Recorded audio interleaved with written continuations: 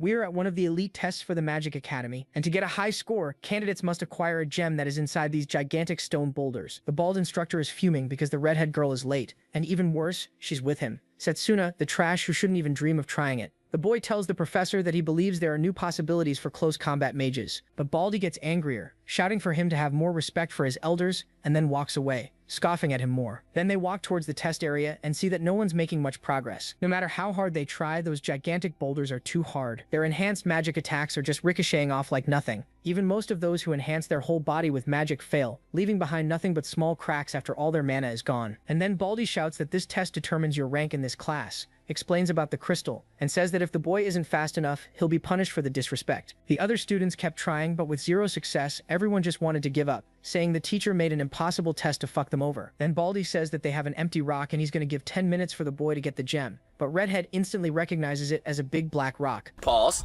Made of an unbreakable material, so it was clearly unfair. Baldy just shows the clock and says that time is passing and punishment is coming for both. But then the boy pushes the girl aside and gets close to the rock. He analyzes it while Baldy keeps saying that he only has 8 minutes, until the boy says he needs 10 seconds. The teacher almost explodes in anger, while the girl tells him to be careful and not break his hand. But then the boy attacks and summons a mana sword mid-thrust. The hit lands cleanly in the middle, but after 1 second nothing happens. Baldy is already laughing when all of a sudden the whole big black rock blows away into hundreds of small fragments, and the gem falls into his hands. Baldy is completely confused, and the other students can't believe it. That would make Setsuna stronger than the teacher. Egghead goes on another rant about the boy now cheating, when suddenly someone grabs his head and asks who that boy was. And that's when we learn that in his past life, Setsuna was part of the Last Hope, a small group of the strongest mages who had to defeat the evil god. They fought with all they had, but of course they lost, or we wouldn't have this story. The evil god easily massacred their team, and afterwards Setsuna woke up to see the last human city in flames. He couldn't believe that they weren't able to damage the evil god in the slightest. But when the creature appeared to tell the guy that every struggle of theirs was useless, he lunged at the monster and delivered a magic punch with all his mana, and for the first time, the evil god bled. It was at that moment that he learned you could break this guy's magic defense with high-level close-range magic. But unfortunately, it was too late, and the god finished him. On the other hand, that activated a time necklace he'd had his whole life, and when everything went black, he found himself back at the Magic Academy, with Leo hitting his head, telling Setsuna to stop spacing out. He was confused for a second.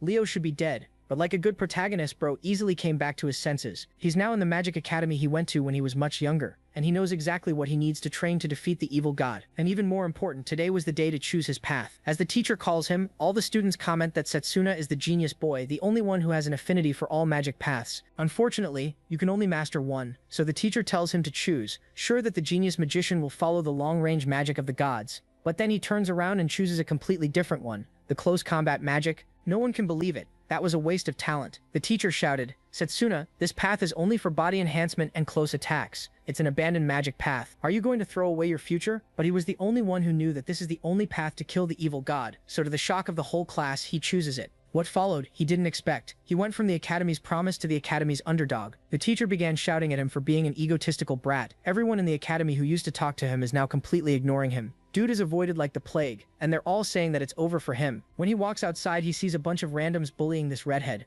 The trio is just straight up stealing her magic brooch in broad daylight. Literally hood behavior. They kept firing and she kept dodging, until a Chad came to the rescue. He farmed some milligrams of aura, but the trio was laughing, since they knew he was the trash who chose close-range magic. Blondie began throwing fireballs, saying that he was about to show why no one chooses close range. He would get defeated without even getting close. But Setsuna took that opportunity to learn how to fight better with close magic. He easily dodged Blondie's attacks, using mana on his feet to jump and accelerate, instantly closed the gap, and gave a stomach massage to the idiot. Of course, the scared cucks just gave back the brooches and walked away with their Blondie bitch. With that, the redhead introduced herself as Layla. She thanked our boy and said that she wanted to talk more with him, but she was late for the test, and that's when the rock scene with Baldy happened. We know how everyone was shocked when the trash close-range boy destroyed the big black balls with his bare hands. Awesome. Then Baldy's head was grabbed, asking if he's bullying students again. Lionel scolds Zakari for causing a scene and flatly says Setsuna didn't cheat. He explains that he read the mana flow inside the rock and struck its weakest point. Lionel adds that if Zakari can't even see his students' techniques, there's no point in him being a teacher.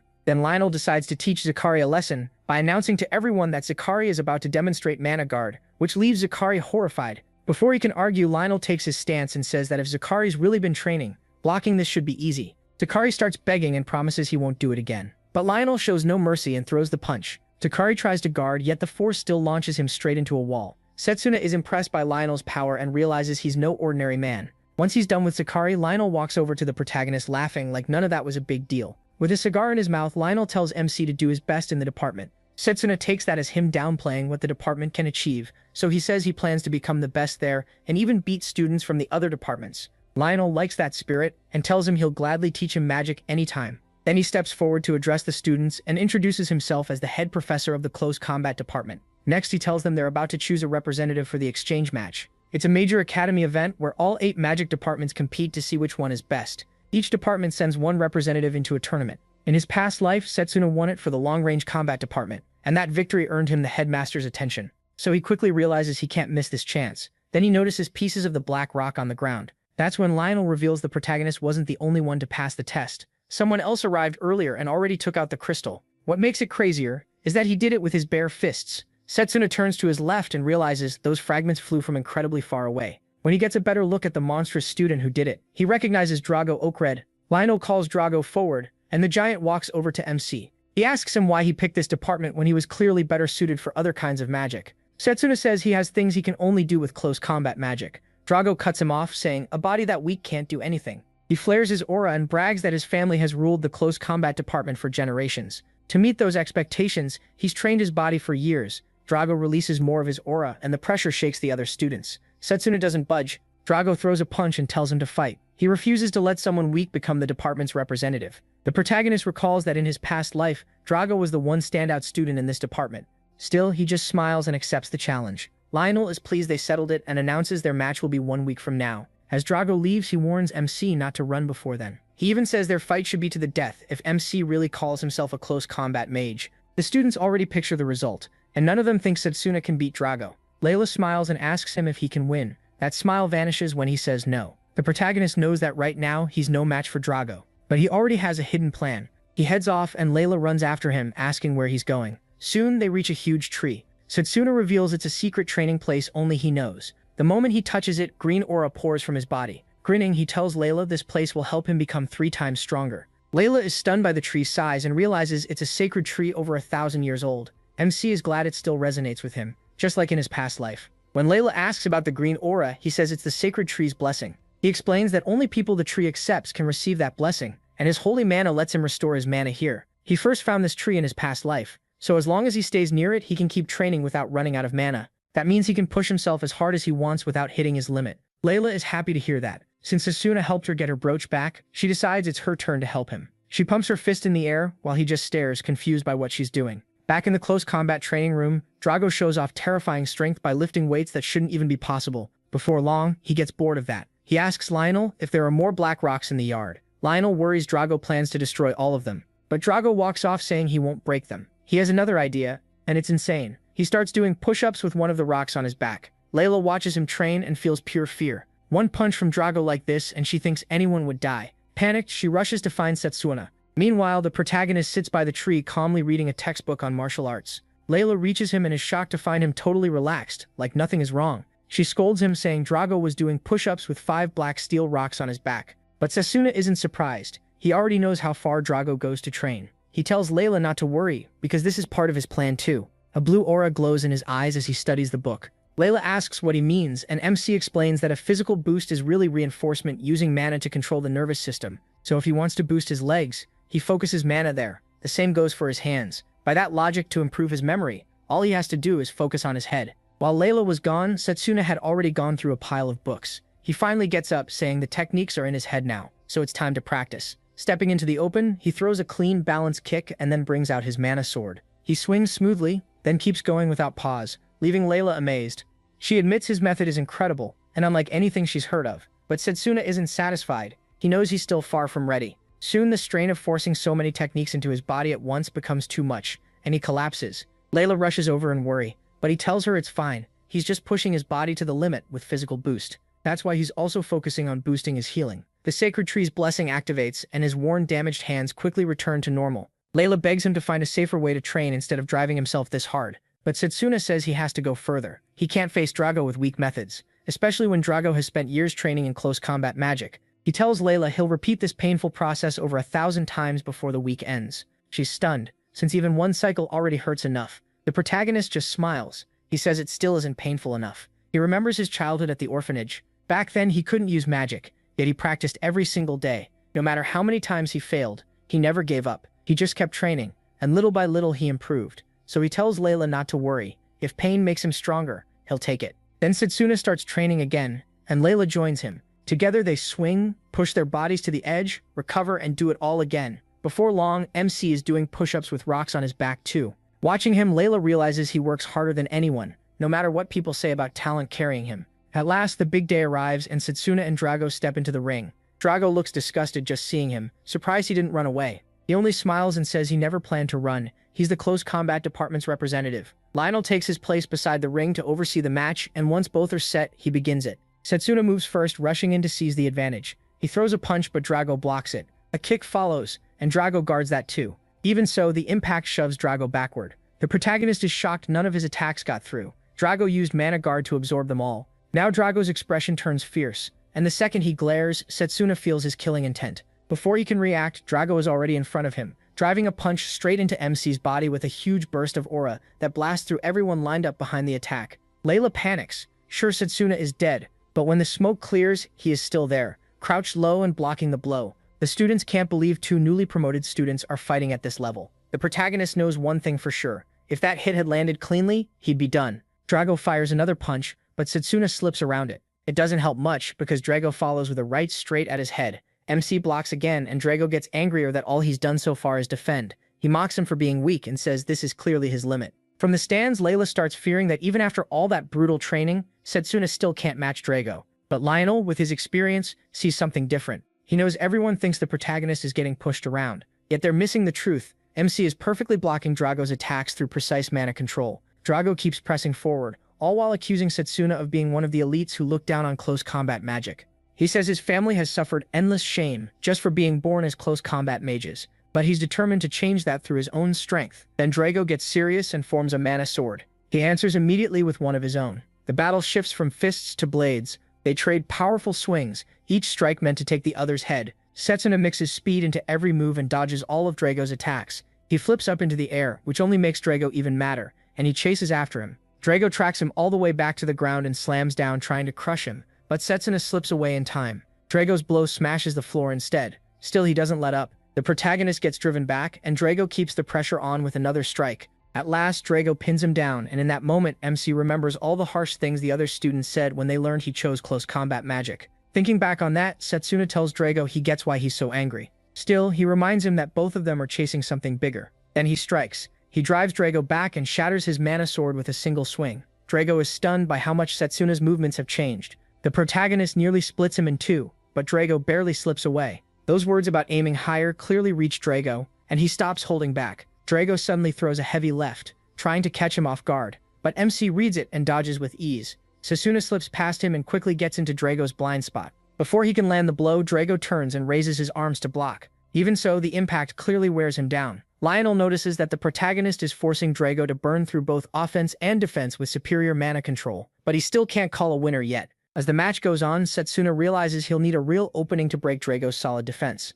Drago leaps back and forms another mana blade. He slashes hard at MC, but the attack misses. He realizes Drago has poured everything into one crushing blow meant to end the fight. Knowing that, he times his movement perfectly and evades it. But now Setsuna is only one step from falling out of the ring, and a glance back shows just how close he is. Drago likes what he sees. The protagonist is cornered, and his footwork should be gone. With that, Drago prepares a finishing move that makes his mana surge wildly. Layla sees it and freezes, wondering what Drago just unleashed. Drago rushes the trapped Setsuna with a brutal punch, fully intending to end him. But that's where Drago makes his biggest mistake. His punch connects, but only with an after image. MC can leave that image behind by keeping mana flowing in place. By the time Drago understands it, Setsuna is already above him. Before Drago can turn, he swings to end the match. Drago tries to move at the last second, but the blade cuts diagonally across his chest. The strike tears through him, and Drago screams from the pain. Lionel finally understands. Setsuna won by waiting for the right counter against Drago's non-stop pressure. Both fought well,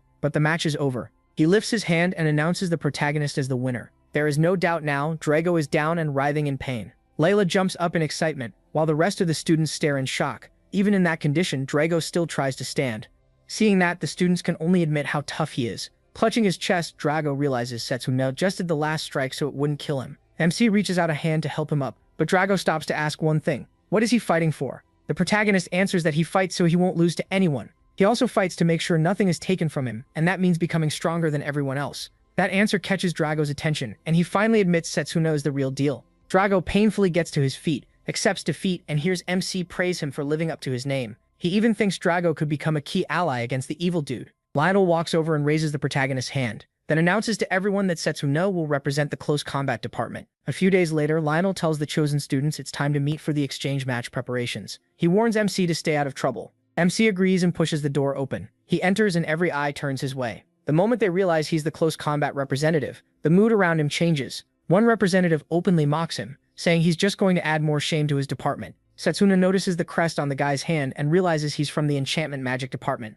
The guy keeps pushing it, stepping closer and telling him they'll face each other in round 1. He laughs that close combat hasn't won a tournament in 100 years, and says the department is only good for muscle training on the edge of campus. Before he can finish, Setsuna stomps on his foot, making him flinch in pain. The protagonist coldly says his department must have terrible manners if that's how they greet people. The enchantment rep tries to answer, but MC cuts him off and says he doesn't care about the past. The close combat department will win this year. The other boy snaps back, telling him to quit talking nonsense. Then a voice from behind tells them to save it for the first match. Setsuna realizes things are unfolding just like they did before the regression. The one who spoke is the headmaster. Carol from the summoning department cheerfully greets him and says she can't wait to show what her department can do. He recognizes her right away and sees she's still as friendly as ever. He remembers how hard their fight was before the regression. He won that time, but he knows he'll need to be more careful now. The headmaster begins by congratulating them on becoming their department representatives, pleased that 8 talented students have gathered here. He explains that the tournament will be one-on-one, with opponents chosen at random. First, the close combat department will face enchantment magic, the branch that infuses mana into objects. The second match is healing magic, known for miracles and support against long-range magic, which defeats enemies before they get close. The third match puts formation magic, which powers magic arrays, against summoning magic, which calls mythical beasts from other worlds. The final match will be special magic, which fits no normal class, versus alchemy magic, which can permanently change substances. The headmaster says the exchange match is basically a hands-on lesson, where each department learns from the others. They have 10 days to prepare and can either study new magic or sharpen what they already know. He says he's eager to see their fighting spirit. Carol excitedly responds to the speech, and as the headmaster turns to leave, the representatives bow to him. Setsuna quickly follows the headmaster into the lobby, because this may be his only shot to speak with him alone. The headmaster already knows he's the close combat representative, and the protagonist says he has a request. Without dancing around it, he asks if the headmaster will teach him his magic if he wins the tournament. The headmaster plays dumb and says his summoning magic would be useless to him. Setsuna cuts in. He means the other magic. That makes the headmaster react at once. A terrifying aura bursts out of him and nearly crushes MC. Then he demands to know how he learned about that second magic. Setsuna can tell the headmaster is now deeply suspicious of him, but he also knows that power is vital if they're going to beat the evil dude. So the protagonist refuses to back down. He admits he may not be able to explain why he knows, but says a close combat victory after 100 years has to mean something. He reaches out and asks if the headmaster doesn't want to see that happen. At last, the headmaster figures out that Setsuna may not be hiding some scheme. He tells him this much: if MC wins the championship, he'll teach him that second magic the same day. He bows and thanks him. Still, the headmaster warns that the road ahead won't be easy. Setsuna doesn't mind. He plans to prove his determination in the tournament. Pleased by that answer, the headmaster walks away. Later, the protagonist sits alone eating some bread Layla had recommended. As he relaxes, he thinks about everything he needs to do before the tournament starts. Suddenly, a golem attacks him. It nearly crushes his head, but he blocks just in time. The golem belongs to the enchantment representative. Setsuna is caught off guard that the guy attacked him here. The enchantment rep says he won't wait for the match. He wants to deal with MC now. He calls him trash for daring to humiliate him. The protagonist mocks him back, saying he's only facing the results of his own behavior. Then Setsuna notices a whole group of golems gathered behind him. Even so, the enchantment rep dismisses them, when he realizes it looked bad if people found out he was picking on someone from close combat. He walks off, warning that he'll be ready for the real match. MC is impressed that he can pour mana into so many objects and control them, and admits the guy is pretty talented. He stares at the bread on the floor, more upset about the ruined snack than the attack itself. The next day, Lionel gathers the class and says their job now is to get ready for the exchange match by studying Drago and Setsuna's fight. He asks if they finally see what they're missing, and the students all answer yes. Lionel calls on Drago first and tells him to name his weakness. Drago admits he lost control of both his mana and his emotions. Then Lionel turns to the protagonist. The protagonist says his problem is simple. He lacks raw power, and in pure strength he was losing to Drago. Lionel is glad they can both see their flaws, saying that's the first step to getting stronger. Now they need to improve. Layla asks if this match is meant to train them for the exchange battle, and Lionel likes the question. He explains that MC's opponent will be the enchantment rep, Joel, who can use several golems for attack and defense. Since golems fight with physical bodies, Lionel says their style is close to combat magic, which shocks Layla. Lionel gives them their roles. Drago has to focus on speed and fight like multiple golems attacking from every direction. Setsuna's job is to block those attacks and answer with a counter. Drago gets ready and tells him this spar won't go like their last fight. The protagonist smiles and says he's looking forward to it. Drago rushes in. He fires a left punch right at Setsuna's face. MC avoids it. For a second, he thinks he handled the attack perfectly, then notices another blow coming straight at him. Right away, he realizes his reaction speed is still too slow. Lionel is impressed that Drago can keep both speed and power balanced. Drago's punches come so fast he almost looks blurry. Setsuna tries reading his movement. He slips up for a moment and nearly takes a huge hit to the head, but still manages to dodge. That impresses Lionel, who quickly tells the protagonist what combo he should use. MC takes the advice at once. He steps back, then tries to fire back with a counter. By the end, Setsuna and Drago both collapse from exhaustion. Drago admits he really pushed him. Lionel praises them both, saying their movement was solid. He tells the protagonist that in a few days he should be able to deal with 4 or 5 golems. Even so, MC knows he can't relax no matter how much he trains. Lionel likes how quickly he understands his lessons. Drago clearly has strong close combat basics, but his instincts are on another level. Before long, the big day arrives. The arena is packed with students, teachers, and spectators. The headmaster steps up to speak. He announces that out of all 8 representatives, only 1 will be named the strongest. As expected, people are already taking bets on the matches. Funny enough, the delinquent Setsuna beat before is now betting on him. Some students turn their attention to the calm fighter actor. From the long-range department, he'll face the winner of the protagonist versus Joel, and even standing still, he gives off a dangerous vibe. The tournament stages are chosen at random, and the first match gets a desert field. Joel grins when he sees it. Sure, the setup favors him. His classmates cheer and tell him to crush weak little Setsuna. Layla yells back that they'll see after the match whether MC is still the underdog. She nearly jumps in to fight them herself, but Lionel holds her back. He just smiles, feeling no pressure at all. Once both fighters are set, the referee starts the match. Joel pulls out a chunk of black steel rock and asks Setsuna if he knows what it is. The protagonist clearly does. Please, Joel explains that this fragment is used to make a golem, by mixing it with sand. He drops it, pours mana into it, and forms a threatening golem from the sand. Joel boasts that even a blade can't scratch a black steel golem. Then he shows he has several more fragments in his pouch. He scatters them into the sand and makes even more golems, smugly telling Setsuna his chance of winning is basically 1 in 10,000. The number of golems is so huge that even Layla gets scared. Joel makes it worse by saying he can keep making them forever with all the sand around them. According to him, MC has no way to even reach him. Some students already think it's over and shout for him to give up before he gets hurt. Joel acts superior and says he'll listen if Setsuna has any last words. Instead, the protagonist drops a line that shatters Joel's pride. He says he's disappointed that this is Joel at his best.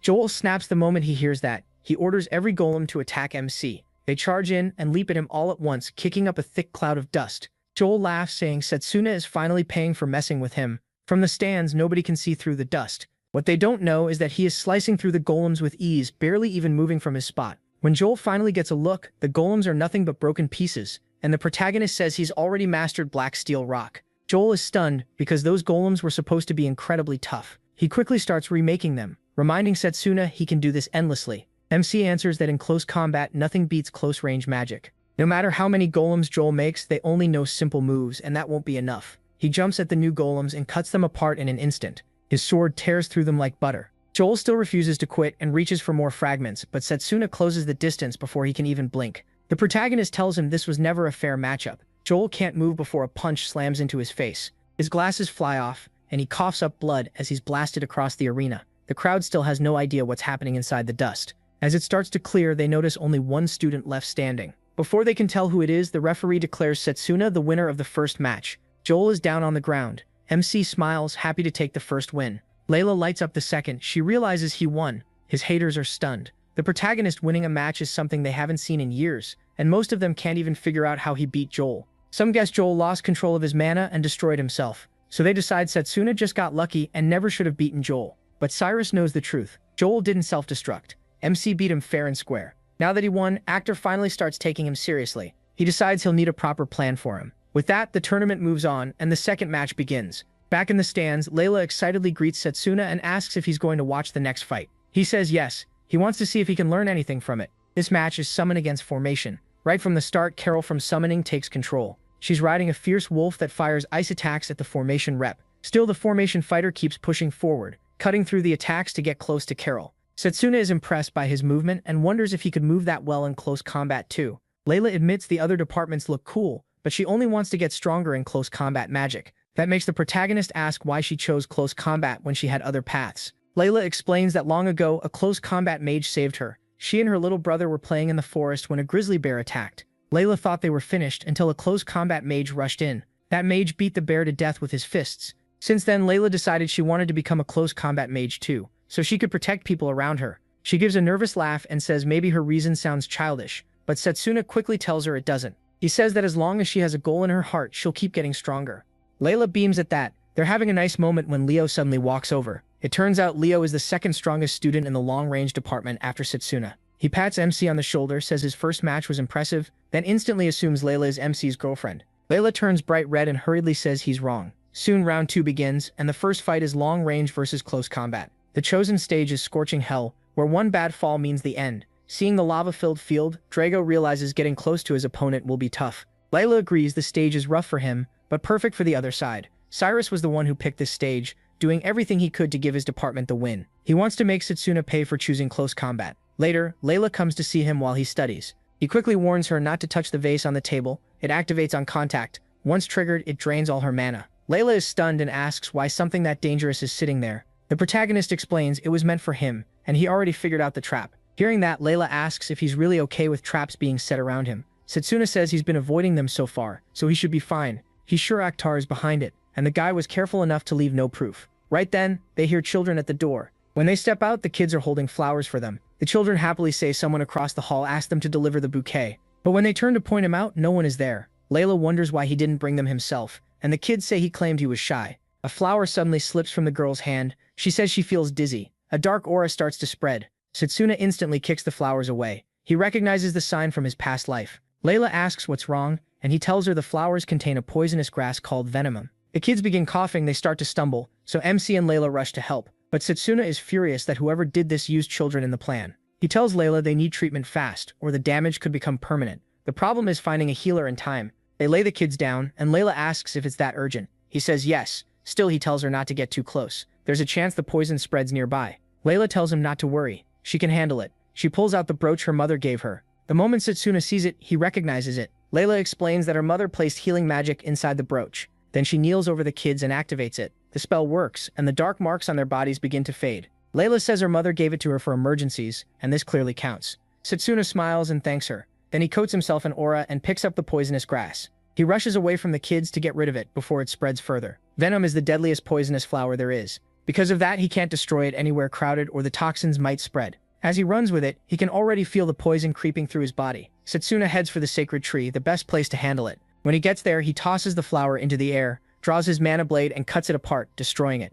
After that, he drops beneath the tree to recover some mana. Meanwhile, everyone is waiting for Setsuna at the arena, and many start thinking he ran away. The referee checks the time and is ready to disqualify him by default, giving Akhtar the win, until the protagonist finally arrives. He says he has no plan to forfeit. He looks furious, but dark spots still cover his body. Seeing that, Akhtar bursts out laughing and mocks him. He doesn't even deny sending the flowers. Setsuna demands to know how he can poison innocent kids without caring. Akhtar plays dumb and acts like he knows nothing about poison. Then he says the kids should feel honored to be useful to someone as important as him. That only makes MC angrier. Since both fighters are present, the referee starts the match. Akhtar wastes no time launching a long-range attack. Setsuna dodges it, but Drago can tell something is off. His mana is rough and unstable. He purified the flower with help from the tree, but he was in too much of a hurry to cleanse the poison inside himself. Akhtar keeps firing blast after blast, trying to end it quickly. Setsuna avoids them all, though it's wearing him down badly. Everyone can tell he's stuck on defense, and Cyrus grins, pleased that his setup is working.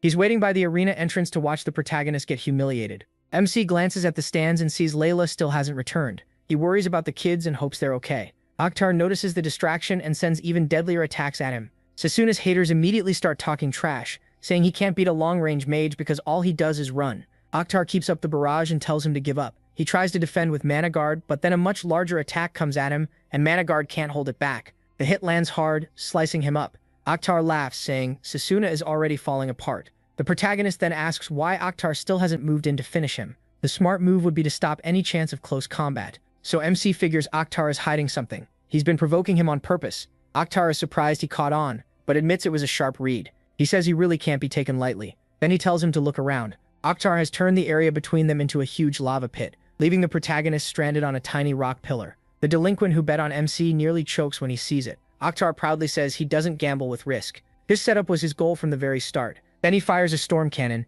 Even Drago looks worried. Akhtar declares that this attack will finish Sasuna. Then he hears Layla shouting from the stands, telling him the kids are safe. The moment he hears that, he decides to stop holding back. Now he doesn't have to worry about them. Even though he'd been bent over in pain, Sasuna straightens up and tells Akhtar a comeback is starting now. Akhtar is shocked to see him standing like that. The protagonist tells him not to panic. He only used a physical boost, and he's been activating cells since the start to break down the poison in his body. Then he says Akhtar was the one who got played. While Akhtar focused on breaking the ground, MC was healing himself. Akhtar still tells him not to get cocky, saying he can't do anything in that condition. Cyrus agrees and shouts for Akhtar to finish him. Akhtar launches the storm cannon straight at Setsuna. He quickly judges his options and bets everything on one plan. Right before the attack hits, he swings his mana blade into it. The move strains him badly, but he forces enough power into it to send the storm back. Everyone is stunned, especially Drago. Before the reflected magic can hit him, Akhtar cancels it. He brags that he can handle his own spell, then mocks Setsuna, saying his tricks are over and so is the fight.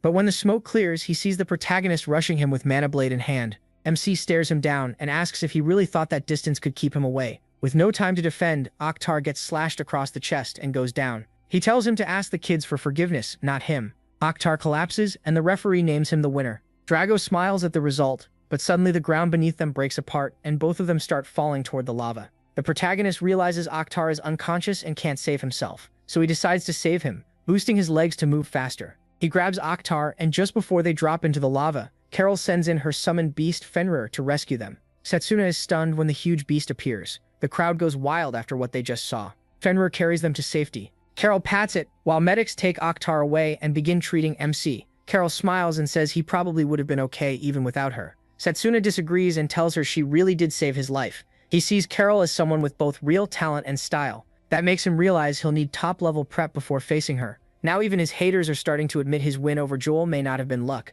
since he just beat Akhtar fair and square. They know things will get ugly for them if this keeps up. Meanwhile, the headmaster calmly watches the tournament. Cyrus is furious that Akhtar lost to Setsuna, and in his rage, he swears he'll never forgive him. After the medics finish with him, the protagonist returns to the stands to meet Layla. Drago says Layla told him what happened, and he knows the protagonist had a rough time. MC asks about the kids, and Layla says they're asleep in the infirmary. She adds that the doctor expects all of them to recover. Hearing that, Setsuna gives a small relieved smile, and he suddenly feels something strange. That weird aura makes him turn around. Layla asks if something's wrong, but he says no. Even so, he can still feel that presence. It lingers over the tournament. 1 week before the final match, Setsuna still can't stop thinking about the strange presence he felt in the arena. He trains alone in the woods and summons Lionel. Lionel asks why he called him out. He says he wants Lionel to guide him again, just like before. Then he speaks honestly and calls him by his old title, the Fist of Comet, Lionel. Lionel is caught off guard and asks where Setsuna heard that name. The protagonist had only been guessing before, but Lionel's reaction confirms it.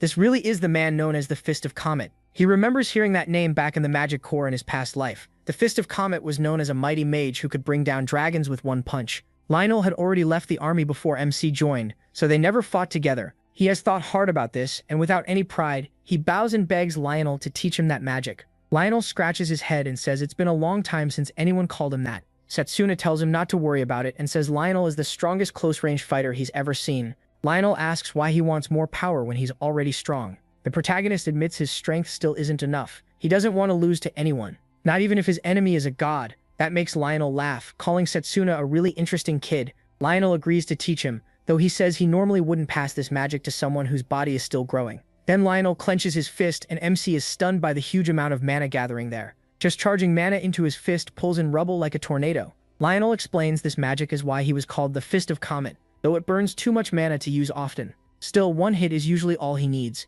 He tells Setsuna to watch carefully. Lionel throws the punch and the impact wrecks the area. His eyes light up when he sees that incredible power. Lionel explains the move needs non-stop mana charging, so it's bad for one-on-one fights like the tournament. Even with that flaw, he asks if Setsuna still wants to learn it. The protagonist says yes. Since he's serious, Lionel says they should begin training. At the same time, Carol reaches the finals and is set to face MC. She holds a team meeting with a strange man, and while her guard is down, he attacks her. He places her under some kind of spell before her match with Setsuna. A week later, he looks much stronger during training with Lionel. Even Lionel is amazed. What took him 2 years to learn, the protagonist has nearly mastered in just a few days. Lionel praises him, saying he passed down the Fist of Comet, but MC has already changed it and named it Charge Bullet. Soon the arena is packed for the final match. The showdown between Carol and Setsuna has everyone tense with excitement. Unlike before, people now think he actually has a shot, though most still expect Carol to win. The kids Setsuna saved are there too, cheering him on. This match takes place in the ruins of the goddess.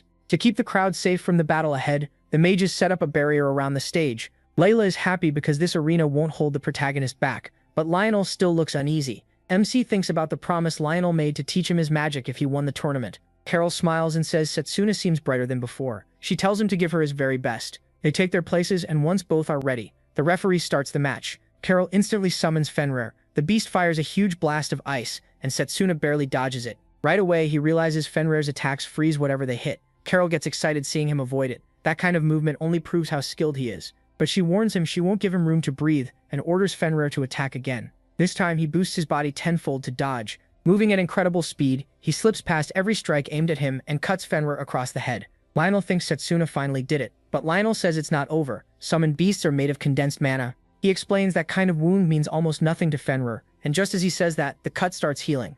Carol looks proud of her summon and praises it for showing its strength. Then she freezes the whole stage, and thanks to the barrier, the cold stays inside the arena. Fenrir's attacks become even deadlier on frozen ground. Meanwhile, the strange man who cursed Carol watches closely, eager to see how Setsuna will handle the beast. The protagonist realizes he's now at a clear disadvantage, so he decides to end this with his new move, Charge Bullet. Before he can act, Carol launches several attacks at him and keeps him on the defensive. His haters quickly start mocking him, saying he has no way to beat a summoner. Even the kids are scared as they watch Setsuna get battered around the ring. Then Lionel notices what MC is trying to do, and his eyes widen. Layla asks what's wrong, but Lionel brushes it off. Inside, though, he knows he is trying to use Charge Bullet, even though the move isn't meant for a one-on-one fight. Setsuna can only attempt it because he's fast enough to keep moving while charging it. Lionel knows that's insanely hard, but the protagonist is crazy enough to try. Seeing the way he moves, Carol starts to suspect he's planning something, and she decides to stop him first. She summons another beast, a bird. Drago is shocked. He never expected her to have a second summon. Even Lionel admits she's incredibly talented if she can control two summons at once. Before Setsuna can react, he's trapped between two savage beasts.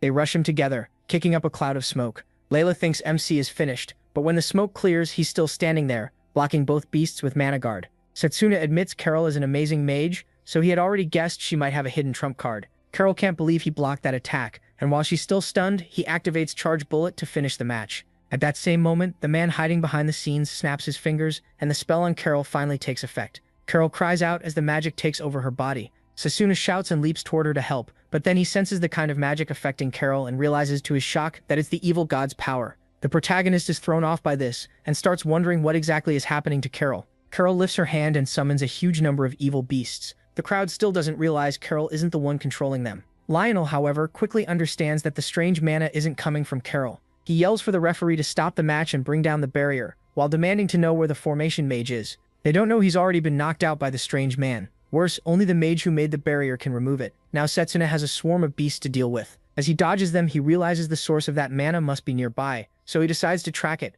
But before he can act, the strange man drives the beasts into a fiercer attack, making sure MC has no time to plan. Under that pressure, one of the beasts finally claws him. Sashina cries out and gets slammed to the ground. He forces himself back up, but his hands are badly torn by the claws. The man behind it all is pleased. Sure, everything is going his way because he will never find the mana source. He's also certain those injuries to the protagonist's arms will soon get him killed. Lionel is deeply worried because MC isn't getting any chance to charge Bullet, and Carol is reaching her limit too. If this keeps up, Lionel fears she'll die. Carol briefly regains some control and quietly tells him to run. He is shocked, but that confirms what he suspected. Carol is being controlled. Tears fall from Carol's eyes as she begs him to run before he dies. Setsuna tries to escape, but the summoned beasts move together so well that they cut off his escape. The protagonist grabs the unicorn and, furious, hurls it into the other beasts. Meanwhile, the headmaster stays seated and chooses not to step in. Somewhere else, Lionel searches for the mage who set the barrier. Knowing Setsuna is nearly out of mana, he just hopes he finds him before MC dies. He keeps fighting off the summoned beasts. Then one slips into his blind spot and drives its horn into his thigh, making things even worse for him. Layla gasps when she sees how badly Setsuna's leg is torn up. Even the students who hated the protagonist start thinking Carol has gone too far. MC drops to the ground and the man behind it all sends the beasts in to finish him. The Fenrir lunges straight at Setsuna, but he throws up his arm to block it. The Fenrir clamps down on his arm, sending pain through his whole body. He lets out a scream. Then he remembers one of Lionel's lessons, when he asked what matters most in battle. Drago said you should drop your enemy with one strong hit. The protagonist argued that you have to take as little damage as possible while getting close. Lionel told them both answers were right, but they missed one thing. More than anything, he said, a fighter needs spirit, the will to keep going and land that hit. That was why Lionel put them through brutal endurance training for moments like this. Now, in this desperate state, that training is the only reason Setsuna is still standing. With the Fenrir still crushing his arm, MC finally gets a chance to build up mana. He gets ready to fire Charge Bullet, and that stuns the man behind the attack. Setsuna should have been done by now, but he hid the charge in the middle of the beast's assault. Since all the summoned beasts have crowded in, he decides to wipe them out in one shot. He pours every bit of mana into his right fist, eyes burning with rage. With the beasts lined up, the protagonist unleashes Charge Bullet, and it tears through them, destroying every last one. After he wipes them out, Carol falls from the Fenrir, but before she hits the floor, Setsuna rushes over and catches her. He's relieved to see Carol is alive and lets out a long breath. The students are stunned by what Setsuna just pulled off, and with Carol unconscious, that makes him the winner. Right on cue, the referee announces MC as the tournament champion. He praises him and tells the crowd it's been more than 100 years since someone from the close combat department won the Magic Academy exchange match. The protagonist takes it in as he walks forward and raises his fist to celebrate. His supporters explode with cheers for Setsuna. Meanwhile, the people who doubted him are stunned by the technique he used, something they've never seen before. Layla beams when it finally sinks in that MC really won. Drogo is seriously impressed by how he fought, and even the delinquent who bet on him walks away with a lot of cash.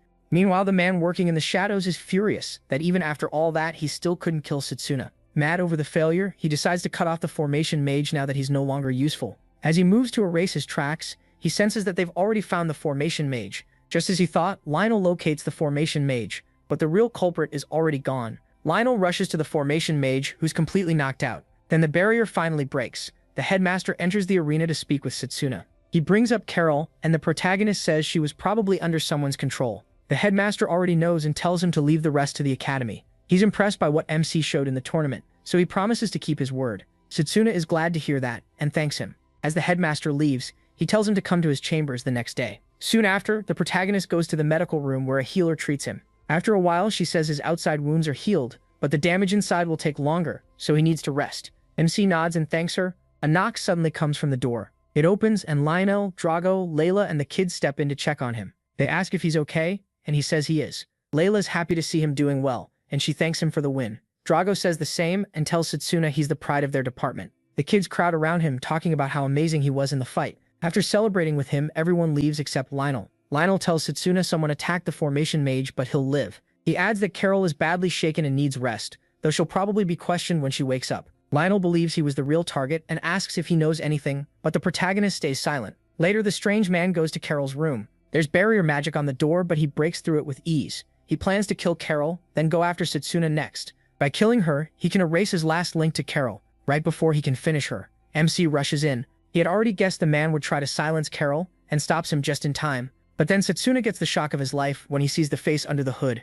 It's Leo. Leo laughs when he realizes he's been found out, then says he left no evidence behind. Setsuna agrees there isn't proof, but after what Leo was about to do, he already knows enough. Leo gives him a cold smile and suggests they talk outside. He hates the smell of medicine. He agrees, and as they walk outside, he can feel his injuries catching up to him because the damage inside still hasn't healed. Leo asks how long the protagonist has known he was the one behind it. Setsuna says Leo disappeared right after the ceremony where they picked their magic paths, and thinking back on it gave him a bad feeling. On top of that, Leo losing his chance to represent the long-range department felt way too strange. Leo is impressed that MC pieced it all together. Then he says he can feel the same mana Leo used during the tournament. He calls it someone else's mana, and Leo asks what he means. Then Leo lets the dark mana take over, marks spreading across his face, and admits he's surprised Setsuna knows about the strange deity. Sweat runs down the protagonist's face as he realizes Leo is working for the evil god. He gets ready to stop Leo before he causes more chaos, while Leo decides it's time to get rid of MC for good. Seeing Leo means to kill him, Setsuna attacks first and swings his mana sword at him, but Leo shuts it down with ease.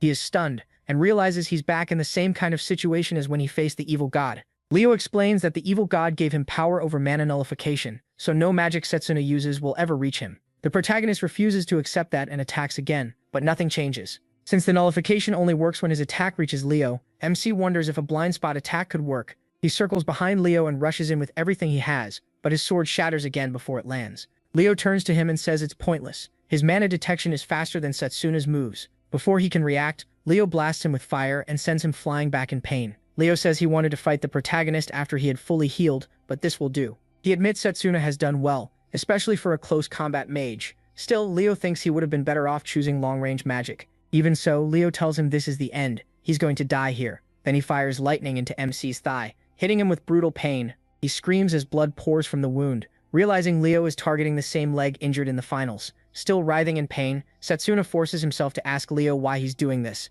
Leo says he's sick of the world and wants to see it destroyed. The protagonist can't accept that as the real reason Leo turned evil, because he knows what kind of ruin that would bring. He yells at Leo to shut up, refusing to believe this is the real Leo speaking. Leo rushes at Setsuna in anger, and MC is already thinking ahead. He knows he has to wait until Leo gets close before using his mana blade. He wants to repeat the last-second move he used against the evil god. Even in this battered state, Setsuna believes he still has a chance. But Leo changes tactics and fires a long-range spell before he even gets close. He is stunned when he realizes Leo can cast way too fast. He quickly figures out the evil god's power is boosting him. Leo moves in to finish the protagonist off, but then a voice from behind orders them to stop. White flames burst in and block Leo's attack before it can hit MC. Both of them freeze at once. They already know who just stepped in. Up above, the headmaster stands with his summoned dragon, glaring down at them with a terrifying look. Then the headmaster and his beast leap down. He apologizes for being late, but Setsuna doesn't mind at all. The man just saved his life. The headmaster immediately realizes Leo was the one behind the trouble during the tournament. He says he tracked the leftover mana and followed it here.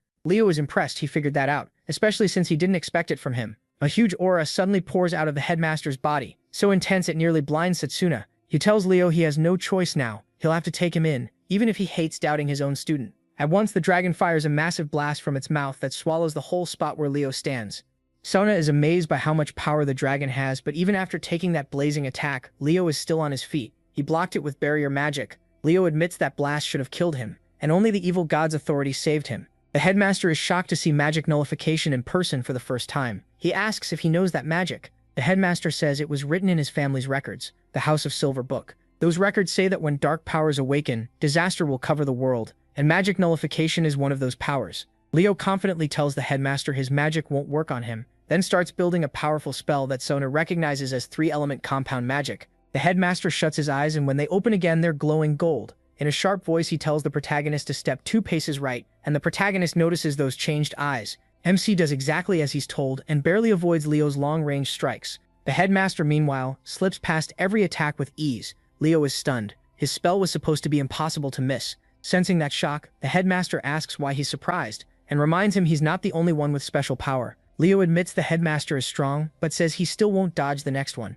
Leo pulls out all his power, releasing a huge dark aura that shoots into the sky. Seeing the evil god's power this close fills Setsuna with fear. Leo declares that when he's done, nothing of them will be left behind. The headmaster realizes this fight won't be easy. He understands it too. If both sides use their strongest moves, the whole area could be destroyed. The headmaster gives Setsuna a quick signal, and the protagonist grabs on. The headmaster chants a spell that lifts him and the dragon into the air, setting up an attack from above. Leo realizes he's trying to keep the academy from getting wrecked. From the sky, the dragon pours down its white flames, and Leo counters with an attack of his own. Leo's dark power overwhelms the dragon's flames. A huge blast shakes the air, but the headmaster doesn't follow up. Leo is surprised the old man seems to be backing off, and the headmaster calmly says he's finished. Then Setsuna suddenly appears from behind the dragon, and rushes Leo with a surprise attack. Leo sees him coming, and just smiles, saying MC has no chance. He raises his dark magic to stop the attack, but he tells him he's depending too much on that power. Setsuna believes choosing close combat was the right path, and now he's going to prove it. Leo smirks and warns him not to look down on the dark power. But that smile vanishes when the protagonist tears through the barrier and slams Leo down with a crushing punch. The hit is so hard the ground beneath Leo caves in. The headmaster is proud of how well Setsuna handled it. MC's guess was right, speed works against the nullification. Glad he chose close combat magic. He hurries to the headmaster, who says the crisis is over, but his wounds need treatment first. Suddenly they hear Leo's voice again. Both turn and see him getting back up, admitting Setsuna impressed him. The protagonist can't believe Leo can still stand after all that. Leo says it's time to show them what else he can do. Dark energy bursts out of his body, and MC is too close to avoid it cleanly. He draws his mana sword, hoping to cut through the blast, but it overwhelms him and sends him flying. The headmaster shouts Setsuna's name as he crashes down. As he starts to lose consciousness, he realizes Leo combined long-range magic with magic nullification. Before blacking out, he sees a memory of himself and Leo training magic in the woods. It feels so real that Setsuna suddenly sees his own head as the target, with Leo ready to finish him. Leo mocks him for failing to save anyone, even the people who believed in him. That makes Setsuna cry out in pain. When he wakes up, he's in the infirmary, and Layla is beside him. Layla rushes over, clearly relieved he's alive. She tells him he's been out for 3 days. The protagonist is shocked to hear that, then clenches the sheets, furious that he lost. He hates that the evil god's power beat him for the 2nd time. Pulling himself together, Setsuna asks about the headmaster. Layla says he's in his chamber, and she's about to say more when MC gets out of bed. Layla stares at him, asking where he thinks he's going. He says he needs to see the headmaster and confirm something, but Layla tries to stop him since he still needs rest. He taps her shoulder, apologizes for worrying her, and says he still has to go. At the same time, the headmaster is meeting with the school's professors. Just as they were wrapping up and getting ready to leave, Setsuna rushes into the room. He calls out in worry, but to his surprise, the headmaster looks fine. The headmaster says he's glad the protagonist is okay too. MC walks past the bitter Cyrus, who glares at him like he wants to choke him. Lionel pats Setsuna on the shoulder and tells him Drago and Layla were worried sick. Still, he gives him space to speak with the headmaster. Once the others leave, the protagonist bows his head and apologizes for falling short. Then he asks what happened after the fight, but his wounds flare up, making him grab his stomach in pain. The headmaster tells him not to push himself. He then explains what happened after Setsuna passed out. Leo chose to retreat because he'd burned through too much mana. He opened a portal and escaped, while the headmaster watched him go. But he sensed something dark beyond that portal, and realized he needs to get stronger for the real battle ahead. After hearing that, Setsuna focuses on the eyes behind the portal, and the headmaster asks if he knows something more. MC hesitates, but the headmaster presses him, telling him to share every detail he knows. Setsuna still struggles to speak, and the headmaster removes his left glove, reminding him that he already told him about his own hidden magic. He says he wants to trust the protagonist, but he needs the truth. MC is torn because he doesn't know if he's allowed to speak about the future. He also doubts the headmaster would believe he came back in time. The headmaster notices he still won't talk and asks if there's a reason he can't say it. Then an idea hits Setsuna, and he asks the headmaster to check the necklace of revival. That catches him off guard. When he looks closely at the pendant, he sees the spirit of time's blessing is gone. The headmaster wonders if it was already used in another timeline, and he says yes. Setsuna finally tells the truth. He used the necklace 10 years in the future, driven by his regrets. He explains everything, and after hearing it all, the headmaster admits that future is hard to believe without proof. Still, he knows going back 10 years is no small thing. Realizing how much the protagonist has suffered, the headmaster stands and puts his hands on his shoulders. He tells Setsuna that from now on, he'll be his support. MC lights up with joy and thanks him. Now, with the headmaster on his side, he feels they finally have a real chance to fight the evil god and save the world. Then the headmaster says he'll teach the protagonist a second kind of magic to fight the evil god. He reveals it's called spirit magic, and it can't be found anywhere else. Since this is too important to do here, the headmaster says they should move somewhere else. He takes MC to the Great Sacred Tree and says he used to train there. MC is shocked, since that's where he trains too. The headmaster explains that spirit magic fuses a person with a spirit, using mana to draw that power into the body. He is stunned, not fully getting how amazing this power really is. Instead of talking more, the headmaster decides to show him. He taps into his power and his eyes turn gold. It's the same look he had when he fought Leo. Wrapped in a golden glow, the headmaster suggests a game of rock, paper, scissors. That only leaves Setsuna confused. The headmaster explains that with the protagonist still hurt, they can't spar right now. So the game starts. The headmaster keeps winning, beating Setsuna every single round. Then he explains what happened. MC just saw one of the Spirit of Time's powers, an eye that can see a few seconds ahead. He goes on to say there are many spirits in the world. A contract with the wind spirit lets you fly, while the water spirit helps you slip through physical attacks. He is amazed, and he quickly sees how much stronger his close combat style could become if he learns spirit magic. The headmaster says making a contract with a spirit is important, but there's a step before that. The protagonist wants to know more, so the headmaster tells him it's time to begin. He closes his eyes and lets nature flow through him. Then he tells Setsuna that spirits are everywhere, all he has to do is sense them. MC tries the same, shutting his eyes and focusing hard, asking the spirits to lend him their power so he can fight the evil god. A moment later, he opens his eyes and admits nothing happened. The headmaster says his resentment may be blocking him, which only confuses Setsuna more. He explains that to connect with nature, he needs inner peace. Instead of thinking too hard, he has to feel what's around him. The protagonist closes his eyes and tries again. He admits he always overthinks, and when he tries to focus, his thoughts just get messy. The headmaster puts a hand on his shoulder and tells him to relax and not force it. He admits it took him 3 years to become one with nature, but he believes MC can do it before the evil god arrives in 5 years. Setsuna disagrees. He says he has to learn it much sooner, because they don't know when the evil god's apostles will attack again. That catches the headmaster off guard. He explains that the apostles are said to come from the same realm as the evil god, and each one uses powers completely different from normal magic. He's almost sure Leo is one of them because of the strange power he uses. The protagonist says that before going back in time, he only fought one apostle, and his long-range magic was the only reason he survived someone that strong. The headmaster realizes the apostles may be using the 12 dark powers from his family's legend. Setsuna adds that there are probably more people like Leo hiding out in the world. The headmaster understands his fear, but warns him not to push too hard or he'll lose control of the situation. Then he brings up the joint dungeon training, saying MC may be able to learn a thing or two there. He doesn't get what he means, and the headmaster says Lionel will explain it properly. He believes this training will give the protagonist a chance to break past his limits. Still, he warns that it won't be easy, so MC needs to rest well and get ready. What Setsuna doesn't know is that the headmaster has another surprise waiting in the dungeon. Elsewhere, Leo returns to the castle where the other apostles are gathered. He apologizes for showing up late, but the 10th Dark Apostle Jigon is already furious. The 9th Apostle Puker joins in and mocks Leo for failing to kill even one student. Leo apologizes for messing up, but says he lost control when he faced his best friend, and he says it with a smirk. That only makes Jigon angrier. Leo is revealed to be the 12th Apostle, and the tension between him and Jigon turns ugly fast. They're about to go at each other when the 2nd Apostle Satanisha stops them with a single command. He reminds them they're apostles and should act like it. Next, Satnacha asks for their reports, but Jigon still isn't done. He calls Leo a failure and asks how they're supposed to deal with him. He's even ready to kill him on the spot. Puker cuts in and says he'd rather handle the killing himself. Satnacha orders them both to back off, saying he already has a plan. He's already chosen someone else for the job, and he's sure that person will succeed. A few days after the tournament, Setsuno returns to class. Layla is still worried, saying he doesn't look ready yet, but he assures her it's only a theory class. She points out that he somehow got hurt again after the final and asks what happened. The protagonist stays quiet. The headmaster already told him not to reveal anything about the evil god. He said he'd only share that secret with professors he personally trusts. He also said the professors would handle protecting the school and searching for Leo. On top of that, the spirit magic training has been put on hold for now. Thinking back on all that, Setsuno just gives Layla his usual smile and apologizes for worrying her. Inside, though, he's focused on healing fast so he can grow even stronger. A little later, Lionel walks in and announces a joint training event. The class is surprised, so Lionel explains that this training will include students from other faculties. He says the exchange matches were for learning each magic style, but this time they'll work together to understand each other's limits and push past them.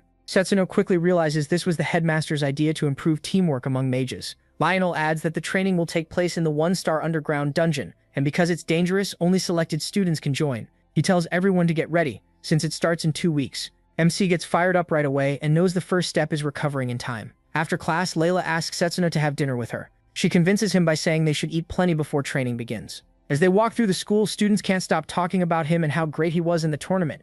They're especially shocked that a close combat mage actually won. Layla notices the change in how everyone treats him and points it out. Just then, they run into a blonde guy named Carl. He's a proud noble, and he asks if Sasuna is the one who won the tournament. The protagonist says yes, and Carl immediately offers him a spot in his salon, a noble social group. Carl boasts that only respected nobles are invited, commoners and close combat mages usually aren't, but he's willing to make an exception for MC. He clearly wants Sasuna badly, knowing his group would be much stronger with him. The nearby students are excited to see Carl recruiting him in person. Carl says the protagonist needs connections and should stand with the elite instead of hanging around trash like Layla. MC instantly turns him down. Carl is stunned and he tells him his status means nothing to him, and that Carl is the one wasting time. That makes Carl snap. He accuses Sasuna of insulting nobles, then pulls out a golden blade. Angry, he lunges at the protagonist, trying to catch him off guard. Before he can reach him, Layla grabs his arm and stops him. She reminds him that personal fights aren't allowed on school grounds. With a terrifying look, she forces Carl down. He's completely overwhelmed and can't fight back. His friends rush over and Carl yells at Layla to let go. In the end, Carl and his group have no choice but to back off, though not before he threatens to tell his father and get both of them punished. Layla's angry look quickly softens when she turns to Sasuna, and he grins back, realizing she's getting stronger too. Then Carol shows up, smiling brightly as she waves at MC. Relieved to see her doing well, he says so, and Carol thanks him for saving her. That's why she wanted to thank him in person. Then, out of nowhere, Carol asks if he'd come to her room. After that awkward invitation, Sasuna, Layla, and Drago all go with Carol to her private room. She's happy to have them there and says she'll cook them a homemade meal. Layla quickly offers to help, saying Carol shouldn't do everything by herself. She's also relieved cooking was all Carol meant, since her mind had gone somewhere else. Drago asks why he was invited too, and Carol says he likes having a full house. Once they enter the kitchen, Layla is shocked by all the healing ingredients there, and Carol explains she's trying to make healing dishes. Sasuna, though, is still worried about Carol. But according to the headmaster, she doesn't remember anything about what happened with Layla. The protagonist wonders if Carol's memory loss came from shock or some kind of mind tampering. He is relieved no one died, but he's sure the apostle may still be targeting other students. Drago sees MC zoning out and snaps him back to the moment. He complains that Sasuna keeps carrying everything by himself and tells him to rest for once. He isn't sure he can really do that. Then loud voices come from the kitchen. The noise is so intense it sounds more like a workout than cooking. A moment later, Carol comes out and asks Drago to help in the kitchen. He agrees. Before he can react, she ties a maid apron on him and says it was the only one left. Stuck with it, Drago heads in with the girls. Not long after, the meal is ready, and the table is packed with food. Sasuna is stunned.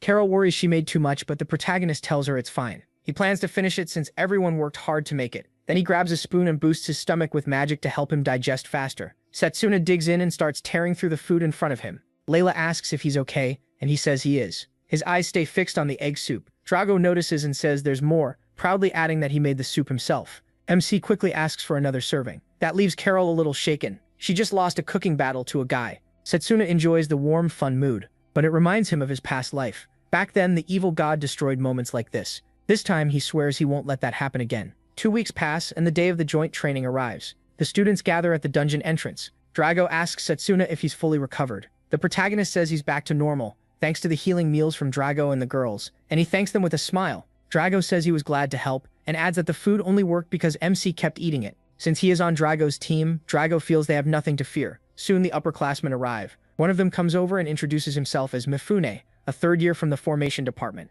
A girl named Yuzuha is with him. Drago and Setsuna introduce themselves too. They're on the same team, and Mifune tells the protagonist to give it everything he's got. After the two leave, Drago says Mifune seems like a good guy, and MC agrees. They have no idea Mifune is actually garbage and already planning to sabotage them. Once everyone is there, the teacher leading the training speaks to them. His name is Giovanni, and he explains the exercise. The dungeon is the ruin of a sealed demon. Ancient undead live inside, but it's still ranked as a 1-star dungeon. Their job is to defeat monsters during the training. Giovanni explains that their performance will be recorded through a bracelet of memory. Monster drops count as bonus points, and the top team will earn academy rewards. The best individual student will get a chance to train with the kingdom's Magus battalion. That gets Setsuna excited. The battalion is the kingdom's strongest mage force, and in his past life he met many of his comrades there. If he joins again, he may get to see those old allies sooner. Giovanni hands each student a bracelet. He warns them not to go too deep, since stronger monsters may be waiting below. If they're in danger, they just need to pour mana into the bracelet to return to the entrance. Setsuna is aiming for first place,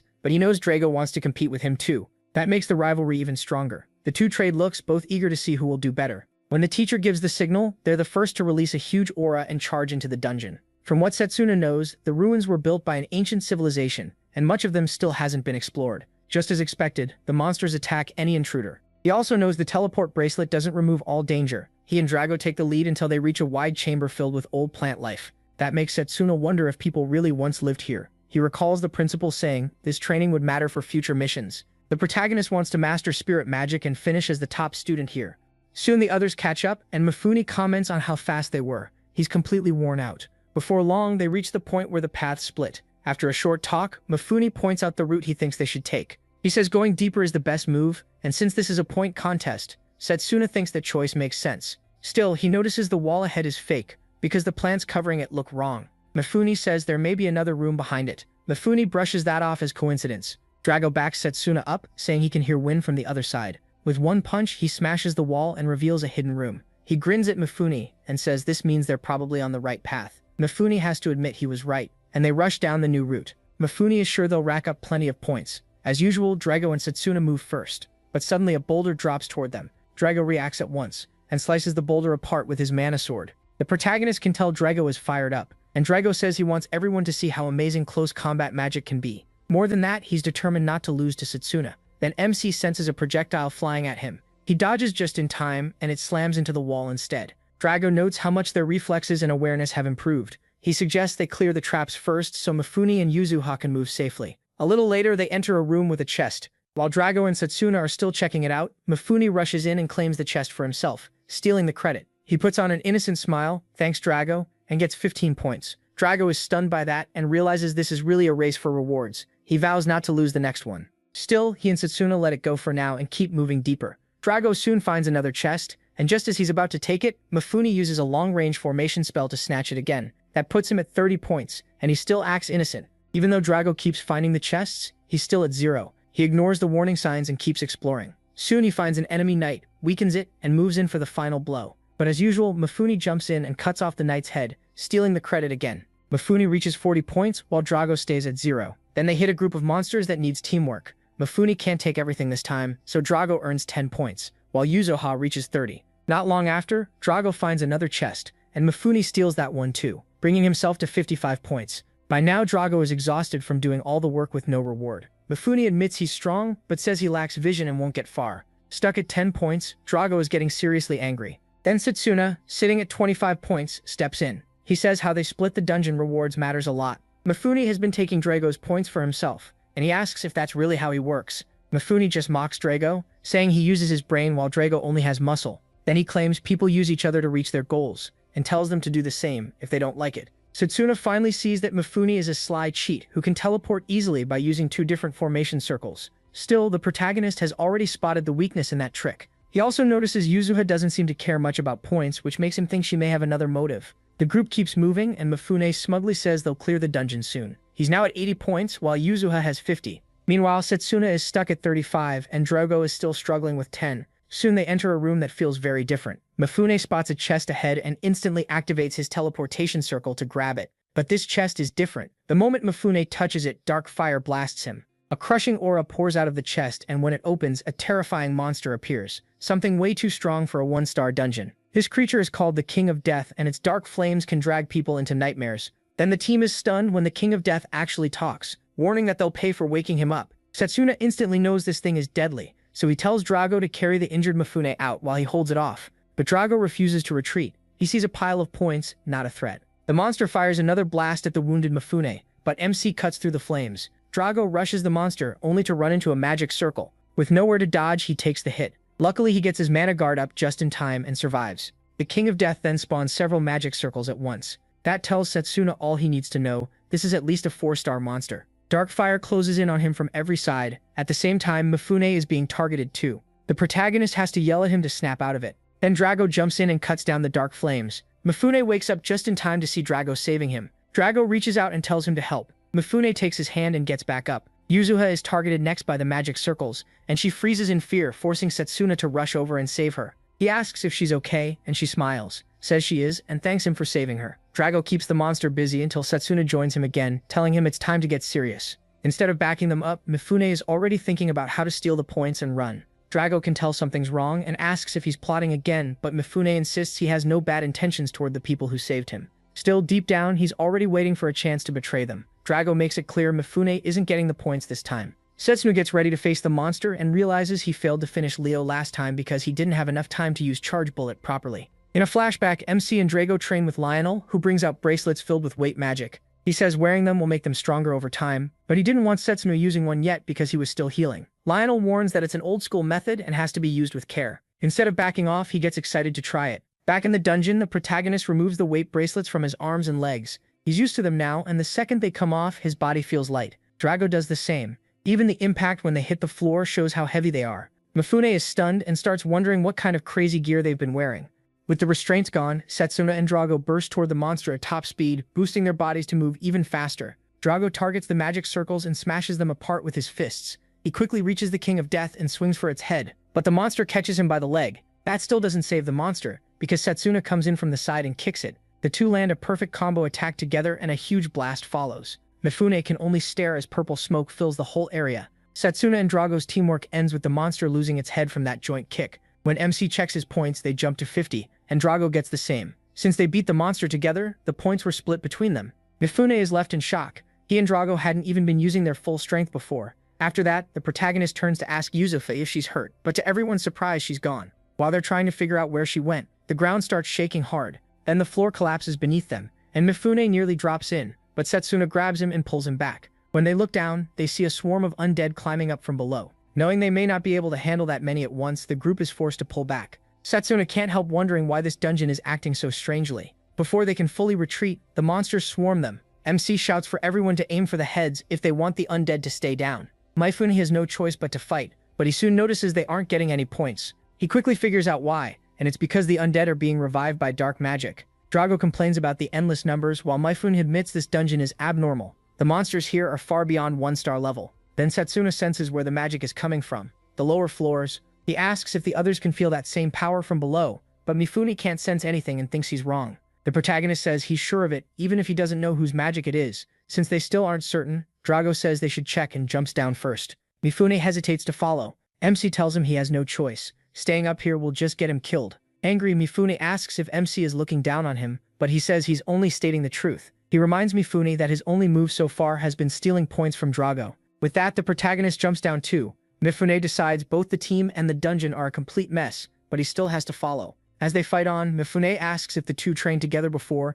because their teamwork is way too smooth. Drago just calls him too talkative. Mifune says he'd rather talk than listen to the undead screeching. Then Setsuna points left and says he feels a strong magic source there. The three follow that path and soon find an eyeball monster that seems to be the source of the strange magic. Setsuna is shocked. It's his first time seeing a monster like that. Mifune, meanwhile, starts plotting again. Drago notices and pretends to stretch before using the chance to punch Mifune in the face. He casually apologizes for stretching, but the hit already landed. Right after that, MC destroys the eyeball monster while Mifune is still reeling, earning 10 more points. Drago then senses the monsters gathering around them again, likely because they notice their magic source is gone. He doesn't mind. Now they can finally earn points from killing them. Drago is fired up too, and seeing that Mifune braces himself so he won't be left behind. Before they charge in, Setsuna asks Mifune if he knows anything about where Yuzua went. Mifune says no, and guesses she ran off because she got scared. The protagonist doesn't buy that. When the King of Death attacked, Yuzua didn't look scared at all. On top of that, they've run into monsters that should never appear in a 1-star dungeon. Since the eyeball monster was feeding out dark magic, Setsuna starts to suspect the apostles are involved. If that's true, Drago and the other students could be in real danger. All MC can do is hope Layla and the others are safe. Then the monsters rush in and Drago welcomes them with a grin because all he sees is more points. Neither of them holds back. Drago crushes monsters with heavy punches while he cuts them apart with his mana sword. By the time the wave is cleared, Setsuna reaches 200 points, and Drago climbs to 210. Mifune hits 100, and since that's all he wanted, he decides it's time to leave. Drago is surprised and asks if he really won't look for Yuzua, his so-called friend. Mifune laughs and says Yuzua isn't his friend at all. They only met yesterday. According to him, she was just acting friendly, and he figures she's already outside somewhere crying in fear. Setsuna is surprised they only met yesterday. Done talking, Mifune tries to teleport out by activating his bracelet, but nothing happens. That leaves him stunned. The protagonist tells him their only option now is walking back to the surface. Mifune starts calling out, saying something is clearly wrong. Drago agrees and asks the same thing. Right then, MC senses that strange magic again. He tells the other two he's going to find Yuzua, and says he'll be fine. Mifune is so surprised that he starts teasing him, asking if he's fallen for her. Drago shuts that down and says he's coming too. Setsuna tells Drago he can feel a dangerous power below them, and warns him not to overdo it. Drago agrees, but cowardly Mifune insists they should head outside and report everything to Professor Giovanni. Mifune asks why he is so sure Yuzua is somewhere below them. The protagonist says he can still feel Yuzua's weak mana, then tells Mifune he can leave and report everything to Giovanni. Setsuna and Drago head down into the deeper floors, leaving Mifune unsure what to do. He wants to go with them because walking out alone scares him, and while he's still hesitating, Drago comes back and pats him on the shoulder, telling him to help look for Yuzua, so they can all get out together. Mifune gives in, hoping they find her fast and leave. As they go deeper, Mifune asks how MC can sense Yuzua's mana when he and Drago can't. Setsuna says it comes from constant training, but Mifune clearly thinks that's nonsense. When they reach a lower floor, Drago feels a sudden chill. He also notices the whole place feels different. A strange sound echoes from farther ahead. Setsuna points toward where it's coming from. Drago moves first and spots someone up ahead. Then they realize it's Yuzua. Drago starts asking if she's okay, but they quickly see something is very wrong. Her face looks like the undead, and she's sitting inside a magic circle. Even so, she reaches out and begs them for help. Mifune instantly regrets coming with them. Drago tries to rush to Yuzua, but Setsuna stops him and warns him not to get close, catching Drago off guard. He explains they're looking at an ancient trap. He figures the dungeon's traps are being triggered by an item filled with dark magic, something he saw in his past life. He doubts Yuzua did this to herself and thinks someone else set the whole thing up. Setsuna says the trap can only be broken with special magic. They need a magic weapon to destroy the circle under Yuzua. He tells them to leave the circle to him, and Drago agrees. The protagonist draws his mana blade and charges it before slashing the magic circle. The strike shatters the circle and frees Yuzua from its control. Yuzua collapses into MC's arms. Right before passing out, she mutters that she can't let Setsuna go. He then notices the magic source, an earring she's wearing. Mifune jumps in, saying Yuzua was reckless to end up like this, then asks if she'll be okay. The protagonist admits he doesn't know and says they should regroup with the others. Carrying Yuzua on his back, he's now sure the apostles are behind this. Drago says he has a lot of questions, but he'll wait until they're out. Then Setsuna asks Mifune if the bracelet works now. Mifune tests the bracelet, but nothing changes, and he wonders if Giovanni gave them a broken magic tool. Mifsi checks Yuzuha's bracelet too, but that one doesn't work either. Drago says they should keep moving. But then an earthquake shakes the room, and all of them bolt in panic. Mifune is terrified, wondering what is even happening anymore. A moment later, they end up trapped even after Drago tries hard to smash open a path. Instead of forcing through, Setsuna says they need to find a safer route. Elsewhere, Layla and her team search for students buried under rubble. They soon find one trapped under fallen rocks and pull him free. Layla uses the healing magic in her brooch to ease his pain, and while she does, she quietly prays that Setsuna and Drago are safe. Still stuck, Drago asks if he can use Charge Bullet. He says he can, but it might trigger another quake. Drago says it's worth it if it clears the rubble, but the protagonist worries the air is getting thin, and soon they won't be able to breathe. To make it worse, they're already worn out from fighting monsters. Murji says there is one way out, but it may mean going even deeper underground. Drago worries about Mifune and Yuzua, but Setsuna says he'll handle it alone, which shocks Mifune with how sure he sounds. Mifune admits he is strong, but warns that stronger monsters live deeper down, so he thinks he should stay with them. The protagonist says he could be wrong, but he thinks the earthquake means the dungeon boss woke up. A stronger mana is blocking teleportation, which means this dungeon isn't 1 star anymore. Drago is amazed by how much MC knows, and the MC lets it pass, knowing his experience comes from exploring dungeons in the past. Mifune asks if Drago will stay behind with them, and after hearing yes, he tells Setsuna to mark his path in case things go bad. He agrees and promises he'll save them. As he heads out, the protagonist wonders how strong the boss must be to affect the whole dungeon and its monsters. He also worries how useful his close-range magic will be. While cutting through undead in his way, MC wishes he had fire or purification magic to make this easier. The weakness of close combat magic is simple. It has no elemental traits, and most of it is direct attack magic. Even so, he keeps cutting the monsters down. Some burning drive inside him keeps him going. Back at the rubble, Drago keeps trying to find a way through. Mifune finally admits close combat magic is amazing, and confesses he's been cheating while Setsuna and Drago outclassed him the whole time. He sounds pretty miserable admitting it. Drago tells him to quit acting scared because they're getting out of the dungeon. Then he shouts for Layla and her team, saying they're trapped and need help. Layla presses her ear to the rubble to hear him better. Once Drago explains they're trapped and Setsuna went to find a way out, Layla and her team start clearing the rubble right away. As the protagonist goes deeper, he notices the air has changed again. Soon he spots an exit ahead, but the boss's awakening has blocked any way to reach it. He looks around and sees nothing, but knows he can't relax for even a second. Then he feels a strange aura behind him and his instincts scream danger, making him jump away at once. An unknown monster strikes the spot where he was standing, blowing it apart. Setsuna barely avoids being killed. When he turns to see what attacked him, the sight nearly freezes him. It's a terrifying 2-headed Hydra, and the exhausted MC is suddenly stuck in a brutal 2-on-1. He wonders if this Hydra is behind the dungeon's strange behavior. Then he notices its body is corrupted, meaning someone forced it back to life. Setsuna quickly concludes only someone blessed by the evil god could pull that off. While he's still thinking, the Hydra releases a green mist from its body. He doesn't know exactly what it is, but he knows he can't get caught in it, so he jumps back. At the same time, he realizes the only way out is to defeat the Hydra. With that in mind, the protagonist holds his breath and prepares to fight. He jumps into the air and charges straight at one of the heads. He lands a solid hit and the monster gets furious. It lashes out wildly, but Setsuna dodges every strike. Still holding his breath, he circles around to its back. MC remembers fighting Hydras in his past life, and he knows they won't die unless the heads are fully destroyed. That means he has to take the heads down one by one. But his earlier strike failed because the skull was too thick, so he changes his target. This time he aims for a weak point, the neck, and he manages to slice off one head, but the remaining head almost melts him with a liquid attack. His cape gets torn apart, but he escapes alive. Setsuna is grateful the corrosive attack didn't hit him directly, or he'd be dead. Then, as if things weren't bad enough, he watches the severed head grow back. He realizes the Hydra can regenerate because of the undead power keeping it going. That leaves only one answer. He has to cut off both heads at the same time. Setsuna knows this fight would be far easier if he could use long-range magic, so he decides his only shot may be the secret move he still has up his sleeve. In a flashback, Lionel finds him trying to make 2 mana swords, but he's struggling to control them. Lionel still praises him for already surpassing his peers, then realizes the protagonist's body can't keep up with the powerful image in his mind.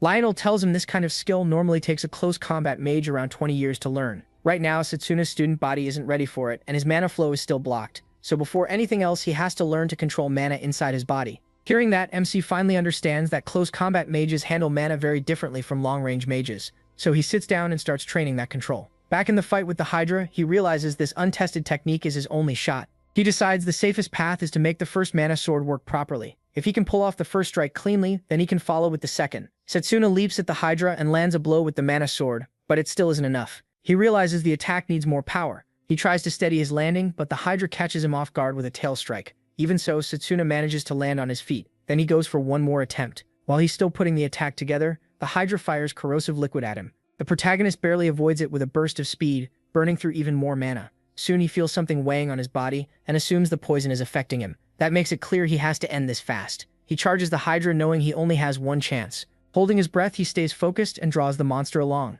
The Hydra rushes after him. Then with total focus, he finally forms 2 mana swords at once. Before the Hydra can react, Setsuna cuts off both heads. A huge bloody blast erupts behind him. MC is relieved that it worked. Still, he knows he's far from mastering that move. Right then, a strange man appears, clapping. He praises him for beating his creation despite being a close combat mage, and says he finally understands how he defeated Leo. As the man comes closer, the protagonist gets a better look at him and realizes it's Professor Giovanni. MC shows no fear, which only impresses Giovanni more. He says he isn't shocked. He always stays ready for the unexpected. Giovanni praises how sharp he is. Then Setsuna says he has 2 questions. He asks if Giovanni is an apostle, and why he's doing all this. Giovanni pauses and says the protagonist's performance in the tournament caught his eye. That made him want an undead puppet of his own. He admits he was the one who cursed Yuzu. Setsuna gets furious, realizing Giovanni planned this from the start. Giovanni says Yuzu wanted to join him, and he simply used that to his advantage. He's pleased she never got suspicious of the earring he gave her. What annoys him is that Yuzu resisted becoming undead at the last second. MC is sick of hearing Giovanni's garbage and swears he'll take him down. Elsewhere, Layla and the others clear the rubble and manage to rescue Drago, Mifune, and Yuzua. Drago thanks everyone for pulling him out. Layla notices the ground has stopped shaking, and Drago says that might mean Setsuna already beat the dungeon boss. Mifune happily adds that the bracelet's mana signal is back. Layla suggests moving up so they can teleport to safety. But Drago says he's going back for him, and tells Layla to look after the others. She agrees and says she'll wait for him outside. Drago thanks her, then runs deeper into the dungeon. Back with Setsuna and Giovanni. Giovanni says he's excited to see how the protagonist plans to punish him. MC charges in, furious, and swings to crush him. Giovanni stops the attack with ice, so his punch slams into a frozen wall. He barely has time to react before an ice spike shoots up from below. Setsuna avoids being skewered, but his face gets cut. Giovanni mocks him, saying a close combat mage has no chance against attacks like his. The protagonist quickly realizes that as a formation mage, Giovanni can counter from his setup, so he knows he must finish this quickly. But after the Hydra fight, his mana is almost gone. He also notices Giovanni's magic works like Mifune's. That means Giovanni has to prepare something at the teleport point before using it. Keeping that in mind, Setsuna rushes him again. But before he can strike, he scans the area to find Giovanni's magic circle. He's too late. An ice shard pierces his shoulder. The pain makes him cry out. MC drops to his knees and Giovanni tells him to give up. But MC refuses. He won't stop until Yuzuha's curse is broken. That shocks Giovanni. He asks how he knows the curse can be undone, and why he's so desperate to save Yuzuha after she was willing to sacrifice him to become undead. Then Giovanni says he'll lift the curse on one condition. The protagonist must swear loyalty to him. He says this while grabbing the protagonist by the head. Setsuna angrily rejects him, saying he'll never serve someone like Giovanni. He swings at Giovanni's head, but the blow is blocked by ice again. This time though, MC figures out where Giovanni will appear next. As Giovanni starts coming out of the magic circle, he is already on him. Giovanni is stunned to see the furious protagonist waiting there. He can't believe his magic was read so quickly. Before he can respond, Setsuna slices off his hand. But Giovanni still has more tricks. He smiles and praises MC's smart move. Then he grows the hand back, revealing that he too is undead. Giovanni says the evil god saved him when he was close to death. Now he calls himself that god's masterpiece, blessed with immortality. He goes on about how humans are weak because they age and die, so his goal is to turn everyone into undead. Grinning at Setsuna, Giovanni reminds him he's out of strength and tells him to surrender while he still can. He knows he's right. He's starting to black out, but he still searches for a way to win first. Then he senses a familiar mana signature. A smile appears on his face. Help has arrived. Setsuna stays still, and Giovanni activates the circle beneath him to begin the ritual. The moment he starts focusing on it, Drago appears behind him and hurls a rock. It flies so fast it tears through Giovanni's mouth and part of his head. The protagonist follows with an uppercut, but Giovanni's body turns to ice again, letting him escape to another magic circle. Drago rushes over and asks if MC is okay, and MC thanks him for arriving just in time. Drago worries about his injuries, but he says he's still able to fight. Then he asks about the others. Drago explains that Layla saved their seniors and that they're already escaping the dungeon. The protagonist smiles, glad Layla has become someone reliable. Giovanni emerges from another magic circle, furious that Drago ruined his ritual. Drago is shocked to see him, and Setsuna explains that Giovanni is the one behind everything. Hearing that, Drago gets angry and says he'll punish the traitor in their academy. MC explains Giovanni's trick. He turns his body into ice when attacked, then counters right away. He warns Drago to dodge instantly, and adds that Giovanni can teleport, but not non-stop. So the plan is simple. Drago forces Giovanni to teleport while he waits at the destination. Since Giovanni's regeneration is slowing down, he believes they can finish him there. With the plan set, Drago rushes Giovanni. Just like expected, Giovanni turns to ice and jumps to the next teleport point, but Setsuna is already waiting, not caring even if the cold damages him. He drives a mana-coated right punch into Giovanni, then follows with a left that tears through Giovanni's body as he screams. Giovanni is blasted into a wall, with most of his upper body destroyed by Setsuna's rage-fueled attack. After pushing himself that far, the protagonist collapses. Giovanni still isn't finished, and he pulls out an item given to him by the evil god. Using it, he starts fusing with the Hydra. As the change begins, he angrily tells them he'll make sure they know true fear, as his monstrous new form towers over them. Lying there battered, Setsuna realizes that at this rate, both he and Drago will die. Through his blurry vision, he spots a burning image inside Giovanni's transformed body. Then he remembers what the principal said, that spirit magic strengthens the body by merging it with a spirit. It can only happen in a completely empty state. Now that all his strength is gone, MC finally feels the emptiness the headmaster meant. He senses a spirit nearby, and with his last bit of strength, begs for its power to save his friends. Then a voice suddenly snaps at him to shut up, and Setsuna freezes. In the next instant, he's pulled into a strange new dimension. He looks around, confused. This place is nothing like the dungeon. He turns around and finds a giant creature of fire staring down at him. Setsuna wonders if this is one of the spirits the headmaster mentioned. If so, this spirit has a huge titan-like body and wild, violent mana. Just being near it makes the protagonist's legs shake. Still, he forces himself to speak and tells the spirit the evil god is threatening him and his friends. If he wants to save them, he needs this spirit's power. The spirit looks down at him and coldly says, not to get arrogant. Then it flares with rage and the ground around it bursts into flames. Even from far away, Setsuna can feel how overwhelming that fire is. The spirit glares at him and asks what it would gain from helping. Before MC can react, a flaming boulder slams into him and pins him down.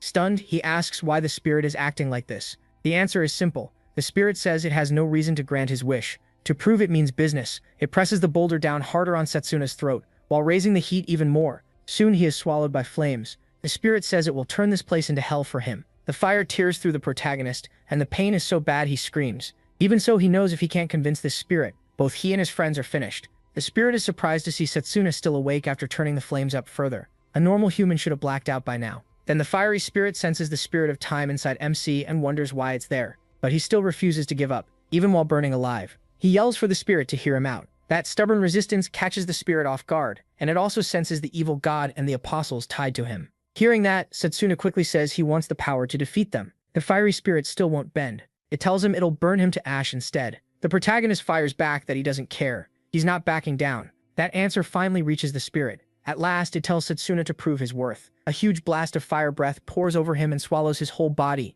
even his soul. MC is completely overwhelmed by the flames, but he stays conscious by thinking of his friends. The pain is unbearable, yet he pushes through it and tells the spirit he can't die until the evil god and his followers are beaten. The spirit is stunned by how much Setsuna can endure, admitting no one has ever lasted a whole year in this realm. He can't believe he's taking all this pain just to protect his friends. Soon the spirit notices he is finally starting to black out, but he's already done enough to earn its respect. So the fiery spirit grants him its powerful crest and orders him to wipe out the evil god and his vile followers. With that, Setsuna is thrown out of the fire realm and back into his body. Meanwhile, Drago is getting beaten down by Giovanni, unable to properly deal with the ice attacks. Giovanni is shocked Drago is still standing after everything he's taken, and mocks how stubbornly he keeps clinging to his pride. He sneers that stubbornness won't save him. Drago can't even move now after the beating, and Giovanni grabs him with ease, saying he's about to finish this. He adds that Setsuna will be next and laughs that the two friends will make fine corpses together. Then Giovanni throws Drago aside, and with Mana Guard no longer an option, he has no way to defend himself.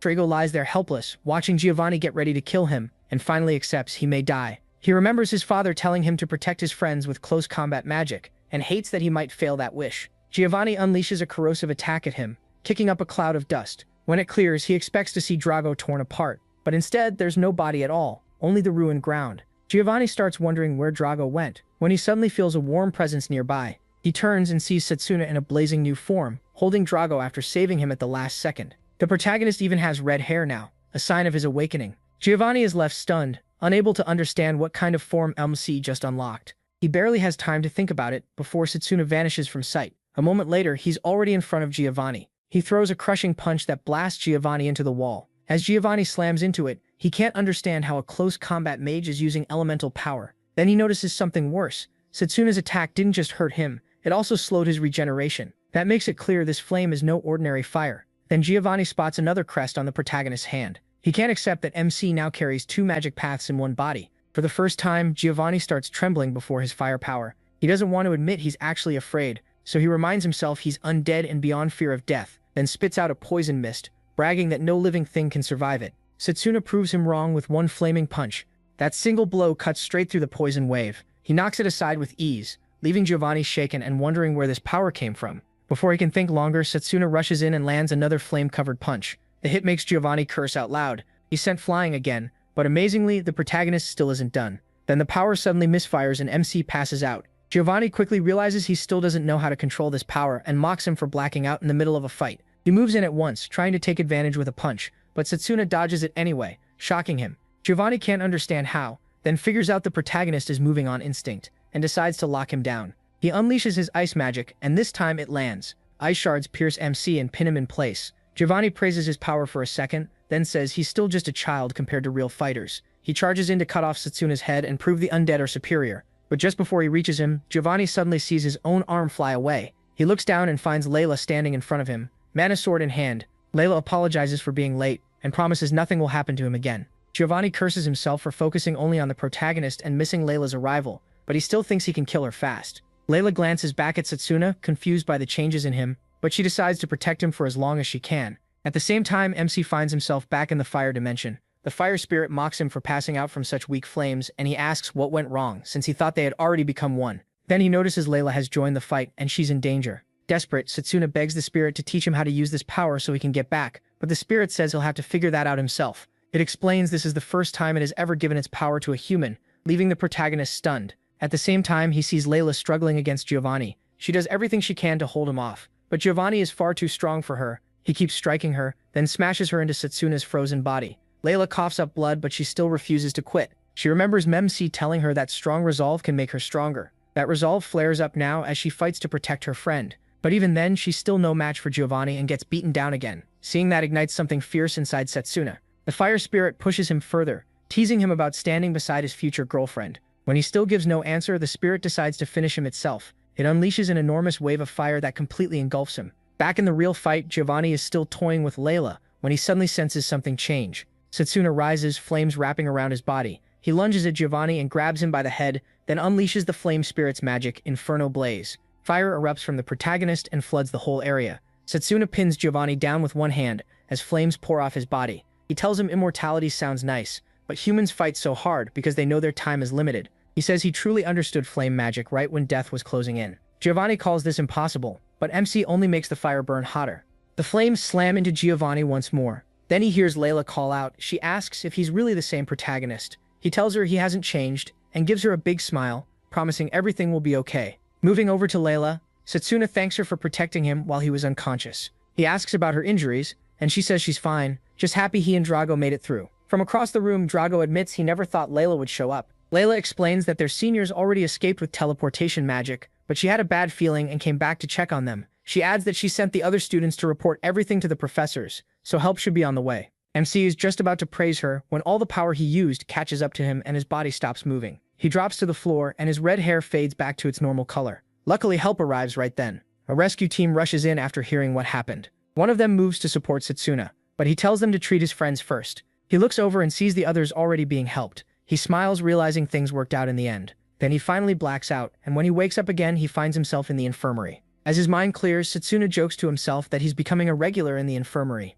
Even so, he's glad everyone made it through. Just then, Lionel walks in, surprised to see him awake already. The protagonist immediately asks about his friends. Lionel points out that he's been unconscious for 3 days, yet he's still worrying about everyone else first. Lionel tells him his friends and seniors are all okay, and that he's the last one in the group to wake up. He says he heard Setsuna fought a powerful enemy, but the headmaster already took care of everything after that. MC is relieved, though he knows plenty is still being kept from them. Then Lionel says he's sorry. He doesn't get why, so Lionel explains that the headmaster told him about Leo's case. He says the principal had ordered an internal investigation, since there may be more dangerous people like Leo at the school, but this latest attack delayed that plan. Lionel is furious they missed Giovanni's motives and let students be put in danger twice, so he gives Setsuna a sincere apology. He promises this won't happen again. The protagonist can't believe his teacher is bowing to him, and quickly tells him to lift his head. He tries to reach for Lionel, but Lionel tells him to stay calm because his body is still suffering from overusing mana. Still, Lionel assures him that his injuries were healed with recovery magic, thanks to the person who rushed in to save them. That makes Setsuna wonder who helped them. A moment later, the answer walks in. It's Professor Zakari, the bald teacher. Zakari is carrying a plate of sliced apples, and he hands it to MC. Lionel smacks him on the back, reminding him he still has something to say. Zakari lowers his head and apologizes for how he treated Setsuna during the orientation exam. He explains that he was once an honor student at the academy, but when people learned his only path was close combat magic, even his friends and family turned away from him. That old pain stayed with him, so he got angry seeing him choose close combat magic when he clearly had other options. But now the protagonist's team ended up with the top score in the joint training, and he himself set the highest score ever in the close combat department. The training with the kingdom's Magus battalion has been cancelled because of the incident, but Zakari is happy Setsuna proved the close combat department isn't worthless. He even thanks MC for everything he did. He is stunned, since Zakari sounds like a totally different person. He also apologizes for how rude he was when they first met. After clearing the air, Zakari leaves, saying they'll see each other in class. Once he's gone, Lionel takes out a glove and says the headmaster wanted Setsuna to have it. The protagonist doesn't understand why he's being given a glove, and Lionel reminds him that the spirit crest on his other hand is something no one has ever seen before. MC asks if Lionel knows about spirit magic, and Lionel says another name for it is ancient magic. It's the power that started a huge war among mages hundreds of years ago, which is why anything tied to spirit magic is forbidden. Lionel warns him never to use it in front of others, because if the Holy Church finds out, he's finished. Setsuna had heard of the magic that caused the war, but he never knew it was spirit magic. Even so, he wants to know how Lionel learned all this. Lionel admits the headmaster told him. He says the principal explained everything, even that Setsuna regressed. Lionel assures him that only the two of them and the principal know this in the whole academy. He is relieved Lionel knows too, though he can't help wondering if Lionel was really the best person to tell. Lionel then makes it clear he doesn't care what kind of life the protagonist had before. What matters is that he is a student of this academy. Hearing that, MC relaxes and thanks him. He asks about the headmaster, and Lionel says the old man will be gone for a while after finding clues about the apostles. Setsuna wants to know more, but Lionel tells him to ask the headmaster when he returns. Then Lionel leaves, telling him to rest and recover because he has something else to discuss later. That only makes the protagonist more curious about what Lionel is hiding. Left alone, MC realizes he would have died without the spirit's power. And even though Layla's faith in him helped, he worries he may not be able to use that power again. He unwraps the bandages and looks at the crest, admitting the flame's power was incredible. Suddenly, the spirit's voice tells him he's only human and shouldn't think he's strong enough to handle that power. Setsuna looks around, confused about where the voice is coming from, until the spirit appears in physical form. It lands on his head like a tame little puppy. Then the spirit hops off his head and introduces himself as Blazer. Even though Blazer looks cute in this form, Setsuna still can't forget how terrifying he looked before.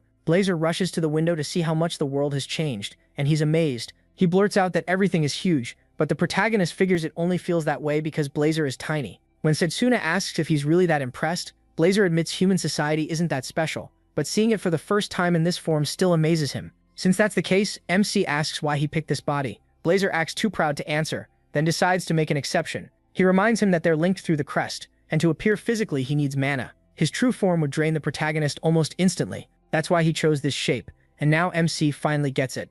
Then it hits him that this may be his best chance to learn about spirits. So Setsuna asks about the Great Magic War from centuries ago, whether Blazer took part in it and how it ended. Blazer realizes he is being a little sneaky, but answers anyway. He says he doesn't remember much, only that he went wild because his human contractor wanted him to. After that, Blazer cuts it off, saying he doesn't care about the past and just wants to live in the present. Then he jumps off the bed and dashes out of the room, making Setsuna chase after him. The protagonist panics, knowing he'll be in serious trouble if the church learns a spirit exists. He pulls on the glove, ready to catch Blazer before that happens. Blazer tears through the school like a lost cat, with MC struggling to keep up. He darts past students, leaving them shocked at the strange little creature. Some are creeped out, while others think Blazer looks cute. Setsuna finally catches up, but Blazer just mocks him for how weak his body is. Then Blazer decides to make it worse, and bolts off again, leaving him no choice but to keep chasing. He keeps after Blazer, thinking this would be a lot easier if he were in top shape. Joel sees Setsuna running straight toward him and thinks he's about to get his attention, but the protagonist rushes right past, like Joel isn't even there.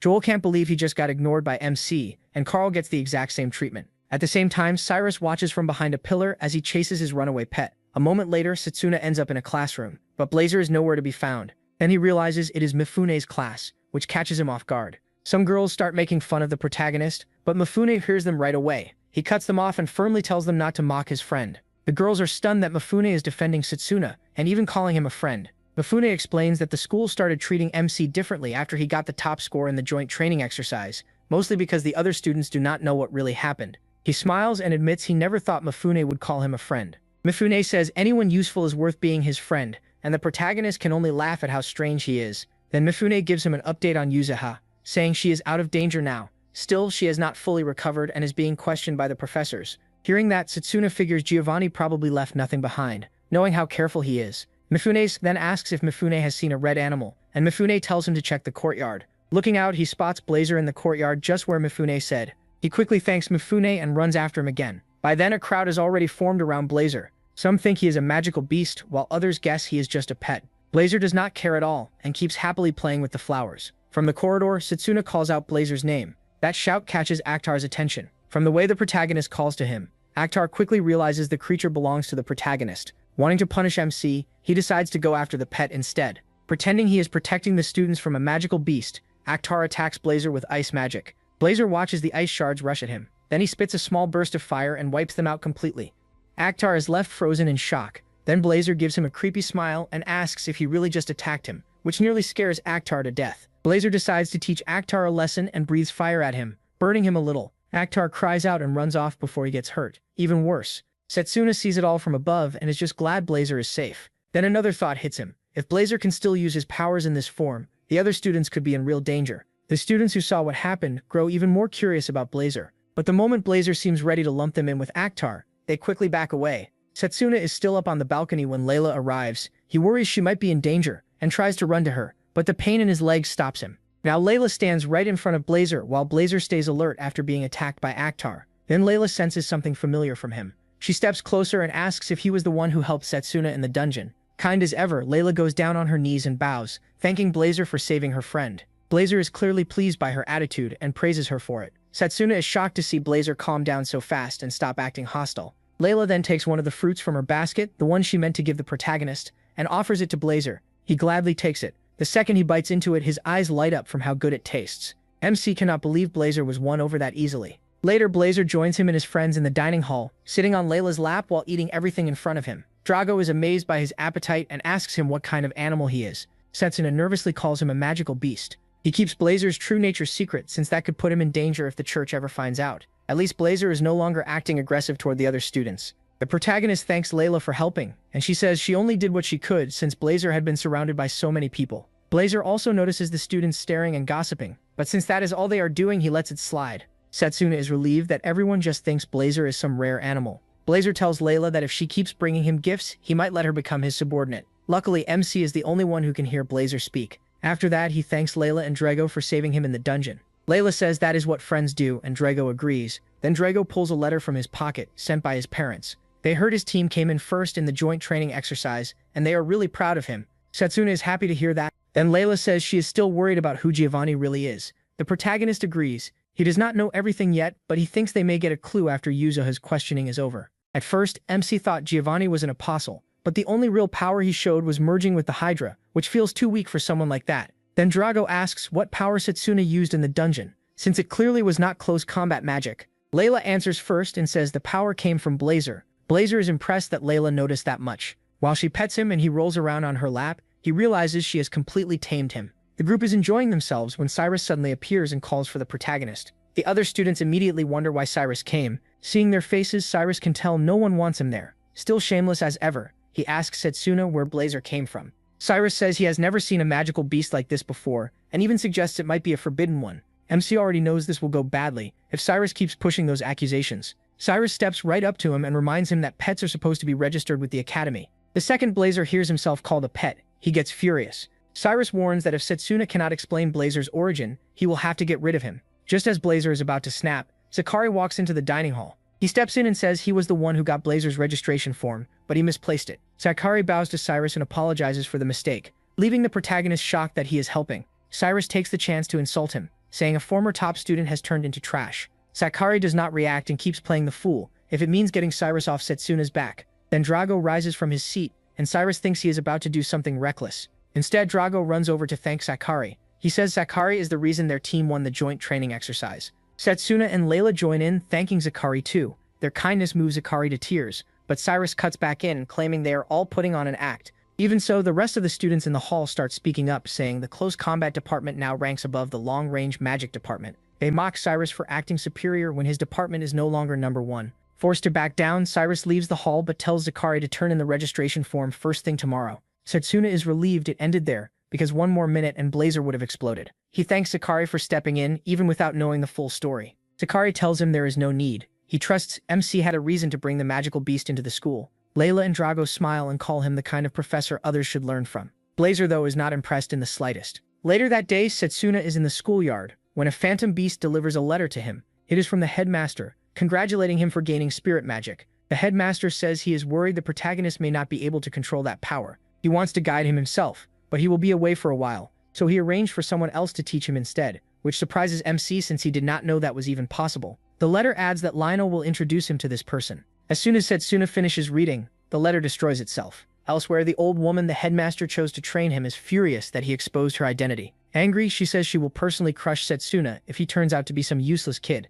Somewhere else, the headmaster calls an emergency meeting with the other magic elders. They do not want to believe an evil god is involved since there is no proof. The headmaster admits the enemy left no evidence at all, and says that is exactly why he came to ask for their help. Even after hearing him out, the council members think he has lost his mind. One of them even suggests he might have amnesia. After stepping out of the meeting, the headmaster finds Lionel waiting for him. When Lionel asks how it went, the headmaster says it was a mess. Lionel expected this, and the headmaster wasn't shocked either. There was no way they could tell the council they had turned back time with forbidden magic. The headmaster says this may still matter if the apostles make their move. He then asks about Sasuna, and Lionel says he's getting better, though full recovery will take time. The headmaster laughs and says the protagonist's new teacher is very strict. He just hopes the boy is fully healed before they meet. Later, MC wakes up and finds Carol smiling over him. Startled, he jolts upright and asks why she's here. Carol says she heard he was sick, so she brought food to help him recover faster. That finally gets a smile from Setsuna. Carol says she made it using Drago's recipe. He also thanks her for helping with Blazer, since she and Layla have both been taking care of the fire spirit. Carol says she even bought bread for Blazer while they were out in town. She gushes about how cute Blazer sounds, and he realizes everyone else just hears him like a harmless little animal. Carol goes on to praise Layla for treating Blazer with no fear or hate at all. That surprises Setsuna, and Carol explains that staying calm around him is actually hard. She can tell because she's close with her own phantom beasts too. The protagonist is glad to have Carol around, just like Layla. Ever since the dungeon incident, she's been looking after him. That makes him realize he needs to heal fast so he can start learning spirit magic. A little later, Carol gets up to leave for class. Before going, she tells Setsuna to bring Blazer sometime and promises to introduce him to Fenrir. With Carol and Layla watching over Blazer, MC decides to dig into spirit magic instead. He picks up a book about the Great War. It happened about 200 years ago. Back then, followers of ancient magic tried to control other mages, and that started a war. Ancient magic was insanely strong, but only a few people could use it. In the end, regular mages won and peace followed. Since then, anyone found using ancient magic is questioned right away and may even be executed. Even knowing about spirit magic is dangerous, so Setsuna understands he must keep Blazer's true identity hidden. He realizes this power might finally give him a shot at beating the evil god if he can learn to control spirit magic. Then he remembers that some things happening now never happened in his past life,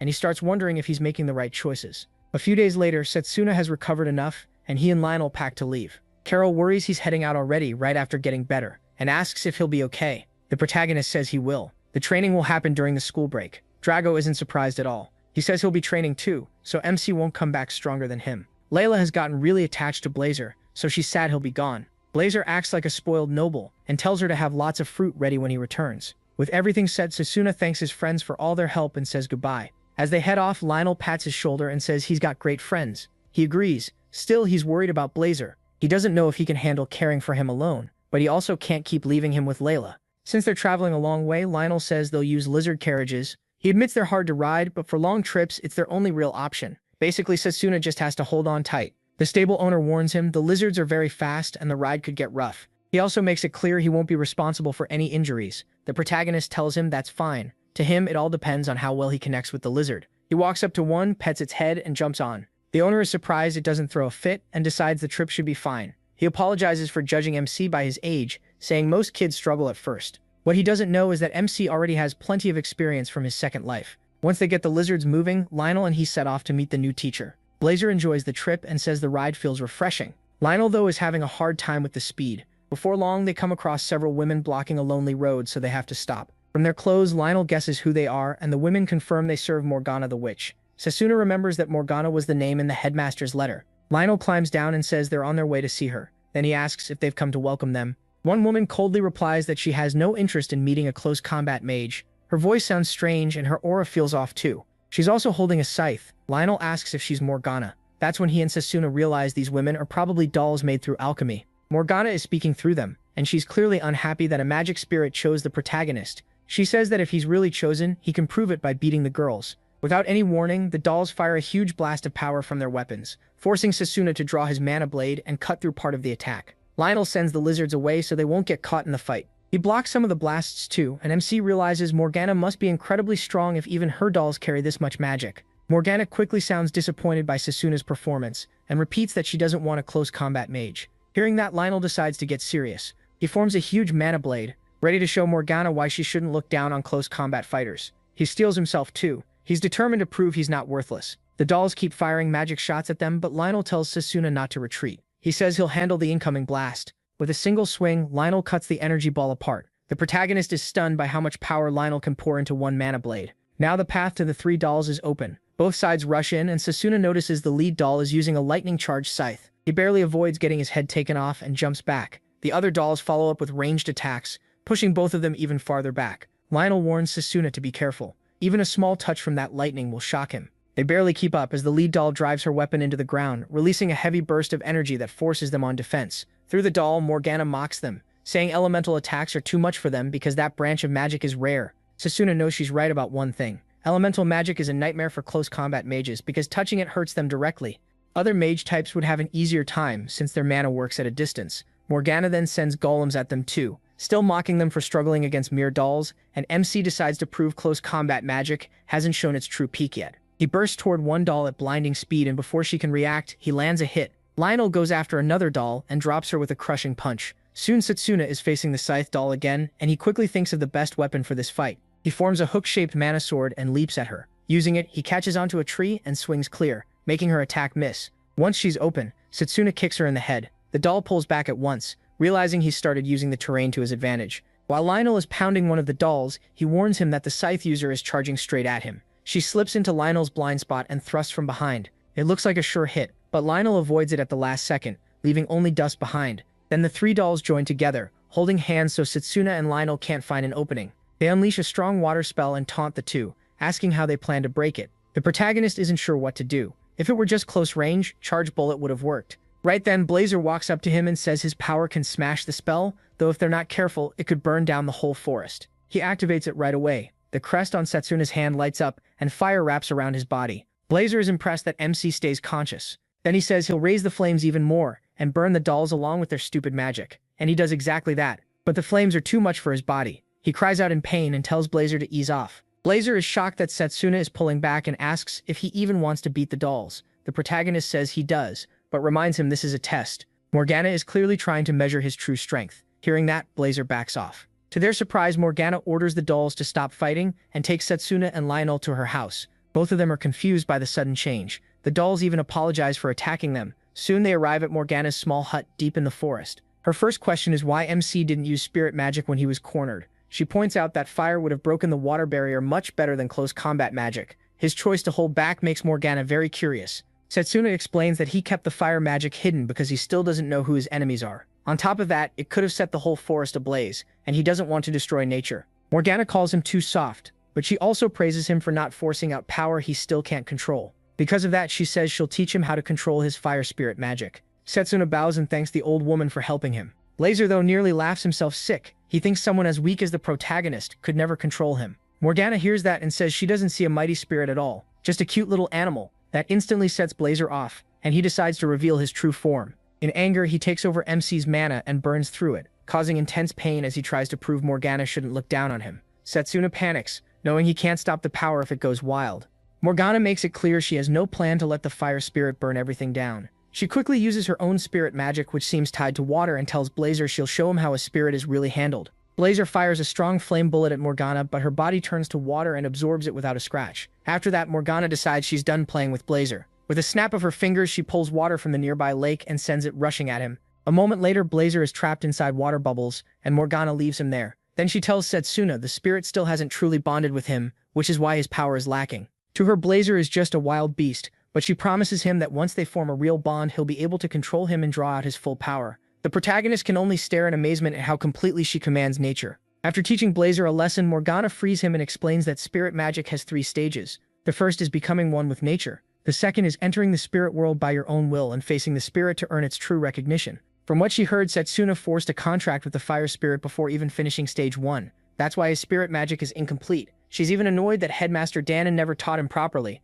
and MC can't believe she just called the headmaster a brat. Morgana goes on saying the forest is full of spirits, making it the perfect place to empty his mind. Then she says training starts tomorrow and she wants him to prove why the fire spirit chose him. He agrees, saying he's ready to learn. The next day, Setsuna begins exactly as promised, starting with meditation under Morgana's watch. He also ends up cleaning the house while Blazer does whatever he wants. His training includes physical sparring with Lionel too. Even in the kitchen, Morgana uses water magic to slice ingredients like a blade. After eating the meal she makes, the protagonist goes right back to harsh training, including sitting bare-bodied under a waterfall. One night during training, he sees a rare spirit cosmos phenomenon that makes the whole forest glow with beauty. After 2 hard weeks, Morgana says she's impressed that Setsuna can now sense spirits. Because of that, she tells him they're ready to enter the spirit world and form a true bond. She reminds him that magical power means nothing without willpower. Morgana says the fire spirit seems ancient, likely thousands of years old. Since the spirit world is so dangerous, she'll go with MC. Blazer warns her that being powerful in the human world doesn't mean she'll have the same edge in his domain. Then he tells him not to get cocky, but he just smiles and says all he needs is Blazer's approval. Morgana turns to Lionel and asks if he can protect their bodies while they're in the spirit world, since they'll be defenseless. Lionel promises that he and the servants will guard them. Once he agrees, Morgana tells the protagonist it's time. First, they must reach selflessness so the door to the spirit world can open. Both of them sit cross-legged and begin to meditate. Before long, they arrive in Blazer's domain. Blazer is impressed they actually made it there. Seeing his true form at last, Morgana understands why he's so arrogant. Now that Setsuna can truly perceive spirits, he finally realizes just how overwhelming Blazer really is. Morgana quickly places a barrier around Blazer to protect MC's will, since losing focus here could leave it stranded in the spirit world. Blazer mocks Setsuna for thinking he can control him with such weak resolve, then unleashes his power. He is swallowed by flames again. This time, though, he handles it much better. His control over magic is already top class, and spirit power works in a similar way. On top of that, he's reached a state of selflessness. The protagonist endures the fire and tells Blazer he will earn his approval. Seeing that confidence, Blazer tells him to prepare for his ultimate power and not to complain if he gets burned to ashes. Back in the real world, Lionel sees flames leaking from their bodies and realizes the process has begun. He believes Setsuna can get through it, but then he senses a sinister magic nearby. Lionel realizes that evil force is heading straight for the hideout at the worst possible time. With Morgana and MC helpless, he immediately gets ready to fight whatever is coming for them. A moment later, that dark presence steps into the room and it turns out to be Leo. Leo is surprised to find Lionel and Setsuna in the hut. Even with Leo's evil aura, Lionel doesn't show a hint of fear. Then things get even worse when Jagan walks in too. Now Lionel has two enemies to face, and Jagan is eager to grab Setsuna and Morgana. Leo smirks and tells Jagan to take Morgana while he handles him himself, since they used to be old friends. From Jagan's overwhelming aura, Lionel realizes he's an apostle too. He tells them they picked the wrong time, because he's a teacher and he won't run. Leo smugly says he can leave if he wants since they're not after him, but that only makes Lionel angry. He draws his massive mana blade and charges at Leo, determined to show that academy teachers are no cowards. Back in the spirit world, Blazer starts messing with Setsuna's mind, trying to make him slip, but the protagonist stays calm and refuses to get dragged around by the annoying spirit. He steals his heart and pushes on, until he notices worry on Morgana's face, and asks what's wrong. She tells him something serious is happening in the real world. An evil force has entered the forest, and her servants have already been taken down. Hearing that, Setsuna quickly guesses it might be the apostles. He decides to face Blazer alone. Morgana hesitates because her barrier is the only thing protecting his will. She warns that if he fails, he may not make it back to the real world. MC says he doesn't care. This is a trial he has to overcome on his own, and he begs Morgana to help Lionel and the servants. So Morgana decides to leave, but not before telling him to come back. She refuses to let her teaching go to waste. Once Morgana is gone, Setsuna has to stand before Blazer alone. Blazer asks why he wants power that's far beyond his reach. He pauses before answering, then says that in his past life he lost everything. The moment he says that, Blazer glimpses his memories and sees the terrible destruction. Setsuna explains that the apostles manipulated the army, which led to its collapse. Because of that, he lost everyone important to him. That regret awakened the spirit of time and sent him back 10 years. Filled with resolve, the protagonist tells Blazer he won't let anyone take away what he cares about again. After hearing him out, Blazer calls Setsuna's reasons small, but he respects that he's facing his fear head-on. So Blazer says MC has earned the right to face his trial. Still, he warns him he isn't asking for just a piece of Blazer's power, but all of it. Because of that, this won't be another test of how long he can last. Blazer shrinks down so they can settle it with a clash of wills. Setsuna doesn't hesitate to accept. He charges in first. Back in the real world, Lionel is struggling to hold off both apostles. Even Vidrak admits Lionel is pretty good for a human. Then the last surviving doll hits Vidrak with alchemy magic, and that only makes him furious. Dark energy bursts out of his body as he destroys the servant in a rage. He follows with a huge blast that blows Lionel and the servant out of the house. Lionel is shocked that Vidrak keeps getting stronger even while burning so much mana. With Lionel forced outside, Leo decides it's the perfect moment to go after Morgana. He fires an energy blast straight at her, but just before it lands, the attack gets swallowed by water. Morgana returned to her body just in time to block it, and she scolds the apostles for breaking into her home. Leo is annoyed that Morgana woke up at the worst time. Morgana decides to teach him a lesson. Lionel also gets back inside and slams Vidrak with his sword. Morgana fires a volley of water bullets at Leo, but they vanish on contact. It's her first time seeing magic nullification, and it leaves her stunned. Leo mocks them, saying this so-called spirit magic is pathetically weak. Then he senses Lionel behind him and barely avoids being cut down. Leo tells Vidrak to keep Lionel busy while he handles the old woman. Vidrak answers with an angry roar. Before he can move, Lionel punches Leo out of the house. That makes Morgana realize something: Leo can erase magic, so he shouldn't have needed to dodge. But Lionel still managed to hit him. Now she starts wondering if there's a condition to his power. Maybe close-range magic can hit before he has time to erase it. Meanwhile, Lionel keeps fighting Vidrak while Morgana works through the idea. Then she attacks Leo herself. using water from below to catch him off guard. Leo notices and laughs, saying that trick won't work. The water closes in, but his nullification wipes it out again. Since that fails, Morgana goes for her trump card. She unleashes a huge mass of water, planning to drown Leo in it. Leo senses the danger and admits this move really has him cornered. Morgana admits his power is absurd, but she believes even he can't handle that much water. She plans to wipe out both Leo and Vidrak at once. Leo puts on his usual scared act, then bursts out a wave of dark energy and destroys the entire attack. Smiling, he tells Morgana he's trained for a moment like this. Morgana can't believe he's using long-range magic techniques with his nullification. Now he finally has her cornered, and Lionel has fallen to Vidrak too. Leo moves in to strike Morgana, but Setsuna suddenly appears and smashes a flaming punch into his face, sending him flying through the forest. Morgana smiles when he shows up, proof that he beat the flame spirit. Lionel can tell Setsuna's control over fire is so sharp that the forest isn't burning. Vidrak turns to the protagonist and says he's nothing like Leo, who's still just a rookie. The instant Blazer senses the apostles, he says he wants to burn them alive. MC knows Blazer is fired up, but warns him not to get careless. Vidrak and Leo are dangerous. Blazer scoffs at that, saying he shouldn't play humble, after winning their fight. A few minutes earlier, in the spirit world, Setsuna and Blazer are trading punch after punch. Blazer lands heavy blows, but the protagonist gives them right back. MC even makes Blazer bleed, forcing him to admit his willpower is incredible. Then Blazer notices Setsuna is smiling and asks what's so funny. He answers with total confidence he's going to win. Even with his face wrecked by Blazer's punches, the protagonist refuses to quit. Blazer rushes him and says a weak human is way too sure of himself. Setsuna answers that it isn't confidence, it's certainty. He meets Blazer's overwhelming flames head-on and Blazer is stunned. He never thought a human could endure his full power. Setsuna tells him that's exactly why Blazer hasn't lost. He's strong, but that's also his weakness. Blazer doesn't get it, so MC explains that in his past life he faced despair and defeat again and again. Because he's failed so many times, he knows how to stand back up. No matter how badly he's cornered, his spirit won't break, and that's why his will can carry him to victory. He declares that Blazer is about to suffer his first loss. Blazer fires back that it will be Setsuna's final one. They lock one arm together and hammer each other with their free fists, putting everything they have into every hit. Their final clash erupts in a blinding explosion. When it clears, Setsuna is still standing. Blazer has to admit the protagonist is stronger than he expected, and finally accepts it. The protagonist won. Still, Blazer wants to know when MC became so sure he'd win. He says that during the fight he felt his will growing stronger. Blazer's will burned like fire too, and he started taking it in. That shocks Blazer, and after seeing how the protagonist handled everything, he accepts him as someone worthy of his power. For the first time, he calls him MC instead of boy. The two bump fists and Setsuna, still battered, thanks him. Blazer says thanks aren't needed, and tells him to get back to the real world. Now face to face with Vidrak, Lionel warns him to watch out for his claws. The protagonist already knows what they can do. They steal the power of whatever they cut. He knows because Vidrak was the only apostle he fought before going back in time. His authority is the devourer of all. He can't erase magic like Leo, but he can absorb the mana of anyone he slashes. In Setsuna's past life, Vidrak wiped out the Northern Kingdom by himself. That kingdom had some of the best alchemical tools in the world, but Vidrak crushed them while stealing their magic.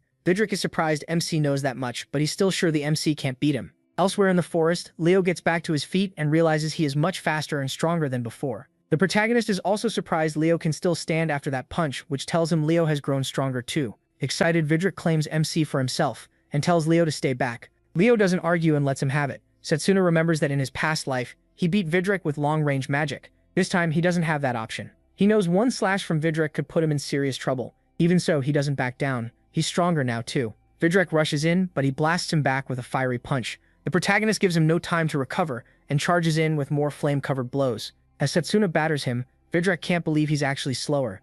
What he doesn't realize is that MC's speed comes from mixing Blazer's power with his physical enhancement. Lionel notices and smiles like a proud dad. Setsuna keeps pounding Vidrak from every angle, never giving him a clean chance to counter. Even Morgana is impressed that he learned to control the reach of his flames so quickly. When Vidrak realizes he's badly losing, he lets out a huge roar and the sound is so brutal that the protagonist and the others clutch their ears in pain. That opening lets Vidrak land a hit and force Setsuna back. But now Vidrak has taken in some of Blazer's power and starts amplifying it, impressed by it as flames spread over his whole body. He mocks MC, reminding him why he's called the devourer of all. Instead of panicking, he gets even more excited to see how strong Vidrak is with fire. Vidrak rushes him at top speed, but Setsuna matches him and slips past the strike. Vidrak keeps rampaging, tearing through everything around him, yet the protagonist avoids every attack. Then Vidrak realizes his body is burning, so he charges toward Morgana to steal her water power. But suddenly, his body won't move. That's when he realizes he can't fully devour spirit magic. Setsuna mocks him. Sure, he can absorb it, but that means nothing if he can't actually use it right.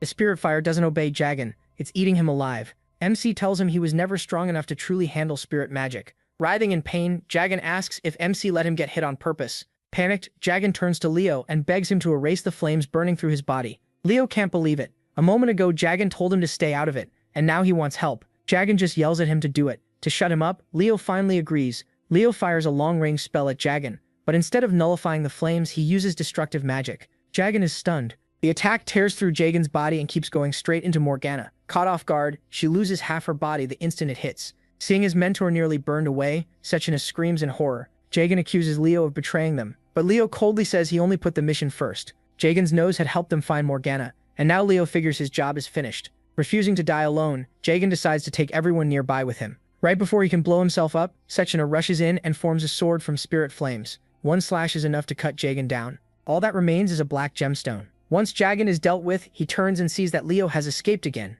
Just like before, he tries to track him, but can't sense his mana at all. Instead, Sechina runs to Morgana's remains. He tries to lift her up and begs her to hold on until they can treat her. Morgana only smiles, then tells him there's no saving her. Leo hit her with disintegration magic. Sechina still doesn't want to accept it, but Lionel stops him and tells him not to force the impossible. Morgana tells the protagonist he should be proud. He's a close-range mage acknowledged by the flame spirit. Then she says there's something she needs to leave with him. She gives him a pendant and explains that her spirit Witternia is inside it. It will help him connect with the water spirit, so she chooses to pass it on to him. Sechina still refuses to believe she's dying and insists there has to be a way to save her. But before he can finish, Morgana dies in his arms. Broken, MC lays her down gently. Then he asks Lionel what the point of getting stronger is, if he still can't protect the people close to him. Lionel pauses before answering. He says life is uncertain, and no one can control everything. No matter how strong Setsuna gets, he'll never be perfect, and that's only because he's human. What matters, Lionel says, is never giving up, even when things feel hopeless. More than anyone, he believes he should understand that. The protagonist is crying hard when Morgana's servant suddenly appears. She smacks him on the head and says he got fooled. MC has no idea what she means. Then comes the real shock. The servant says she's the real Morgana, and Setsuna is completely stunned. She explains that the old woman was only an alchemical doll, just like the other servants. The difference is that Morgana placed part of her soul inside that one, letting it feel emotions and use her power too. Even Lionel can't believe the Morgana they knew was just a stand-in. The real Morgana smiles and proudly calls the decoy her greatest work. Setsuna still finds it hard to believe a doll that lifelike is insane. He also points out that Morgana looked the same in the spirit realm, and she explains that appearances can change there. When she notices Lionel still doubts her, Morgana removes her headwear and shows her long ears. She's an elf. Because of that bloodline, she can live far longer than humans. Then she asks them to guess her age. Neither of them can even come close, so Morgana reveals she's over 300 years old. He is shocked. At the same time, he realizes that means she lived through the Great Magic War. The moment he brings it up, Morgana sees his interest. She says she can tell him about it, but there's a price. Setsuna instantly offers money, only for Morgana to cut him off and admit she was kidding. Since this place isn't safe, she suggests they move to the lake and talk there about the erased history of the Great Magic War. They head to the lake, where Morgana suddenly starts acting like a playful kid. The two guys can only wonder how she switches moods so fast. After tossing stones into the water, she decides it's finally time to explain the Great War. First, Morgana reminds them the world has many races: dwarves, elves, beastmen, and more. Of them all, elves are the closest thing to a mortal. Because elves live close to nature, they often interact with spirits. That's why they learn to use spirit magic. Long ago, humans worshipped both spirits and elves, but some let that worship go to their heads. One elf in particular took advantage of a king who trusted him completely. That elf taught spirit magic to his followers and used them to start a war meant to conquer the world. That was the real cause of the Great War. After a brutal battle, the side that worshipped elves and spirits lost, and ever since then, elves have been hunted and hated. Even the term ancient magic was made to hide the truth, that magic once involved dealing with spirits. After hearing all this, Lionel asks if she still feels angry about what humans did to the elves. Morgana admits she used to hate humans, but not anymore. She still keeps her distance, though. Morgana knows some humans still want elves wiped out, even now. That's why she used a body double to hide who she really was. Setsuna then asks why she chose to reveal herself to them. Her answer is simple: the headmaster trusts them, and the protagonist has also shown he deserves that trust. Then Morgana teases him, saying his crying was what made her reveal the truth. Setsuna quickly denies crying and looks to Lionel for support, but Lionel is too busy laughing at him. Once the story is over, MC and Lionel help clean up Morgana's place before getting ready to leave. Morgana thanks them for the help, and he thanks her back, saying he's glad they met. Lionel asks what she plans to do next, and Morgana says she has to move since her hideout was exposed. She doubts they'll ever meet again, and that hits Setsuna hard. He asks her to help them again if humanity is ever in danger. Then he bows his head as he makes the request. That alone is enough to move Morgana. She tells Setsuna that when the time comes he should ask the headmaster, since they still trade letters sometimes. Happy to hear that, he thanks her. But Blazer still holds a grudge, so he pops out of the crest to threaten Morgana. He warns that next time they meet, he'll burn her to ash. Morgana immediately scares him back with a little water magic. After that, Lionel and the protagonist return to their lizard and start heading back to the academy. On the way, Lionel remembers a sister from his orphanage telling him not to let power control him, but to use it with responsibility. Setsuna renews his own promise to use the spirit's power only for good and justice. Both of them are relieved to finally enjoy a calm ride back to the academy. Meanwhile, Leo is put on trial for failing to kill MC and for abandoning his ally. He defends himself by saying he did kill Morgana, but Santanakia asks if he actually confirmed the witch's death. Leo admits he didn't, though he insists no one could survive a hit like that. That answer enrages Santanakia. A terrifying aura pours off him as he reminds Leo that he was ordered to make sure she was dead. The pressure nearly crushes Leo's bones until the 8th apostle Tsukiyomi steps in. She says Leo should have at least brought back Jagan's body, since she could have turned him into an undead servant. Leo then complains that no one told him Setsuna knew about Jagan's power, but Santanakia cuts him off and says failure has no excuse. Even so, he decides they need to review everything about him. Convinced the boy has some hidden talent they still don't understand. Pucker then points out that Giovanni, the 8th apostle's toy, was a failure too. Santanakia asks if she can handle the protagonist, and she answers with complete confidence that she can. She's clearly planning something,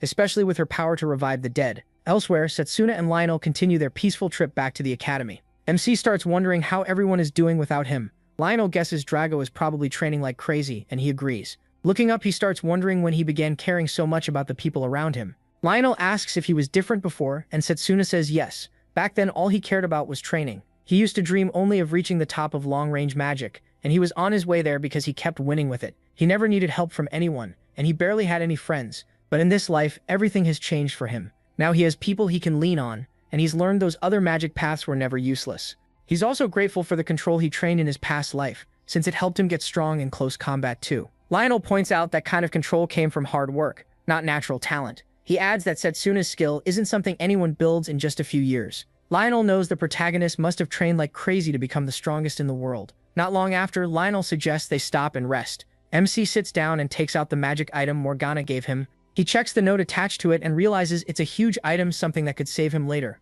Blazer gets interested in the necklace because he can feel the water spirit inside it. Setsuna puts it on just like Morgana told him. Then he quietly asks the water spirit if she can hear him. To his surprise, she answers through the pendant. He freezes, but the water spirit tells him not to. She already knows who he is because of Morgana. She says she'll lend him her power if he can clear her trial, and Setsuna is thrilled. Then it hits him. This won't be easy, so celebrating now would be dumb. The water spirit tells the protagonist not to panic, because her trial is simply to move her. That only confuses him more, so she explains that she's tired of the spirit world and wants something new. Blazer is let down since he wanted a harsher trial, but the water spirit tells him she means no harm. Setsuna is surprised by how friendly she is compared to Blazer, though he still doesn't get what move her means. Lionel taps his shoulder and says he's one lucky guy. On top of that, he claims he has a story guaranteed to make her cry. The water spirit perks up at once, and Lionel gets ready to show off his storytelling. He says it's about the heroes who once saved the nation, Ordino the indestructible blade and Wallace the iron wall. Lionel starts telling it, but before long, everyone gets bored and falls asleep. Setsuna is still worried about the trial, but decides to wait until he gets back to the academy and ask his friends. Once they return, Layla hears about it first and starts thinking hard about what the trial could mean. She tells MC to come with her to the art museum when he has time, because she knows someone who might help. Setsuna agrees, and as usual, Carol and Drago say they'll come too. After that, he goes back to his normal days with his friends. He keeps visiting the sacred tree to train and work on the water spirit's trial, but he keeps coming up short. After months of practice, even Blazer has to admit Setsuna has gotten pretty far with his power. Hearing praise from Blazer shocks the protagonist. That's the last thing he expected to hear. Before long, winter arrives. Setsuna remembers the incident he's been worried about is getting close. He's upset that he still hasn't made a contract with the water spirit before it happens. Even so, he puts the trial aside since something more urgent is coming. When Blazer asks if he's ready, MC says yes, it's finally time. He also can't keep training at the sacred tree, because he drained its mana and it'll need years to recover. Still, he's thankful he mastered Blazer's power while the tree could still help him. He tells Blazer winter break is about to start, but they don't have time to relax. Blazer asks if they're getting ready for a major fight, and Setsuna says yes. He explains that before the evil god arrived, 4 great disasters happened first, and one of them will start in 7 days. Blazer asks what those 4 disasters were. Setsuna says the evil god's invasion was tied to 4 deadly events. First came the Great Plague of Dragon Silence, second the fall of the Magus army, third the royal capital vanished overnight, and the first to happen in time was the undead invasion. In his past life, that wave of undead killed huge numbers of people. Blazer is surprised, since normal undead don't sound that scary. The protagonist tells him these weren't normal undead at all. They were the dead bodies of heroes, people who once shaped the world. MC believes someone can turn the dead into powerful undead. He first suspected Giovanni, but after fighting him, he realized that guy was too weak to control an army like that. The first incident will happen in Aldina, Setsuna's hometown. That's where the heroes' graves were robbed. At first, people thought the thief wanted the treasures buried with them, but the real target was the bodies. Since he knows what's coming, he plans to reach the royal cemetery before that night and stop it. At lunch, Layla asks Drago if he's going home for winter break. Drago says yes. His father is finally going to teach him the family's secret close combat techniques. Carol says she'll be spending the break with Fenrir in her family's icy lands, and she invites Blazer too. He turns her down right away. Layla is shocked, mostly because Carol's family is seriously rich. Then she asks Setsuna about his break plans, but he's already deep in thought. She has to call his name twice before he snaps out of it. Since he didn't hear her, the protagonist asks what she said. Layla can tell something's bothering him. He's always lost in thought, and he even came back hurt after the last break. Carol notices Layla getting flustered, and whispers that she should make her move before it's too late, since Setsuna is popular with girls. Layla is caught off guard and tries to brush it off, but Carol tells her there's no point hiding it. Moving on, Layla asks MC about his hometown, and he says he grew up in an orphanage in the Aldina region. That surprises Layla, since it's near her family's inn. Right in the middle of that talk, Carl barges in without being invited. After hearing where Layla is from, he offers his hand and invites her on a fancy vacation. Layla just stares at him like he's disgusting. Before he can touch her, earth magic suddenly yanks Carl off the ground. Everyone is stunned, and when they look to see who did it, they find a girl dressed like a nun. Setsuna is even more surprised when she runs over and hugs Layla, so he asks who she is. Layla says it's Roberta, her relative. She came to take Layla home for break and plans to help with the Saints Festival in Aldina. The second he hears that, he lights up. He knows that festival happens at the end of every year. It's held to pray for the heroes resting in the royal cemetery. Setsuna also remembers that the festival led to the grave robbery, since security dropped during the event. A moment later, Roberta finally relaxes, after deciding Drago and the protagonist don't have bad intentions toward Layla. Layla's friends introduce themselves properly, and Robert takes special interest in MC because she's already heard about him. When Layla mentions that he is also from Aldina, Robert takely offers him a ride. Setsuna is glad to hear it since that makes things much easier. On the first day of winter break, they set out. Robert explains they'll stop at Layla's home first, then she'll take the protagonist to Aldina. Hearing that, Layla remembers what Carol said and starts worrying Roberta might run off with MC, so she quickly says she wants to join the Saints Festival too. But before she can finish, something slams into the carriage and grabs everyone's attention. They head out to check and find a pack of demonic dogs. Roberta says monster attacks have been rising lately, and she wonders what's causing it. She pulls out some seeds and throws them at the beasts. Setsuna doesn't get it at first, but then the seeds suddenly grow into giant trees and crush the monsters. He quickly realizes Roberta used healing magic on the seeds, and she confirms it. She poured mana into them to speed up their growth, which impresses him. In the future, this kind of healing magic would become useful in the war against the evil god, so he's glad someone already mastered it this early. Setsuna says he'll help, but Roberta tries to stop him, warning that demonic dog bites are dangerous. The protagonist tells her not to worry. With one swing of his fist, he uses Charge Bullet and wipes them out in a single shot. Robert is left speechless and can only ask if MC is really just a student. Roberta steps up, touches Setsuna's arm, and praises how precise his magic control is. Then she starts pressing him with questions: who taught him, and what kind of training he went through. He quickly sees where this is going and cuts it off, saying they should check on the others first. Still, Layla notices he keeps guarding that glove, and now she's sure he's hiding something. By later that day, they reach an inn. Right when they're about to eat, Roberta starts questioning Setsuna again. That night, Layla can't fall asleep. She decides she has to ask Roberta to take her along to Aldina. Layla heads to Roberta's room, but when she gets there, she realizes Roberta is talking to someone. She almost leaves without listening, then hears the protagonist's name and stops to eavesdrop. It sounds like Roberta is using a magic tool to contact the church. She reports that Setsuna uses ancient magic and calls him dangerous. At first, she asks for 10 purification nights to subdue him, then raises it to 20, even saying she'll carry out the judgment herself if needed. Layla is so shaken that the cup in her hand slips and drops. Hearing the noise, Roberta rushes outside to check if someone was spying, but nobody is there. Even the broken cup is gone by then. The next morning, Roberta acts completely normal again. That leaves Layla wondering if Roberta truly meant what she said. She knows ancient magic is the kind usually tied to evil people. Now she starts asking herself if Setsuna is really using something evil, and she has no idea what she's supposed to do next. A little later, MC comes back from his morning training and joins them. Roberta hides her real thoughts well, chatting with him kindly and even offering breakfast. He thanks her but says he wants to eat first. After that, Roberta suggests he try the sauna. Blazer has never heard of one, so he asks what it even is. Since Blazer is curious, Setsuna thanks Roberta and says he'll give it a try. Soon the protagonist heads into the sauna, while Blazer tries to act tough and says the heat doesn't bother him.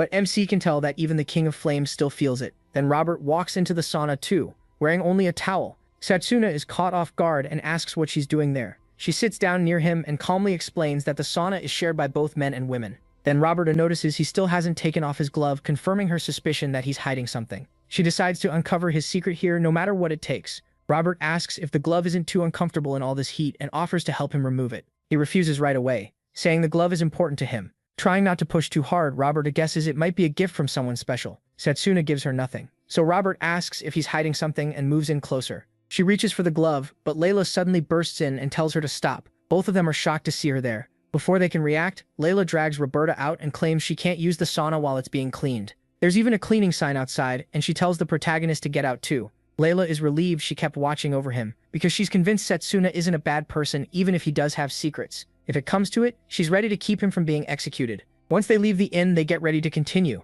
and Roberta says they're heading to Layla's home first. But Layla raises her hand and asks if she can keep going with them to Aldina. Robert is stunned and asks why she suddenly wants to come. Layla excitedly says she wants to see MC's hometown and help at the orphanage too. Then she asks him if that's okay. He agrees but says Roberta should decide. Roberta has no choice but to accept, even though she can already tell Layla likes Setsuna. Even so, Roberta doesn't back down from her mission. In fact, she thinks Layla being there might make the protagonist drop his guard. Not long after, they arrive at the Aldina orphanage, MC's home. The second they step inside, the other kids start shouting for him. Setsuna is happy to be back with them. Layla watches in amazement as the children swarm around him like he's their dad. Then the orphanage's representative appears. Thomas welcomes him back and asks how the trip went. Setsuna hurries over to him and proudly tells the girls that Thomas is like a brother, and that the orphanage is still running because of him. Thomas smiles and says he was once an orphan there too, so he's just giving back. The two start joking around, and Layla is surprised to see the protagonist acting this childish. Then Thomas admits he's surprised MC chose close combat magic when he used to dream of joining the Magus army and rising to the top. He tells him not to worry, he still plans to become the best, even fighting up close. Layla cuts in and tells Thomas that the protagonist is an amazing mage. Thomas smiles and says, Layla seems like a great person to have in Setsuna's life. A little later, MC goes to the grave of the orphanage founder, Deborah, to pay his respects. He says Deborah saved his life, without her he wouldn't be here. From the way he speaks, Layla can tell Deborah meant a lot to him. Then Roberta joins them and asks if he can share some memories of her. Setsuna gently avoids the request, saying he has something else to do. That night, he heads to the royal cemetery and hides nearby to keep watch. Just like he expected, security is weak because of the festival. Even the barrier around the cemetery has been removed, leaving it open to attack. The people buried there were once powerful mages, and if evil forces revive them, they could bring disaster to humanity again. Setsuna knows he has to stop the grave robbery before those heroes become mankind's enemies. Blazer tells him not to worry, no matter how strong the enemy is, and he is glad to hear that. Still, he warns Blazer not to use magic in front of Robert. Blazer says he already knows there's something off about her. The protagonist gets ready for the real battle coming in 2 nights, and promises Deborah he'll keep his word. At the same time, Roberta starts asking Thomas about Setsuna's past at the orphanage. Thomas carefully says he can't tell her what she wants to know. Roberta snaps, pulls out her Inquisitor badge and makes it clear this isn't a request. Thomas is stunned. Roberta says they're investigating because MC might be dangerous, but Thomas gets angry and insists that's impossible. Then Roberta turns to Layla and points out how calm she is. From that alone, she figures Layla overheard the talk last night. Layla quickly apologizes and says it wasn't on purpose. Layla then asks Thomas to tell them everything about Setsuna, and he finally agrees. He begins with the rainy night he first came to the orphanage, a night Thomas still remembers clearly. A woman arrived carrying him, full of arrows and barely alive. Using the last of her strength, she begged Deborah to save Little, the protagonist. That woman was his mother. Thomas says they need to understand her past first before they can understand Setsuna's. Her name was Emma, and she was born into a farming family. She loved farm work, and always did it with care. Then everything changed when a powerful noble passing through the village noticed her. He sensed a bright light in Emma's soul. Right away, he asked her to marry him. He called her his fated one, and since Emma had always dreamed of that kind of meeting, she accepted at once. She was taken to the Schneider family estate, and all the luxury there amazed her. But the noble already had many concubines, and Emma was just one more. He hardly visited her, so Emma believed that if she had his child, he would finally love her. Before long, she became pregnant and gave birth to baby Setsuna. The noble praised her for that, and Emma felt relieved, thinking her wish had finally come true. Then he used a magic brooch to test the baby's magic talent and found nothing. Furious, he dropped the baby and walked out. Among nobles, passing down strong bloodlines means everything. So he was enraged that Setsuna showed no magic talent. The truth was, he only wanted the hidden magic power inside Emma, not Emma herself. When Emma realized her child had no talent, she broke down in anger too. She even grabbed a knife and tried to kill MC, blaming him for ruining her hopes. But just before the blade came down, the baby gave her a huge innocent smile. That was enough to shatter her resolve. Emma dropped the knife and burst into tears, pulling her baby tightly into her arms. Later that night, the noble's butler came to her door. Emma asks why he's there. The butler quietly makes it clear he came to take Setsuna away. Emma understands right away they plan to get rid of him because they see him as useless. He tries to make it sound kind, saying the child will be removed so Emma can focus on bearing better heirs. Emma says she understands and tells him she needs a moment to get ready. But when the butler waits too long and finally checks the room, Emma is gone. He spots her fleeing with the child. At once, he sends guards after her and orders them to bring Emma back dead or alive. Even after taking multiple wounds, Emma still reaches the orphanage.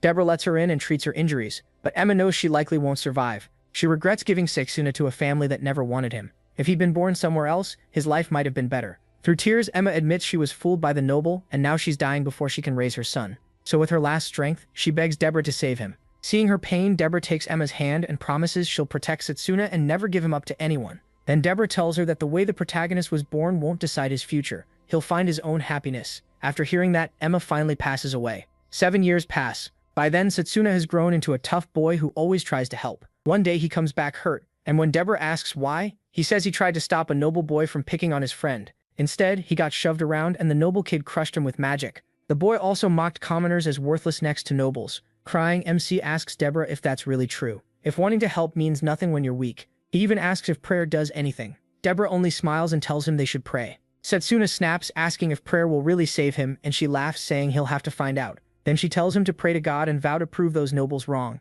She reminds him his mother was strong, so he doesn't need to rush. As long as his heart stays strong, he will be too. Later, Deborah gives him a book and says if he lacks magic power, he should find another way. Emma had stolen it from the noble's shelves, hoping it would help Setsuna someday. It was a guide to magic control. He gets excited about it, but since he doesn't understand the book, he asks Deborah. She suggests they test what's written inside. The first spell she chooses is a fireball, and she shows him how it works. Setsuna is amazed by the flames bursting from Deborah's hand. She explains that good control lets magic grow stronger. That's the whole point of the book. Until he fully masters it, he can only use basic life magic, but she's sure the book still has a lot to teach him. Happy to hear that, the protagonist promises he'll work hard. Still, much of the book confuses him, so Deborah explains its advanced material and promises to stay with him while he reads it. After that, Setsuna begins training his magic control every single day. He doesn't skip even once. 5 years later, his skill becomes remarkable. Thomas praises him and says he might even become a grand mage one day. He then asks what magic path MC wants to choose. Setsuna says long-range magic suits his control best.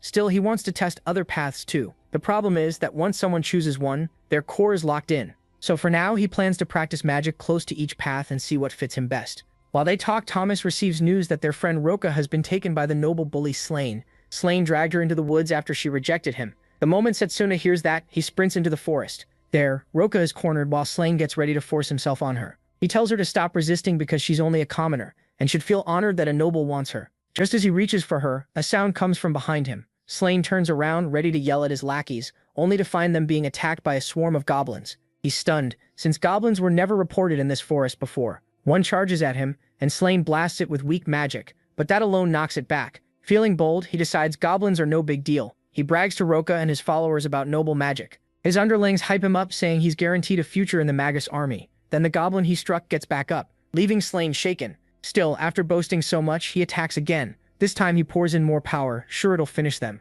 Instead, it barely affects the goblins at all. True to form, Slain grabs Roka and shoves her toward them, telling her to be useful for once. The goblins grin like they've just been handed a fresh sacrifice. Roka faces them alone, and right before she's killed, Setsuna arrives and mocks Slain's terrible use of magic. Without hesitation, he jumps between Roka and the goblins. He asks if she's okay, and Roka tearfully thanks him for coming. Now that the goblins are focused on him and Roka, Slain and his lackeys use the chance to run, but oddly enough, the goblins go after Slain's group instead, which shocks Roka. Setsuna guesses they're angry because Slain attacked them. Then he tells Roka they should head back to Thomas and the others. Meanwhile, Slain is struggling to escape when his own buddies take a different path, leaving him alone with the enraged goblins. He keeps running until he reaches the edge of a cliff with nowhere left to go. Slain breaks down crying, begging the monsters to spare him, until Setsuna appears. The protagonist tells him that without his cronies, he's just pathetic, then slams the goblins with a strong spell. Amazed, Slain says he'll make MC his subordinate if he saves him, but he coldly says he's not here to help him. He's here to make Slain pay for what he tried to do to Roka.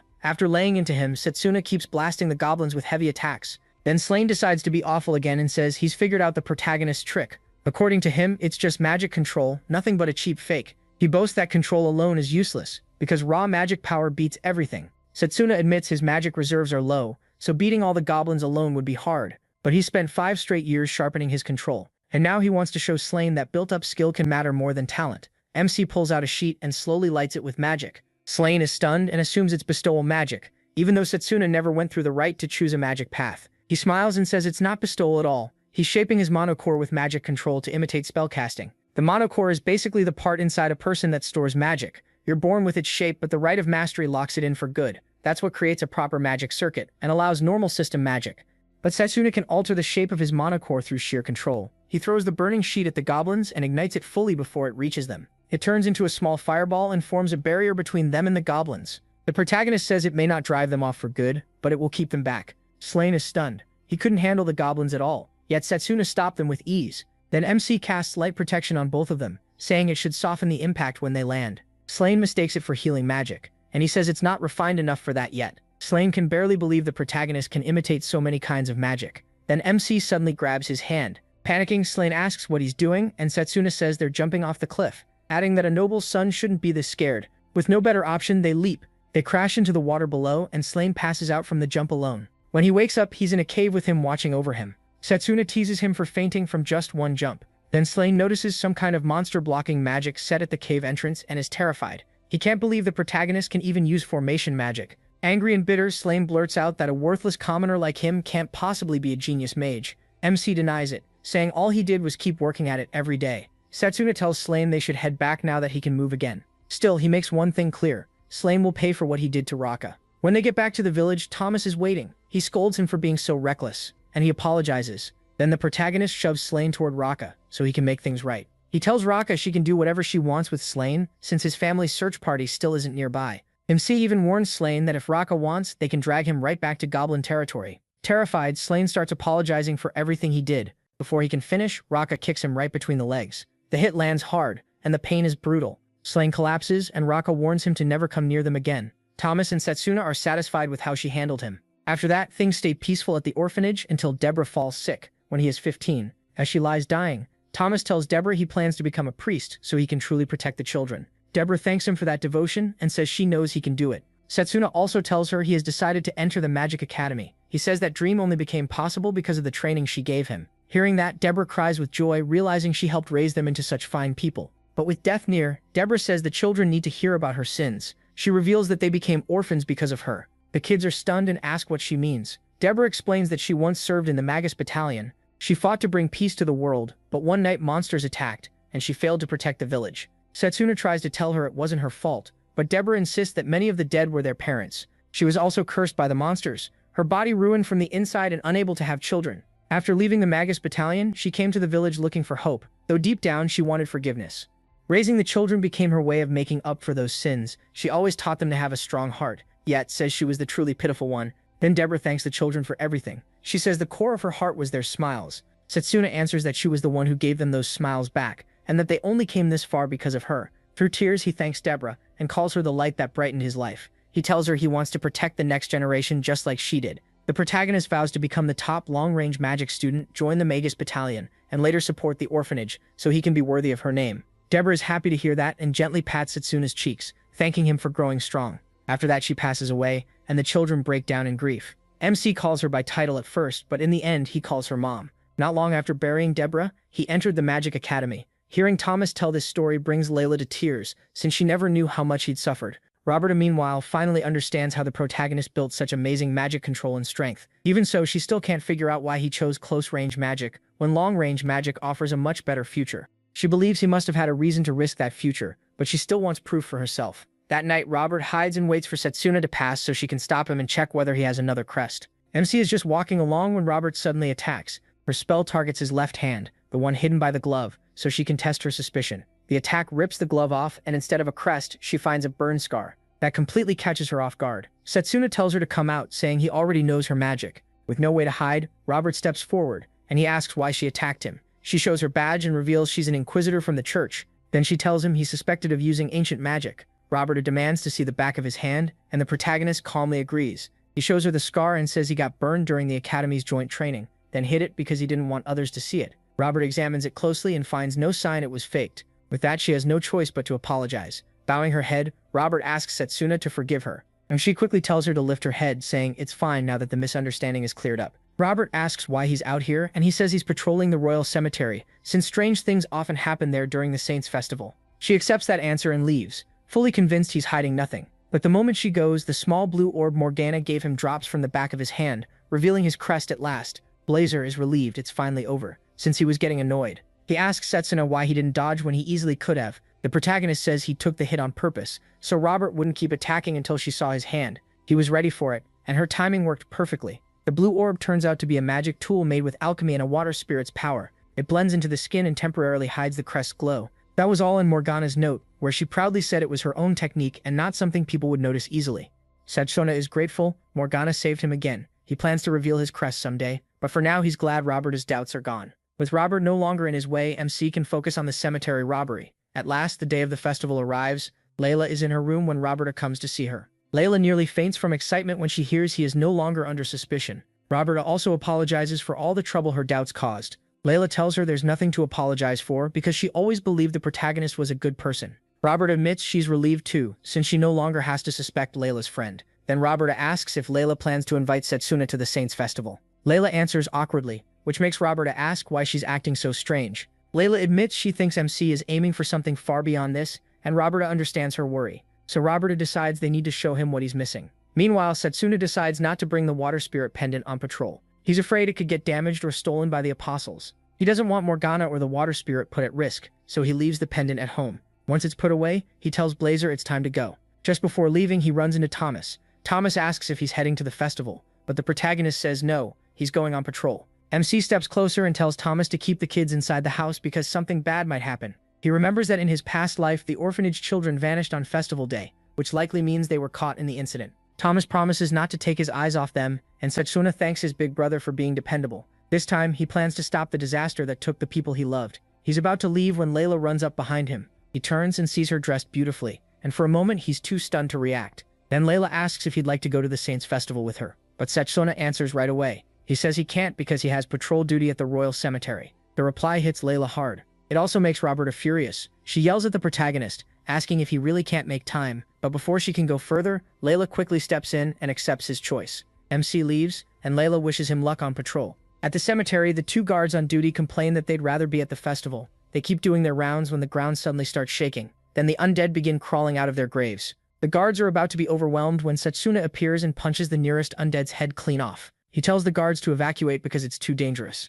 Since they've never seen him before, they're confused. He explains that he's there to help with the patrol. The guards still doubt him because no one told them he'd be coming, and they warn him to run since there's no way he can fight all these monsters alone. But Tsukuyomi dodges his attack, so his blow cuts down undead instead of hitting her. Rather than panic, Tsukuyomi smiles and praises Setsuna for reaching her so quickly. The protagonist has no idea who Tsukuyomi is yet, so her appearance throws him off. She looks a lot like Yuzuha, so he asks if she has any connection to her. Since he brought up Yuzuha, Tsukuyomi decides to talk. She says Giovanni offered Yuzuha to her, and in return he worshipped Tsukuyomi.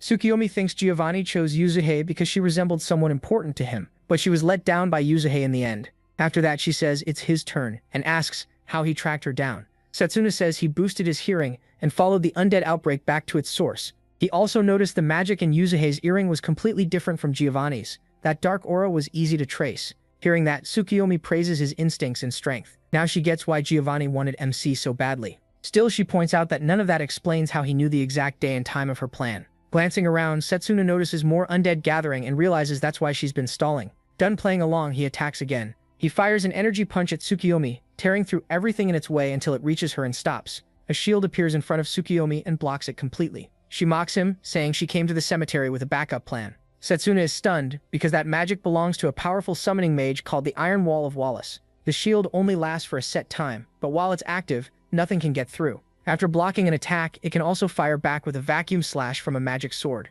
Because Setsuna knows that trick, he ducks just in time and avoids getting his head cut off. And as if that wasn't bad enough, another knight appears, the Severing Iron of Ordino. Now the protagonist is facing the strongest shield and spear in magical history, the famous pair his academy teachers always talked about. Shocked, he asks Tsukuyomi how she got the legendary duo to fight for her. She says she revived them at the Southern Mausoleum before coming here to start her plan, then laughs at him. According to her, she gathered all these warriors because of Setsuna. Then Tsukuyomi makes herself an undead throne and waits to see how he'll break her defense. The undead swordsman slashes at MC, but he dodges. He immediately goes after the shield bearer. He nearly lands a hit on its head, but the shield pops up in time and saves it. Setsuna gets annoyed by how durable it is and how fast that defense appears. A direct attack won't be easy. The two cover each other's weak spots perfectly. As he thinks, the undead swordsman jumps up to finish him off, but the protagonist springs back and avoids it. Then he notices something odd. They've both stopped moving. The pair are actually resisting Tsukiyomi's control, which is why they froze. She's impressed and says she'd expect no less from legendary heroes, but she still thinks the dead can't resist her for long. So she pours in more magic and crushes their will to make them fight again. These two once held a bridge for 3 days, fighting monsters while protecting people. That makes Setsuna furious. Tsukiyomi is using heroes who gave everything to save others. She notices his anger but doesn't care. In her eyes, he'll end up just like them soon enough. Since this battle is happening in his hometown, Tsukiyomi taunts MC, saying she'll make him destroy his own town and people once she controls him. She laughs horribly, already picturing Setsuna crying tears of blood. Back at the house, Roberta is still mad that he turned down her relative. Then something clicks. There's no way he'd take a security job right after returning. He's been watching the cemetery ever since he got back, so she realizes something is wrong. Robert rushes into the protagonist's room and finds a small blue orb on the floor. She checks what it is and it suddenly merges with her hand, hiding the glow of the crest. Right away, Robert realizes Setsuna used that item to hide the crest on his left hand. She tells Layla they need to find MC, restrain him, and talk to him. Layla wants to come, but Robert refuses because it could be dangerous. Layla goes back into his room and senses water magic coming from his closet. Elsewhere, Setsuna keeps fighting the undead, knowing their numbers make it impossible to reach Tsukiyomi like this. So he uses one of his hidden moves, the Domain of Tranquility. As soon as it's active, he walks through the undead and none of them notice him. The undead don't rely on normal sight to find the living. They sense mana instead, and with his perfect mana control, Setsuna can erase his presence completely, making him untouchable to them. Tsukiyomi panics and screams for the undead to stop him before he reaches her. Once he gets close enough, the protagonist releases his mana and wipes out a wave of undead. He plans to keep repeating that until he reaches Tsukiyomi. Even she is stunned. She never thought anyone could use a trick like this right in front of her. Setsuna actually created this technique before his regression. He was scared to use it during joint training, but now he's fighting alone, so he doesn't hesitate.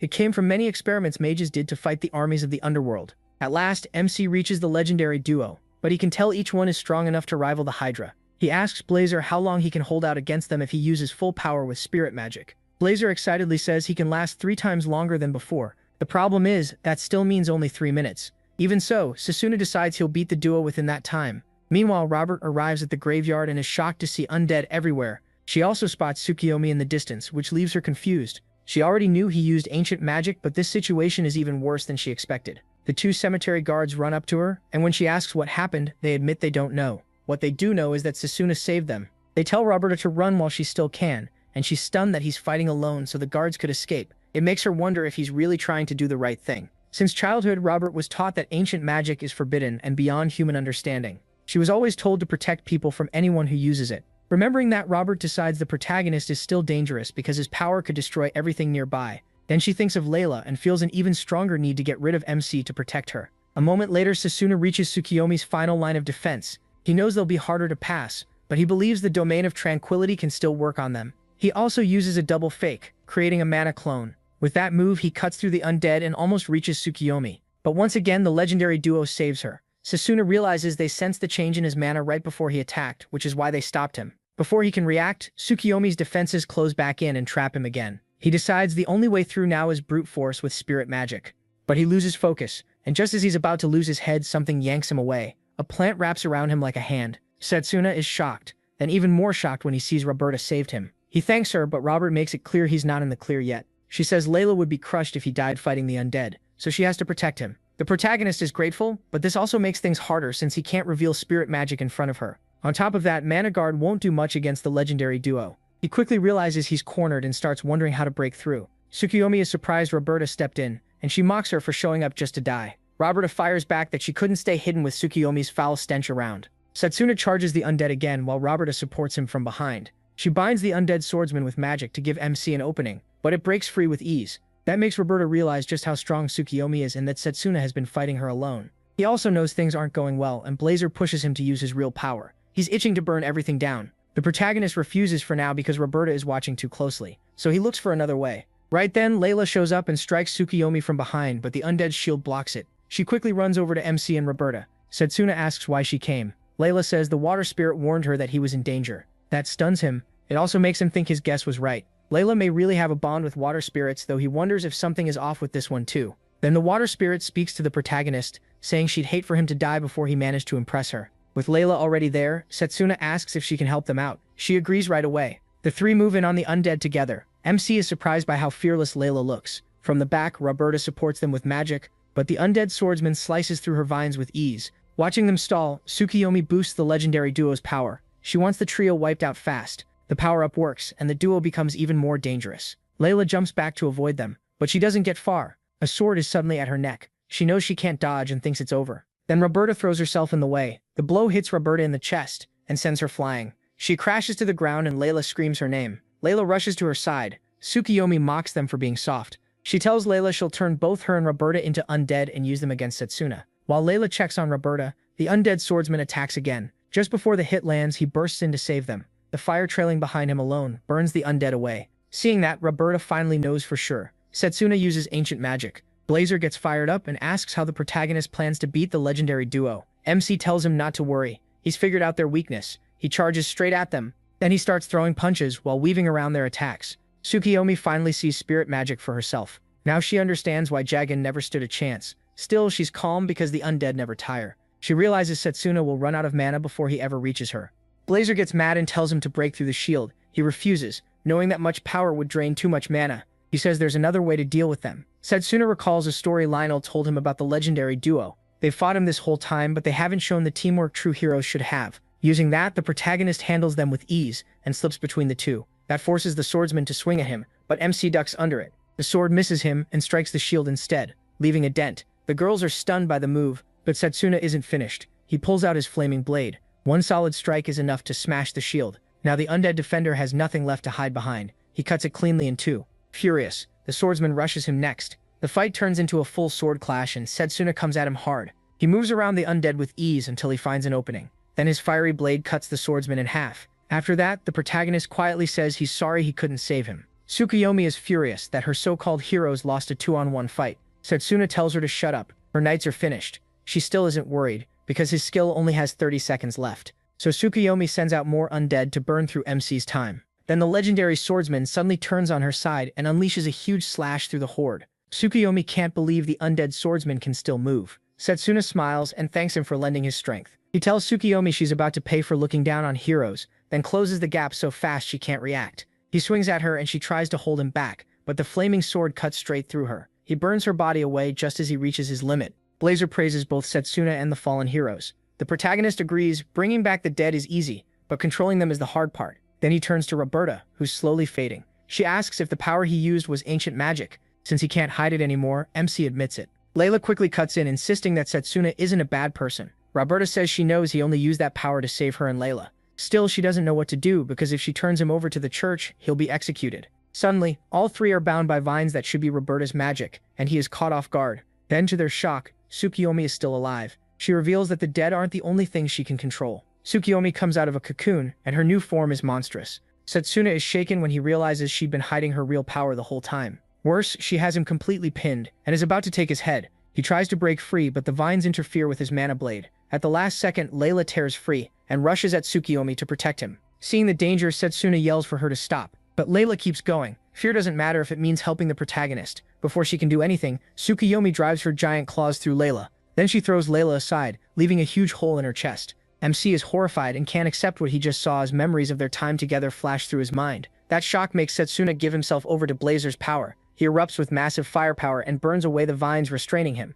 Blazer shouts for him to stop, warning that his body can't handle it. He doesn't care if he dies as long as Tsukiyomi goes down too, and he charges the monster. Tsukiyomi mocks him, knowing he's burning up his life just to keep fighting, then jumps back instead of facing him directly. She spits out web fluid and traps Setsuna. He tears through it without much trouble. But that doesn't help much, because Tsukiyomi rises into the air and fires more webs at him. The webs are lined with spikes, making the fight even harder. Just when Tsukiyomi is about to finish him off, the last person anyone expected steps in, Layla. Everyone is stunned, Tsukiyomi most of all because that attack should have killed Layla. Setsuna turns to her and asks if she's okay. Layla says she is. She explains that when Tsukiyomi struck her, her body turned into water and saved her. The water spirit protected her through the pendant on her neck. At that moment, Layla is drawn into the spirit world where she meets the water spirit, Waternia. Waternia says she'll lend her strength, though Layla is still confused. Layla asks why she'd do that when Layla hasn't done anything. Waternia corrects her, she has. She showed Waternia something she'd never known before, true love. Layla doesn't get it, so Waternaya explains that she wants to give her power to people who truly move her. She has seen many good things before, but nothing touched her until she saw a man risk execution by using spirit magic for a woman, and that same woman risk her life for him. To Waternaya, that is true love, and it's enough to pass her trial. She says the spirit world is lonely, which is why mortal life fascinates her. Only humans can choose to give themselves up for someone else. That's why she sees human love as something beautiful. And because Layla passed the trial, Waternaya says she is worthy to use her power. Then Waternaya says they should go back and save Layla's lover. Layla almost denies that Setsuna is her lover, but lets it go and agrees they should return. Back in the real world, the protagonist asks Waternaya if she finally found the feeling she wanted. She says yes, the feeling was love, and it's in Layla's heart right now. Both of them freeze at that, but Waternaya tells them to focus on the fight. Then Waternia's mana begins flowing through Layla's whole body, and Robert realizes what's happening, leaving her deeply disappointed. Once Layla is ready, she tells Setsuna to rest while she takes care of Tsukuyomi. MC is glad to see how naturally Layla handles spirits, and he decides to trust her. Waternia tells Layla to use what she's learned. Waternia will provide power and guide her. Layla forms a mana blade, showing the results of the training she did like Setsuna. But instead of a sword, she shapes it into a whip. Once they're done choosing how to fight, Layla finally goes after Tsukuyomi. She lashes the whip in wild, uneven patterns, making its path hard to read. Tsukuyomi fails to block it and gets hit. On top of that, the whip moves faster than its sound. Setsuna wonders if Layla is boosting the flow of water to make it more flexible. Layla keeps up the pressure, snapping her whip so fast Tsukuyomi gets no room to breathe. Tsukuyomi tries to jump back, but Layla catches her and tells her there's nowhere left to run. To break free, Tsukuyomi does something wild and sheds her skin. Then she dashes around the field, bragging about her beauty, and slips behind Setsuna before he can react. Her hand comes up to finish him. He avoids the first blow, and Layla stops the second with her whip. But Tsukuyomi sheds her skin again, and Layla realizes she has to stop that molting trick if she wants to win. Setsuna rushes to her and says Tsukuyomi may not escape if they wrap her whole body in the whip. Watarnia understands the idea, but says the whip would need to be stretched insanely far. Unlike Blazer's fire, making that much water is inefficient. She says they'll need a huge amount of water first. That reminds the protagonist of Lionel, saying Morgana once used lake water to form giant water spheres, and he quickly comes up with a plan. He tells everyone to get ready, because this next move will end the fight. Setsuna and Layla stand back to back, both pouring out a huge aura. Even Tsukuyomi is shaken by it, but she still believes she can dodge their last attack, and if that fails, she can molt again.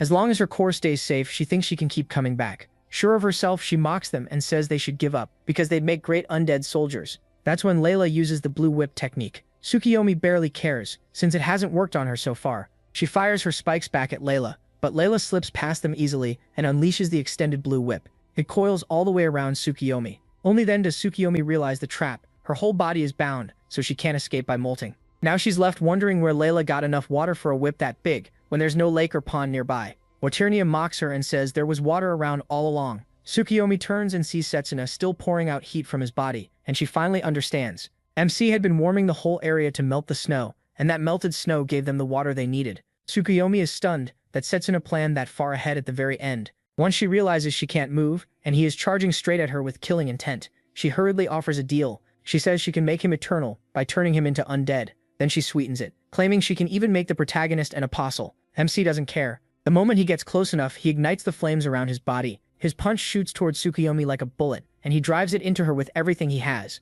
At last, both her body and her core burn away. Layla lets out a breath when she realizes they've won, but the heavy mana drain makes her stagger. Before she falls, Setsuna rushes over and catches her. He tells Layla he's amazed by how well she used spirit magic. Blushing, she says maybe she just got stronger. And while the two awkwardly fluster over each other, Watornia pops in from behind to comment on their obvious love life. Setsuna smiles and thanks Watornia and Layla, saying they were the ones who saved him. But right after saying that, he collapses in Layla's arms. Elsewhere, Satanakia is furious that their ally was killed, and even angrier that he was the one who did it. Tucker laughs, saying anyone who lost to the protagonist must have been weak. Satanakia first wonders if Tsukuyomi got careless, then rejects that right away. She was too cautious, which means Setsuna broke through every backup plan she had. He orders Pucker to watch MC's movements closely. He's been acting too strangely to ignore. He also suspects there may be a traitor among them, and Leo is at the top of the list. Pucker is surprised, but Satanakia tells him to deal with Leo. Pucker is thrilled by the job and says if Leo really is a traitor, he'll kill him. Not long after, Satuna wakes up under Roberta's care as she kneels beside them and uses healing magic. He's shocked and asks why she didn't tie him up.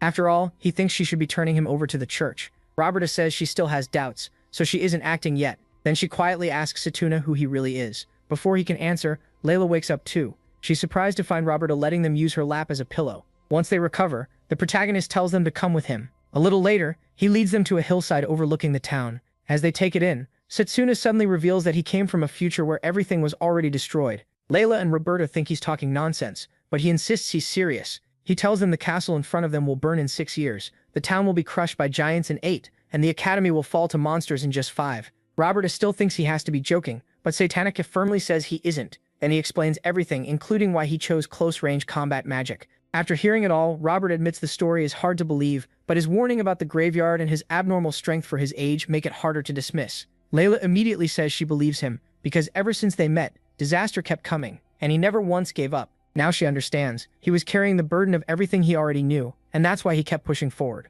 Setsuna is stunned by how much Layla cares about him, and Waternia cuts in again, gushing about their endless love. Robert says the church may never accept his story, since they don't believe in time travel. MC replies that the decision about the crest is up to her. He also warns her to watch out for the saint at the top of the church. In his past life, that saint joined the enemy. Robert argues that the High Saint is deeply devoted and would never side with evil. Setsuna says the High Saint recently took in an aide named Gustav, and that man is the one who will change her. Robert is shocked, since she knows who Gustav is, even if she hasn't spoken with him herself. Just then, a giant bird arrives, and the belt on it makes clear it belongs to the Magus battalion. He immediately goes on guard, but when the bird lands, the soldiers are surprised to find no one dead, which is why they came. They hop off, and when they see no enemies around, the unit leader asks who handled the battle. After hearing there was an undead swarm here, Setsuna hesitates, but Roberta quickly raises her badge and says she dealt with the undead. She tells the soldiers the situation wasn't as bad as they heard, and the unit leader praises her once he sees she's with the church. Roberta has chosen to keep the rest to herself, until she can confirm everything with the church. The leader also recognizes the protagonist as the student meant to train with the Magus battalion, and the protagonist confirms it. The man introduces himself as Sid, commander of the Magus battalion, and tells MC he can join after the new year, since they welcome strong fighters. One mage objects, saying he is just a kid hiding behind a woman, and can't be that strong. The moment the protagonist hears his voice, he recognizes him as a former comrade from the battlefield, his complete opposite in raw power. That man is Zappa. Zappa notices Setsuna smiling and instantly gets hostile, thinking he's being mocked. The tension spikes when an undead suddenly appears behind the girls. Zappa vents his anger on it and blasts it away with overwhelming firepower. Even Blazer is impressed by what Zappa can do. Setsuna isn't surprised because he already knows Zappa's strength. In his past life, MC had the best control. But when it came to sheer magic power, Zappa was unmatched. Layla walks over and asks if he knows Zappa, and he says he does. He tells her Zappa is a good person, and in the future they become friends. Zappa brags that the protagonist's close combat magic is weak, and tells him to stay behind him during training. MC just grins and says Zappa is strongest when MC is leading the team. That gets under Zappa's skin, and he warns him not to get ahead of himself. Seed steps in and tells Zappa to calm down, then assures the protagonist he'll put him in another squad if Zappa becomes a problem.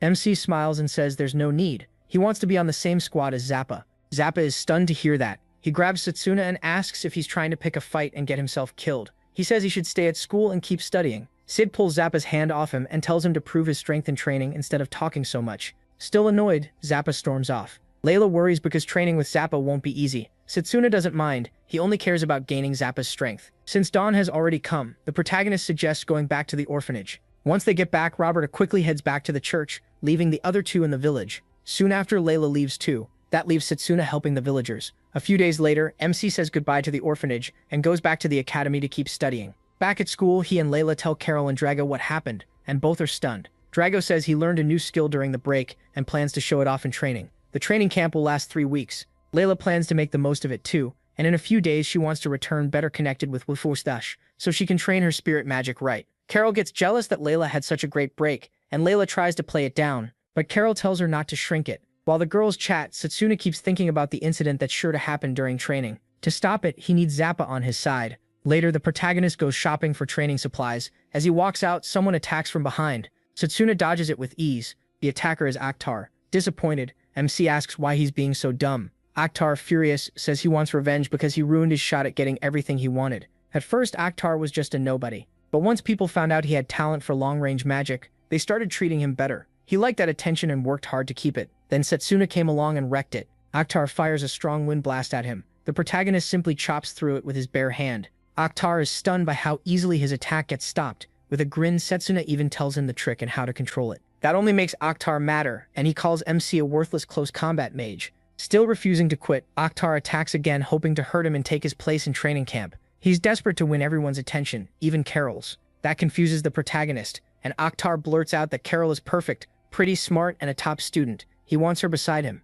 Hearing that makes Setsuna snap. When Akhtar attacks again, MC blocks it and calls him trash for claiming to like Carol, while never caring how she's doing. He adds that if Akhtar wants respect, he should earn it by truly working hard. Nearby, Cyrus is hiding and listening to all of this. He isn't pleased with Akhtar, whose growth has fallen off since losing the tournament. Setsuna, meanwhile, keeps improving non-stop. Cyrus even thinks he could have become the greatest mage ever if he'd chosen long-range magic. As the fight goes on, Cyrus spots a student running toward them. Akhtar throws everything he has, but he still can't touch him. That frustrates him, since he's supposed to be the strongest long-range mage. Setsuna weaves in a zigzag until he closes the gap. Akhtar senses a punch coming right at him and starts wondering if he's about to die. The protagonist pulls back just a little, then punches him in the head and drops him. After that, Setsuna says he'll hand Akhtar over to the authorities and warns him he could even be expelled from the world of mages. Just then, the student rushing over jumps in to protect Akhtar. MC is shocked when he sees who it is. It's Carol, and he asks why she's defending Akhtar. Setsuna asks if she knows the awful things Akhtar has done.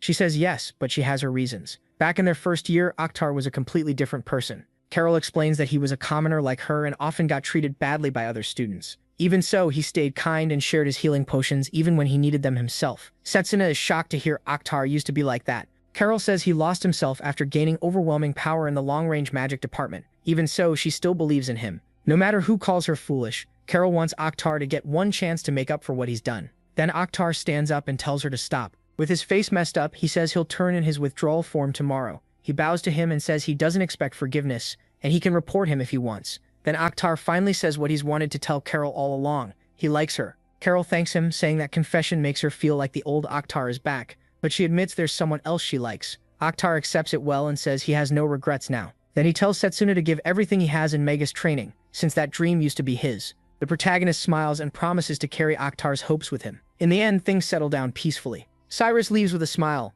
The next day, at the Magus Corps Western Branch, Zappa and Valerie get ready to welcome the new trainees. They join Set on the training ground where everyone is already waiting. Set addresses the newcomers and tells them they'll serve as real mages for the next 3 weeks. He makes it clear this isn't for fun. He expects results. From Elm Ridge Academy, the 3 trainees are Drago, Setsuna, and Mifune. Students from other schools quickly look down on MC and Drago for being close combat mages. Some think Drago might still be useful because of his size, but they completely dismiss him. Rumors are also spreading that Robert had to save him in Eldinia. Most of them reject Setsuna as a teammate before seeing what he can do. When team selection starts, Sid tells everyone to name the unit they'd like to join. Zappa is already thinking about taking Mifune into Sid's unit, when the protagonist suddenly speaks up and says he wants that unit too. Zappa gets annoyed, but he figures MC still won't make it since the test will decide everything. Sid then reminds them the battalion runs on merit, so assignments will depend on ability. To measure that, each trainee will attack a golem, and the damage will be turned into a score. The first trainee steps up and hits the golem with fire magic, earning 382 points.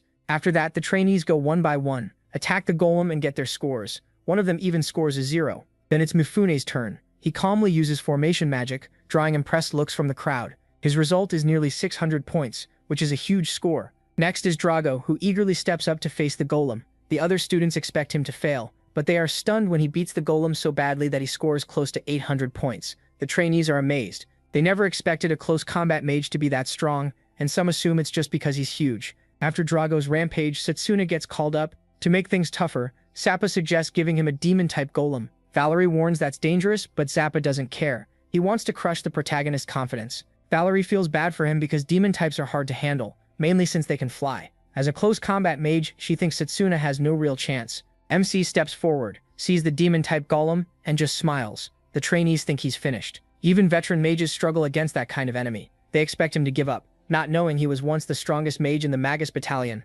Some even start laughing at him because they think he'll get the worst score of all. In their minds, the moment the demon type jumps into the air, it's over. Sid gives the signal, and Setsuna instantly rushes the golem before it can react. He forms mana swords and lands clean, precise strikes, destroying the golem right in front of everyone. It breaks apart into dust, and the crowd is left speechless. The system can't even record a score properly because Setsuna was too strong. At first, he worries he may have gone too far, then remembers the Magus battalion values ending threats fast. Valerie thinks the system must have glitched, but Zappa explains the truth. The protagonist did so much damage that he broke the system. He reluctantly admits MC scored over 1,000. Some trainees refuse to accept what they saw and claim the golem was faulty. Others warn Setsuna not to get too confident, saying real battles won't be that easy. The next day, Valerie and Zappa go to Sid's office, where he tells them everyone wants him. Han from Ace Magic Academy also stands out, scoring more than 700 points with ease. Because Zappa and Setsuna don't get along, the commander puts Valerie in charge of the protagonist. Valerie gladly accepts and promises to do his best with the protagonist and Han. A moment later, Valerie takes the two under his care and tells them to come with him for a tour of the base. The Magus Battalion brings together top mages from across the continent, and it also gets heavy government backing and advanced gear. Valerie explains that each unit has 5 members, so as trainees they will join the CID unit as the 6th and 7th members. He also says they'll take part in normal combat missions as practice before special operations. While touring the facility, Setsuna spots many faces he remembers from his past life. Valerie says anyone who does especially well can earn an officer's recommendation from him. As unit captain, his recommendation carries weight and can draw interest from guilds and other groups. For now, their first job is to learn everything about the unit by the end of the day. That doesn't impress MC much, since he remembers how hard it was to earn that recommendation in his past life. Soon after, they run into an instructor who mocks Valerie for being slow and for having a close combat mage in his unit. They even throw stones at him, knocking him backward toward the trainees. Seeing that makes Setsuna furious. He decides to leave the CID, then scolds the troublemakers for their shameless behavior. The guy keeps trying to get under his skin, so the protagonist kicks the stone that was thrown at him. He sends it flying so hard it rips through the guy's cape like a bullet. The guy wants to fight Setsuna, but one look at MC and the cold pressure coming off him makes it clear he'd lose badly, so he backs off right away. Valerie is left stunned. He had just stood up for him. Han then asks Valerie how it feels to be protected by a trainee. That catches Valerie off guard, but he ignores it and ends the lecture for the day. Setsuna watches Valerie walk off with his head hidden in his cape. Later, the protagonist finds Valerie training his magic. The spell power is seriously impressive. MC praises his firepower, but Valerie isn't happy with it because his casting takes too long. No matter how much he trains, he still can't cast fast enough. He chose this magic path for its power, but now he thinks it may have been a mistake. Setsuna understands, since in his past life it took time for mages to truly figure out that magic path. Valerie then shares that his family has produced Magus Battalion commanders for generations, but as the eldest child, he ended up with no talent. Most people even think his sister is the better mage. Even so, Valerie joined the Magus Battalion and gave it everything he had, yet he still feels below the level of an ordinary mage. After hearing all that, Setsuna is deeply impressed. Even after everything, Valerie still refuses to quit. He tells him that's far more admirable than the delinquents who mocked him. Valerie is shocked, then goes back to training. He thanks the protagonist for helping him earlier, and Valerie opens a magic circle that creates a field of illusion flowers, saying it helps calm him down. With a smile, Valerie says maybe that's why people call him a legacy brat. Setsuna disagrees and tells him the spell is beautiful. Then he asks if Valerie is willing to use his magic in the next combat mission, and finally prove everyone wrong. Valerie doubts he can improve with less than a day left, but Maxie tells him they should try with a secret training session. The next day, Setsuna and Han meet Valerie, who says they'll be joining the unit on real missions. Monster danger is ranked by a star system. He already knows that from school, so none of this is new to him. Goblins and undead are 1-star threats, while the Death Lord from the dungeon was 4-star. Valerie explains that the Magus Battalion deals with threats rated 3 stars and up, and today's mission is to investigate monster activity in the wetlands. He also tells them there's a special operation at the end of training, and says they need to get used to real combat. Before long, they reach the battle zone. Cedric tells the mages that he and Zappa will lead, while everyone else supports from the rear. Setsuna quietly tells Valerie they need to step up when the chance comes, and show the results of last night's training. Valerie agrees, saying he has to prove himself as the heir of the Light family. During training, the protagonist noticed something important about Valerie. His mana reserves rank among the best in the Magus Battalion. Setsuna knows everything could change if Valerie can cast without fear during the fight. Suddenly, a 3-star spider monster attacks from behind. It grabs Valerie, making him cry out in fear. MC charges straight at it and slices off its tentacles to free Valerie. Once they're safe, Zappa blasts the monster away with a powerful flame spell. But even that strong attack fails to kill it. Cedric moves in to finish it, but Valerie stops him and asks to handle it himself. Zappa worries for Valerie and tells him not to force it, since the monster is no joke. He also says Valerie's magic isn't suited for this, and wants Cedric and himself to deal with it. Setsuna cuts in and says he and Valerie will take care of it. He reminds Zappa that people can grow, and Valerie is no different. Zappa gets angry that he has only been here a few days and is already acting like he knows everything. Setsuna, though, simply asks Valerie if he's sure he can win. Valerie answers with a confident smile. That only makes Zappa more annoyed. Valerie thanks Sets for giving him the chance and quickly activates his magic circle, forming an illusion of flowers. Zappa gets mad, not seeing how flowers could help. Setsuna tells him to relax. He's about to see the real trick. The night before, the protagonist had told Valerie that Phantom Garden could be used far better. According to him, it was the key to casting more than one spell at once. That made Valerie realize MC might be right, since the skill barely uses mana. Still, he wondered what exactly they could do with it. He explained that even illusion magic has value because it covers a wide area. Valerie is stunned when he realizes Setsuna wants him to hide another spell inside the illusion itself. Now, facing the tentacle monster, that's exactly what he does. Valerie spreads his illusion across the whole area, and then the tentacle monster bursts into flames, shocking everyone. Cedric quickly understands that Valerie hid an attack spell inside Phantom Garden. To him, covering one spell's weakness by combining it with another is pure genius. Setsuna recalls that Hecaton Bolt worked best when paired with other spells. Right then, more tentacle monsters crawl out of hiding. Zappa tells Valerie he's still clumsy as ever, but at least his moves split the monsters up. Now Zappa and the others only need to wipe out the ones falling around them. Zappa angrily fires off another strong flame attack, and the rest join in to finish the monsters. Cedric watches the fight, and while the other trainees do well, it's Setsuna who really stands out to him. Close combat magic usually has clear limits, but the protagonist moves like those limits don't exist. Cedric has to admit that MC's battle sense is exceptional. He even notices a clever combo and realizes he created that technique himself. Cedric can't help feeling proud that this year's students sent to him are also impressive. Before long, they clear out most of the monsters and call the mission a success. Cedric walks over to Valerie, praises his work, and tells him to keep improving. Valerie is glad to hear that, but then she suddenly clutches her stomach in pain. Setsuna catches her before she hits the ground. Cedric asks if Valerie was hurt during the fight, but she says she's fine. She says she'll go check it herself. Then she runs off to look into it, and Zappa comments that Valerie is always so shy around them. Valerie reaches a safe spot and checks her body, which is covered in scars and injuries. Then something unusual appears under the bandages around her chest. Just then Han shows up and says he already had his suspicions. To his surprise, Valerie is actually a girl, and her body is covered in scars. In a flashback, the real Valerie is seen holding his head in frustration, saying his life as a mage is over. He shuts himself inside his room, and when his little sister sees that, she decides to take action herself, so the family name won't be ruined. She cuts her hair to look like a boy, then joins the Magus Battalion, hoping the family will be respected again if she earns enough achievements. But above all, she has to keep her identity a secret. Han finally understands why Valerie's sister went this far. He knows everyone would be shocked, and she could even be expelled. She begs Han to keep her secret, even saying she'll do anything. Han suddenly grabs her cheek. He says he came here for an officer's recommendation so he can rise through the ranks fast. So for his mission, he wants her to hand over all her training credit to him. She's furious but trapped. When they return to the group, Valerie looks crushed. Setsuna notices right away and asks what the two were doing. Han brushes it off, saying he was just talking to her about training. By the 10th day, the protagonist can tell they've grown a lot. That includes both combat and logistics. Even with all that progress, he can tell something is wrong with Valerie. She's even doing the small chores Han should be handling. Setsuna thinks back to their last combat when Valerie was clearly off her game, which made Zappa angry at her. But Han jumped in and claimed he saved her. He even told Setsuna he'd been underperforming, so Han might get the recommendation instead. It's obvious Valerie is bending over backward to satisfy Han, and MC realizes something must have happened between them. While thinking it over, he finds Valerie cleaning Han's shoes as Han sits there like royalty, making her do the dirty work. He demands to know what's going on. Han acts casual and says Valerie just believes in his potential, so she's helping him out. Setsuna tells him to quit pretending he's clearly pulling something shady. Han stands up and says the protagonist just accused him for no reason. Then he decides to attack MC. He never liked him anyway. Han fires off strong wind magic to crush him, but Setsuna shrugs it off with ease. Then he gets ready to show Han why picking this fight was a mistake. Han is stunned that he tanked that attack so easily, and starts wondering if he's really just a close combat mage. Still unwilling to back down, Han prepares another spell for whatever the protagonist is about to do. Before either of them can clash and wreck the place, Zappa rushes in, yelling at them to stop. Then he turns on Valerie, calling her a fool for not stopping the fight. Valerie lowers her head and begs for forgiveness.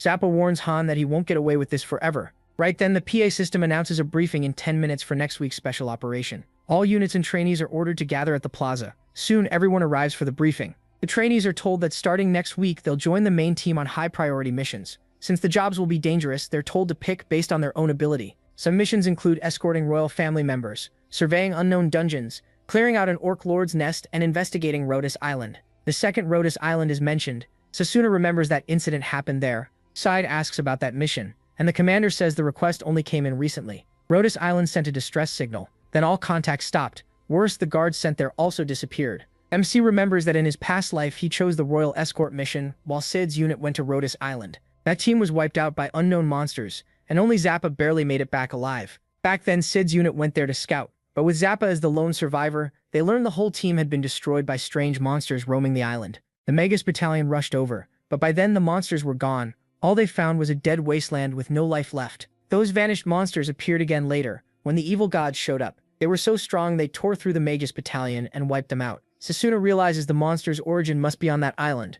and this time, he wants the truth. The commander explains that missions will be assigned by merit. To decide that, they'll hold mock battles. He tells every unit to show their strength. Drago grins at Setsuna and says his unit definitely won't lose. Meanwhile, he is already thinking about how to win the Rhodes Island mission. The night before the mock battles, Layla contacts the protagonist through the pendant and asks how training with the Magus battalion is going. He says it's been going well. Layla says her spirit magic has improved, and Waternia cuts in, saying she may lack a huge amount of mana, but she's making up for it by channeling her anger. Because of that, she's learned a lot of spells. Waternia also says Sasuna might meet another spirit on his journey, Bifrost. Blazer knows that name. He says Bifrost is the rainbow spirit, basically a legend, a king said to save all spirits. Even after living for thousands of years, Blazer has never seen him. That makes Blazer wonder if Bifrost even exists. MC gets excited, because borrowing the Spirit King's power could be huge against the evil god. Now he wants to meet the Rainbow Spirit even more. Layla then asks if he's getting along with his squad. Sasuna says there haven't been any problems so far. He adds that the trouble between Han and Valerie seems settled,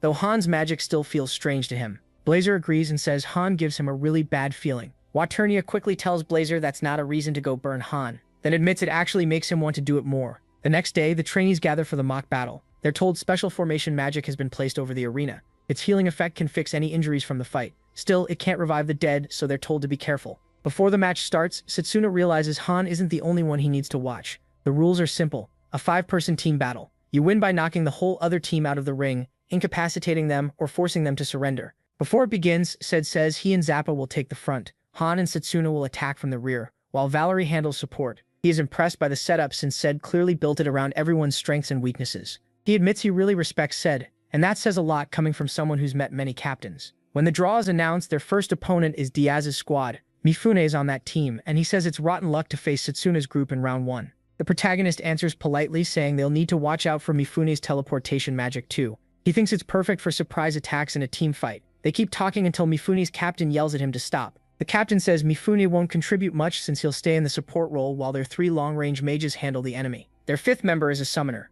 Sidon instantly reads the plan. They'll use summoned beasts as a shield while their ranged mages bombard the other side. He figures it out right away. Diaz laughs, convinced Sid's team is doomed because it has a close combat mage. Setsuna figures Diaz is just jealous that Sid became a commander so young. He admits Diaz's formation isn't bad, but sidelining Mifune just because he's a formation mage proves Diaz can't spot real talent. Diaz sneers at MC and tells him to get ready. Sid notices they're all focused on him, but Setsuna tells him that's fine. He plans to prove them wrong. He's going to crush the idea that only long-range mages matter on the battlefield. A moment later, the battle starts. Just as expected, Diaz's squad opens with long-range attacks while a summoned scorpion guards them. The protagonist rushes straight at their team, and Sid orders the others to intercept the incoming spells. While the ranged mages trade attacks, Setsuna reaches the summoned beast. He tries to cut through the scorpion but can't. He pulls back a little, and Diaz sees it, and boasts that no rookie can break that scorpion. Its shell is even tougher than a golem. Before long, Diaz's team starts getting frustrated, because they still can't break Sid's formation, even with only 2 ranged mages opposing them. Diaz tells his team not to give up, sure that Zappa will run out of mana first. He's certain his squad will win, but then an attack suddenly comes flying at him. It's about to hit, but Mifune jumps in and uses his teleportation magic to pull Diaz out of danger. Diaz is shocked by that save, while Han is furious that Mifune ruined his plan. Mifune was able to track Han down by sensing his mana. Even after that, Diaz starts celebrating and claims victory is already his. Mifune knows better against this opponent. He's not dumb enough to think they've already won. Setsuna is still locked in a fight with the scorpion. While that goes on, Han studies his movements and the way he fights. Diaz keeps mocking him. Sure, a close combat mage can't do anything here. What they don't notice is that MC has been charging up Charge Bullet, while using mana blades as a distraction. The second it's ready, he aims at the scorpion's head and slams it with a heavy strike that destroys the beast in one blow. That wipes out the defense Diaz was counting on, and leaves him stunned. He can't believe a beast that tough was shattered by bare fists. With their guard gone, Diaz yells for everyone to regroup, but he's too late. Setsuna is already through their line and drops 1 long-range mage before the guy even knows what happened. As he handles the others, Han targets Diaz again, but this time Diaz feels the attack coming. He fires back, trying to stop it, only for the shot to curve suddenly and slip past his defense. The blow lands so hard that it rips his clothes and sends him flying across the arena. When Mifune and the last teammate realize their captain is down, they raise their hands and give up. Then the arena's healing magic activates and starts treating Diaz, officially ending the match. The crowd starts paying real attention to Setsuna now. They're amazed that he crushed the enemy front line almost by himself. To them, Zappa is a monster, but the protagonist is on a whole different level. After that, MC walks over to Han and asks what kind of spell he used, because he's never seen a long-range attack change direction like that. Han brushes it off and says Setsuna is reading too much into it. He also asks why he put on his robe before the last attack when he didn't need to hide. Han says it was to avoid a counter. He's just being careful. The mood gets tense, but Zappa cuts in and reminds them they just won, so this isn't the time to fight. Han realizes the protagonist is already suspicious of him and decides to step away before making his next move. Right then, Drago shows up and tells MC their squads are up next. He adds that his captain Cha-Cha actually understands how strong a close combat mage can be. Drago promises he'll settle what happened at the academy because he has no plan to lose. Since the next winner gets to choose a mission, Setsuna is set on winning and claiming the Rhodes Island mission. A moment later, Drago's team enters the arena, and he finally meets Captain Cha-Cha, who turns out to be a cute little girl. Just before the match starts, Cha-Cha arranges her formation with Drago at the center. Drago bares his chest and releases his family's secret technique, transforming into something like a Red Hulk. Even Setsuna gets wary when he feels the huge aura pouring off Drago. He wonders if Drago is forcing his body to carry power no normal human should survive. Not knowing Drago's real identity, the protagonist has to figure him out on the spot, while Drago keeps his secret technique hidden. That only makes MC more excited for the fight, and then their clash begins. Drago rushes in and throws a punch at his head, but he dodges. Even so, the pressure from the swing alone bruises his skin. The protagonist realizes one clean hit from Drago could knock him out instantly. So he boosts his arms and legs, then grabs Drago like a pro wrestler, trying to slam him down, but to his shock, Drago doesn't budge. Smiling, he says those tricks won't work against his Hercules skill. The moment Setsuna feels himself being overpowered, he switches plans, slips behind Drago, and tries to cut him down. That fails too. MC is left stunned, while Drago only smiles back. Han then attacks while Drago is focused on Setsuna, but to everyone's surprise, Drago pulls up a huge rock and uses it to block the shot. He works out that Hercules boosts raw strength, and because Drago has trained his body since childhood, it's basically a cheat. Drago is showing power that feels beyond magic, all through pure physical enhancement. The protagonist is impressed. He didn't expect to be pushed this hard in close combat. That challenge only makes him want the win even more. Zappa unleashes a massive blast at Drago, but Drago stops it with one palm. That ticks Zappa off, so he fires again right away. This one lands, but it still doesn't burn Drago. Drago boldly says his body is armor and nothing they throw at him can beat his muscles. Zappa realizes Drago is backed by enchantment magic, and his mana guard is so strong that their attacks barely bother him. On top of that, Drago is being buffed by his teammates, making him look nearly unbeatable. Zappa can only wonder how many buffs Drago has stacked on him. Sid, meanwhile, recognizes Drago's setup as an ancient warrior formation. Long ago, there was a class called warriors who fought monsters with only their bodies and martial arts. Back then, magic wasn't well developed, so mages mostly played support for warriors. But as monsters grew more active and magic advanced, warriors couldn't keep up, and that style faded away. Drago can still use it because he's an exceptional close-range mage. Sid is also impressed that Cha-Cha is betting everything on a trainee, especially a close combat mage. He realizes that if this keeps up, his squad's formation will fall apart. So Sid decides he has to gamble everything on Setsuna too. Meanwhile, MC keeps chasing Drago across the arena. He knows he doesn't have time to use Charge Bullet because Drago's whole team is backing him non-stop. Still, Setsuna is counting on Zappa, knowing he won't let the team fall without a real fight. And right then, Zappa ramps up his attacks. He pours out even more firepower, putting serious pressure on the other side. They start struggling and one of them admits things are getting bad. They can't keep up with even one long-range mage.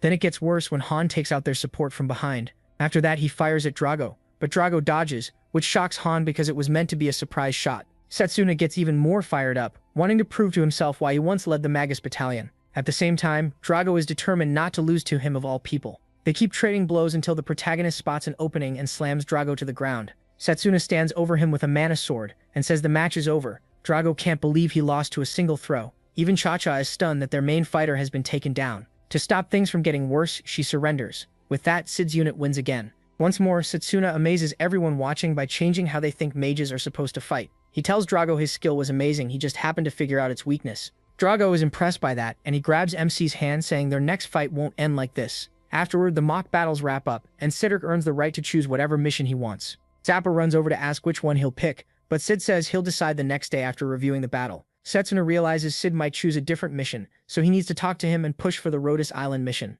On the way to Sid's office, he realizes this will be their first real conversation. He also notes that he never knew Sid in his past life, probably because Sid died on Rhodes Island. Besides the mission, he also wants to ask about Han and Valerie. When Setsuna enters the captain's office, he sees something shocking. There are 3 Sids inside, leaving him completely stunned and confused. At first, he thinks Sid might be a triplet, then drops the idea since he never heard that before. He even wonders if this is some kind of illusion. While he's still trying to make sense of it, Sid speaks up and says he'd offer a drink if they weren't all busy. The protagonist quickly tells him not to worry about that. Sid explains that fighting isn't his only job as battalion commander and says another version of him would come in handy. The word clone catches Setsuna's attention, and when he asks, Sid confirms it. This is a special magic called cloning magic. MC is stunned since he thought Sid only used long-range magic. Sid explains that his magic is called copy gear, which lets him use the spells of people who give him permission. So the cloning magic belongs to another teammate, just like the long-range magic he used in the mock battle. Setsuna is blown away, because it's the first time he's seen magic that doesn't fit any known system. Sid says the spell is useful, but he can only store 3 kinds of magic, and only for 1 day. His mana pool is small too, so copy gear has clear limits. Even so, he gets buried in work because his spell can branch into so many others. That is also why he keeps chugging energy drinks. He finally gets how rough Sid's job really is. Then Sid asks if he came because of the special mission. The protagonist says he wants the Rhodes Island assignment. Sid is caught off guard. He thought Setsuna would push for the royal escort job, especially since his scores are high enough to help him build ties with the royal family. Sid is partly right. In his past life, MC did choose the royal escort mission, because back then, promotion came first. Now though, something else matters more. Just then, one of Sid's clones hands him a report on Setsuna. It says he picked the worst magic path, even though he had the chance to choose the ones everyone saw as the best. That leaves Sid conflicted. The protagonist's records and old goals do not match what he wants now, so Sidder presses for more, but the protagonist hesitates. Sidder tells him he does not need to be careful around him, and admits he wants to understand him better too. Thinking back on what the evil god did to him, Setsuna finally admits his reason is anger. He says someone is trying to take what belongs to him, and he wants to punch that person in the face. That is why he chose close combat magic. After hearing that, Sid asks if Setsuna thinks this enemy is connected to Rhodes Island.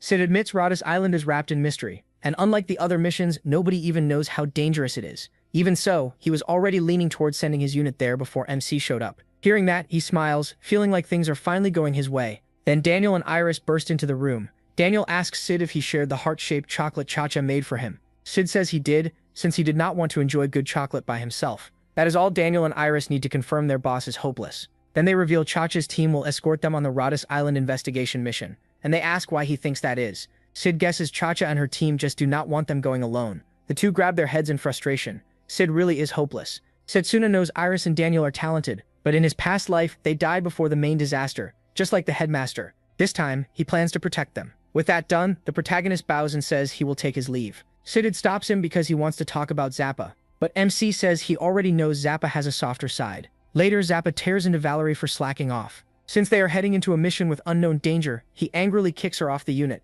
Valerie is stunned. Then Zappa says if she still plans to follow them, he will break her bones so she cannot fight. At that moment, a frightening aura bursts from Valerie and she seems like a completely different person. She rises with power pouring off her and tells Zappa she has a duty to her family and nothing will stop her. Still furious, she says she had lost confidence, but someone helped her get it back. Zappa is shocked that Valerie is ready to fight him seriously. So he accepts it and fires back with full force, planning to put her down for good. But before the attack can hit, Setsuna jumps in and smashes it apart. He tells Zappa to stand down and promises he will make sure they get results. He asks him to trust Valerie, just this once, because he can see how determined she is. Zappa has no choice but to back off, though he warns the protagonist that if Valerie fails on the island, the protagonist will take the blame. Soon after, it is time to depart for the island. Just as expected, Cha-Cha and her team arrive at the dock. Everyone boards the boats and heads for the island. Daniel says the island is supposed to be peaceful, and hopes it is still that way when they arrive. But unknown to them, a man-eating monster that can talk is already tearing through the island. Elsewhere, Leo is tracking Morgana, and he has figured out she is still alive.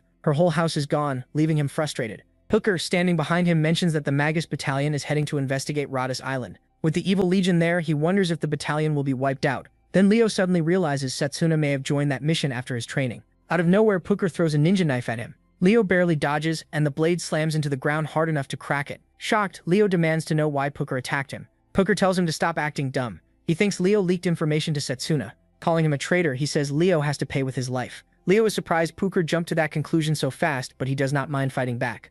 In fact, he is excited, since this fight will be a first in history. Puker grins under his Joker-like face and gets ready too. Back with Sid and Cha-Cha's teams, the island finally comes into view. A little over an hour later, Sid notices large birds in the sky and says that is strange because birds like that do not live on the island. To him, that confirms something is wrong. The island normally has fewer than 500 residents, though its hot springs bring in lots of tourists. Sid adds that the volcano in the center has been quiet for a long time. Still, the whole place feels wrong. Sid reminds them of the mission. Find survivors, protect them, and investigate what happened. If fighting breaks out, everyone needs to stay sharp. Setsuna remembers that in his past life, Sid's whole unit was wiped out, and even Zappa, the only survivor, came back with broken memories. All Zappa could recall was being attacked by monsters from nowhere. Since monsters like these appeared again when the evil god showed up, MC is sure the apostles are involved. Sid says missions are always harsh. That is why 30% of trainees quit every year. If things go bad, he wants them to put their own lives first. He also warns them not to chase officer recommendations if it means dying for them. Right away, Zappa turns to Valerie and tells her not to hold the team back. Then Daniel suddenly says he has a bad feeling. Setsuna quickly realizes the wind has stopped, and soon they notice the ship is not moving either. A giant sea serpent suddenly bursts from the water, revealing itself as a 3-star monster. Zappa cannot understand why something that dangerous is in a peaceful sea, but Valerie steps up at once and says she will handle it. She casts a barrier to keep the monster away from the ship. Sid immediately starts giving orders and tells them the serpent's weakness is lightning. Then he blasts it with a lightning spell, made even stronger by the water. The serpent screams and goes limp, slowly sinking under the water. But a second later it rises again, and this time it slams the ship with a tentacle. Iris is stunned. A sea serpent should not have tentacles. Setsuna starts to understand what they are facing. But then another tentacle lashes onto the ship. Before it can wreck anything, he tears it apart with his bare hands. Then several monster heads rise from below, surrounding the ship. Zappa finally realizes why it had stopped moving. Even with monsters closing in, the team keeps formation and launches attack after attack. Then the ship is hit so hard, Daniel nearly falls overboard, but Sid catches him. Since Daniel is the summoner, Sid orders him to call the divine bird so they can escape the doomed ship. Daniel worries about Cha-Cha's team, but Sid tells him to trust them. If they all go down here, there will be nobody left to rescue anyone. While Daniel summons the bird, Valerie shields the group with her barrier. The bird gets them out just before the monster crushes the ship. They are still trying to catch their breath when ugly flying monsters with human faces appear overhead. Before long, they realize they are surrounded. Sid tells them to head down to the island, while Setsuna moves to intercept the monsters. Zappa and Han join in, giving the divine bird enough cover to land safely. Sid instantly sees how bad this is. With the ship gone, escaping the island will be much harder, and it is clear they were lured there. Iris worries about Cha-Cha's team, but Sid tells her not to panic. Cha-Cha's squad is packed with enchantment mages. Zappa says they should be able to reach shore. Now they just have to hope they can regroup later. Sid says their only option now is to keep going on foot. He can't believe this island used to be peaceful, when now it's packed with twisted monsters. Iris notices Valerie shaking. She tells her to hold it together, saying things aren't hopeless yet. Trying to calm Valerie down, Iris walks over to a flower bud. But the second she gets close, the bud opens up into a monster filled with jagged teeth. With no time to dodge, it snaps Iris up, and the others scream her name. Before it can drag her off, Setsuna rushes in first and slices through the monster's neck, forcing it to spit Iris back out. She's hurt, but not too badly since her shield went up just in time. The protagonist checks on her and she says she's alright. Iris says that shield saved her life. As the team's healer, she's determined to stay alive no matter what. Valerie is just glad Iris made it out alive and is still with them. Daniel says this proves the island's monsters are both savage and way more varied than they expected. Sid agrees every creature here seems driven to attack humans. Daniel suggests they pull back and regroup with Cha-Cha's team, since staying on the island is too risky. Sid says that would be smart, but the real question is whether they can. Then a wounded man stumbles out of the woods begging for help and collapses before he can say more. They hurry to him and Iris heals his wounds while asking what happened. He says he's searching for his little sister. Sid asks his name and he says it's Janelle. He explains that monsters unlike anything they'd seen attacked his village, and the adults tried to get the children out safely. But he got separated from his sister Sapine. Broken and desperate, Janelle begs them to find her. The village is full of monsters, and she is the only family he has left. Setsuna pats his head and tells him not to worry. Then he looks at Sid and says their retreat plan is over. Sid gives a new order. They have to save every survivor they can find on the island. No one argues with that. Once Janelle recovers a little, he leads them toward his village. About half a day's walk away. Iris warns him not to overdo it since her magic healed his injuries, not his energy. Janelle says he understands. Then they keep moving through the forest. A rustle suddenly comes from a nearby bush and they wonder what it is, until a rabbit hops out. Valerie relaxes for a second, but Zappa quickly warns her not to drop her guard. Sid adjusts his glasses to inspect the rabbit and says it's no normal animal. Its magic gives it away as a 1-star monster. The rabbit finally turns hostile toward them and the team gets ready to fight. Then they realize there are a lot more nearby. In no time, they're surrounded as the rabbit monsters start jumping at them. The group forms up back to back so nothing can slip through. Zappa fires off strong flame magic and tells everyone not to panic, since these monsters are weak. Daniel summons his giant wolf to deal with the rabbits too. Even so, a few of them still bite him because there are just too many to handle at once. Daniel starts having trouble moving, and that's when they realize the rabbits use paralytic poison. Setsuna knows the poison will keep building with every bite, and against a whole swarm, that's a serious problem. When Daniel drops to his knees, Sid decides to copy Iris's healing magic. He tells the others to keep the monsters away while he treats Daniel. The team responds right away, blasting the rabbits back with everything they have. Soon they wipe out a large chunk of them and finally get a little room to breathe. Setsuna thinks it's over, but as he heads back, he misses one rabbit sneaking up behind him. Han notices it and chooses not to act. Right before it bites him, Valerie spots it and moves fast. She uses her magic to stop the monster and saves him. Han is furious that Valerie ruined what he wanted. After the fight, Janelle says he's amazed by how strong they are. Daniel adds that he's feeling much better now. Setsuna is more interested in Sid's glasses and asks about them. Sid explains they're a magic tool that estimates a creature's danger level by reading its magic, movement, and looks. He brought them just in case, and now he's glad he did. To show how they work, Sid checks a few nearby creatures. The flying birds rate at 3 stars, while the 4-legged beast is 2. The flower monster that attacked Iris was only 1 star. Since Valerie is handling support, Sid gives her the spare pair. As night gets close, Sid says they'll make camp soon, and tells everyone to rest up for tomorrow's trip through the forest. Sezna taps Janelle on the shoulder and says he can stay close if he's scared. Janelle thanks him and sticks right by his side. While gathering firewood, Janelle tells the protagonist that Han gives him a bad feeling. MC tells the boy not to worry about Han. Still, he's sure Han saw the monster behind him and chose not to do anything. Janelle curls up and says his sister must be terrified and they need to find her fast. Sezna tells him he's a good big brother. Han asks how they'll recognize the sister, and Janelle says she wears a red pendant on her neck, a birthday gift from him. He promises they will find his sister and swears he'll make it happen. Meanwhile, his sister is trapped in a cave and it looks like she's turning into a monster. Daniel also reassures Janelle that they'll find her once they reach the village. Before bed, Sid says they'll take turns standing watch. Valerie gets the first shift and she's eager to handle it. Later, Han walks over to Valerie and warns her to stay out of his business if she doesn't want people to find out she's a woman. He's still angry that she stopped Sezuna from getting bitten earlier. Valerie tells Han she's already gone along with what he wanted and she has more important things to deal with. Han laughs and boasts that the island's monsters are nothing compared to him. Then he tells Valerie not to worry because he plans to make her his wife. That completely shocks Valerie, but Han snaps at her to be quiet, saying she should feel both afraid and honored to become his wife. In his mind, marrying him would save her family from disaster. Valerie knocks his hand away and says she wants no part of this. Before it gets worse, Sezna steps in and tells Han to back off. Both Valerie and Han are startled to see him there. The protagonist says he already suspected blackmail was behind all this.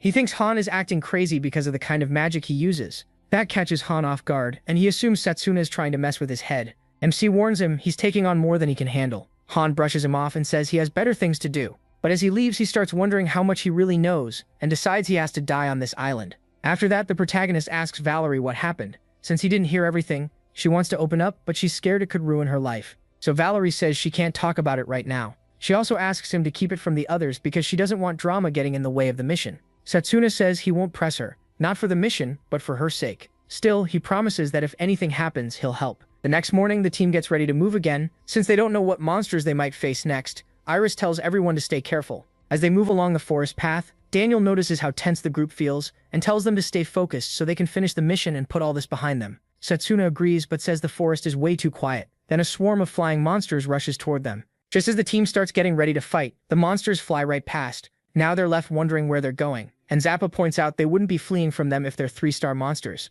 A strange feeling suddenly fills the air, and Seed orders everyone into formation. Right then, a terrifying chimera appears before them. Lion head, goat head, gorilla head, and a snake for a tail. Valerie checks it and freezes when she sees it's a 4-star monster. Now the team understands why the flying monsters fled. Sid can't believe a 4-star beast is hiding in the forest, but he quickly orders everyone to bring it down fast. The chimera charges straight at them. Daniel instantly sends out his summoned beast to meet it. The creature tries to drive the chimera into the ground, but gets smashed down instead. Daniel is stunned by how strong the chimera is, and Setsuna rushes in, ready to cut it down. But the monster suddenly turns and runs, leaving MC confused. Then an eerie pressure fills the air, and a massive foot comes down, crushing the chimera with ease. The whole team is frozen in fear and disbelief. Valerie nearly loses it when she scans the new monster's threat level and sees it's a 6-star danger beast, towering over them. They've never seen anything like it, and it doesn't even seem natural. The moment Setsuna sees it, he realizes this is the monster that destroyed the mage core in his past life. The beast grabs the chimera and eats it like it's nothing. Then it hurls the remains at the team, forcing everyone to scatter before they get crushed.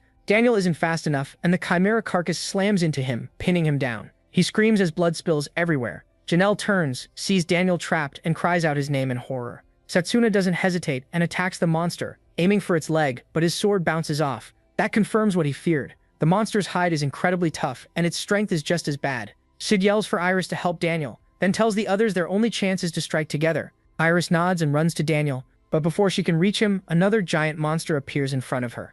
That makes things even worse. One was already too much, and now there are 2, maybe more. A second later, even more of the giant monsters arrive, at least 6, and surround the team, cutting off every escape route. Setsuna recognizes them as Gorfont, thanks to memories from his past life. Back then, these monsters wiped out an entire battalion, even one packed with long-range mages. The Gorfonts try to crush the team, but they somehow hold their line. Valerie is the one keeping everyone together with her barrier magic, but the strain starts breaking her down and blood runs from her nose. Suddenly, Janelle shouts and points off into the distance at someone he says is his sister. Unable to stop himself, he runs toward her. Cedric tries to keep the team from breaking formation, knowing it will only make things worse for them. Then Zappa tells everyone to move on while he holds the monsters back. Valerie protests, saying she'll stay and fight beside him to the end, but Zappa calls her naive. He reminds her she still has a family to rebuild. With a smile, Zappa tells her throwing her life away on this island would be stupid. Setsuna isn't surprised. He knows Zappa cares deeply about his comrades, even if he acts like he doesn't. To him, Zappa is kind,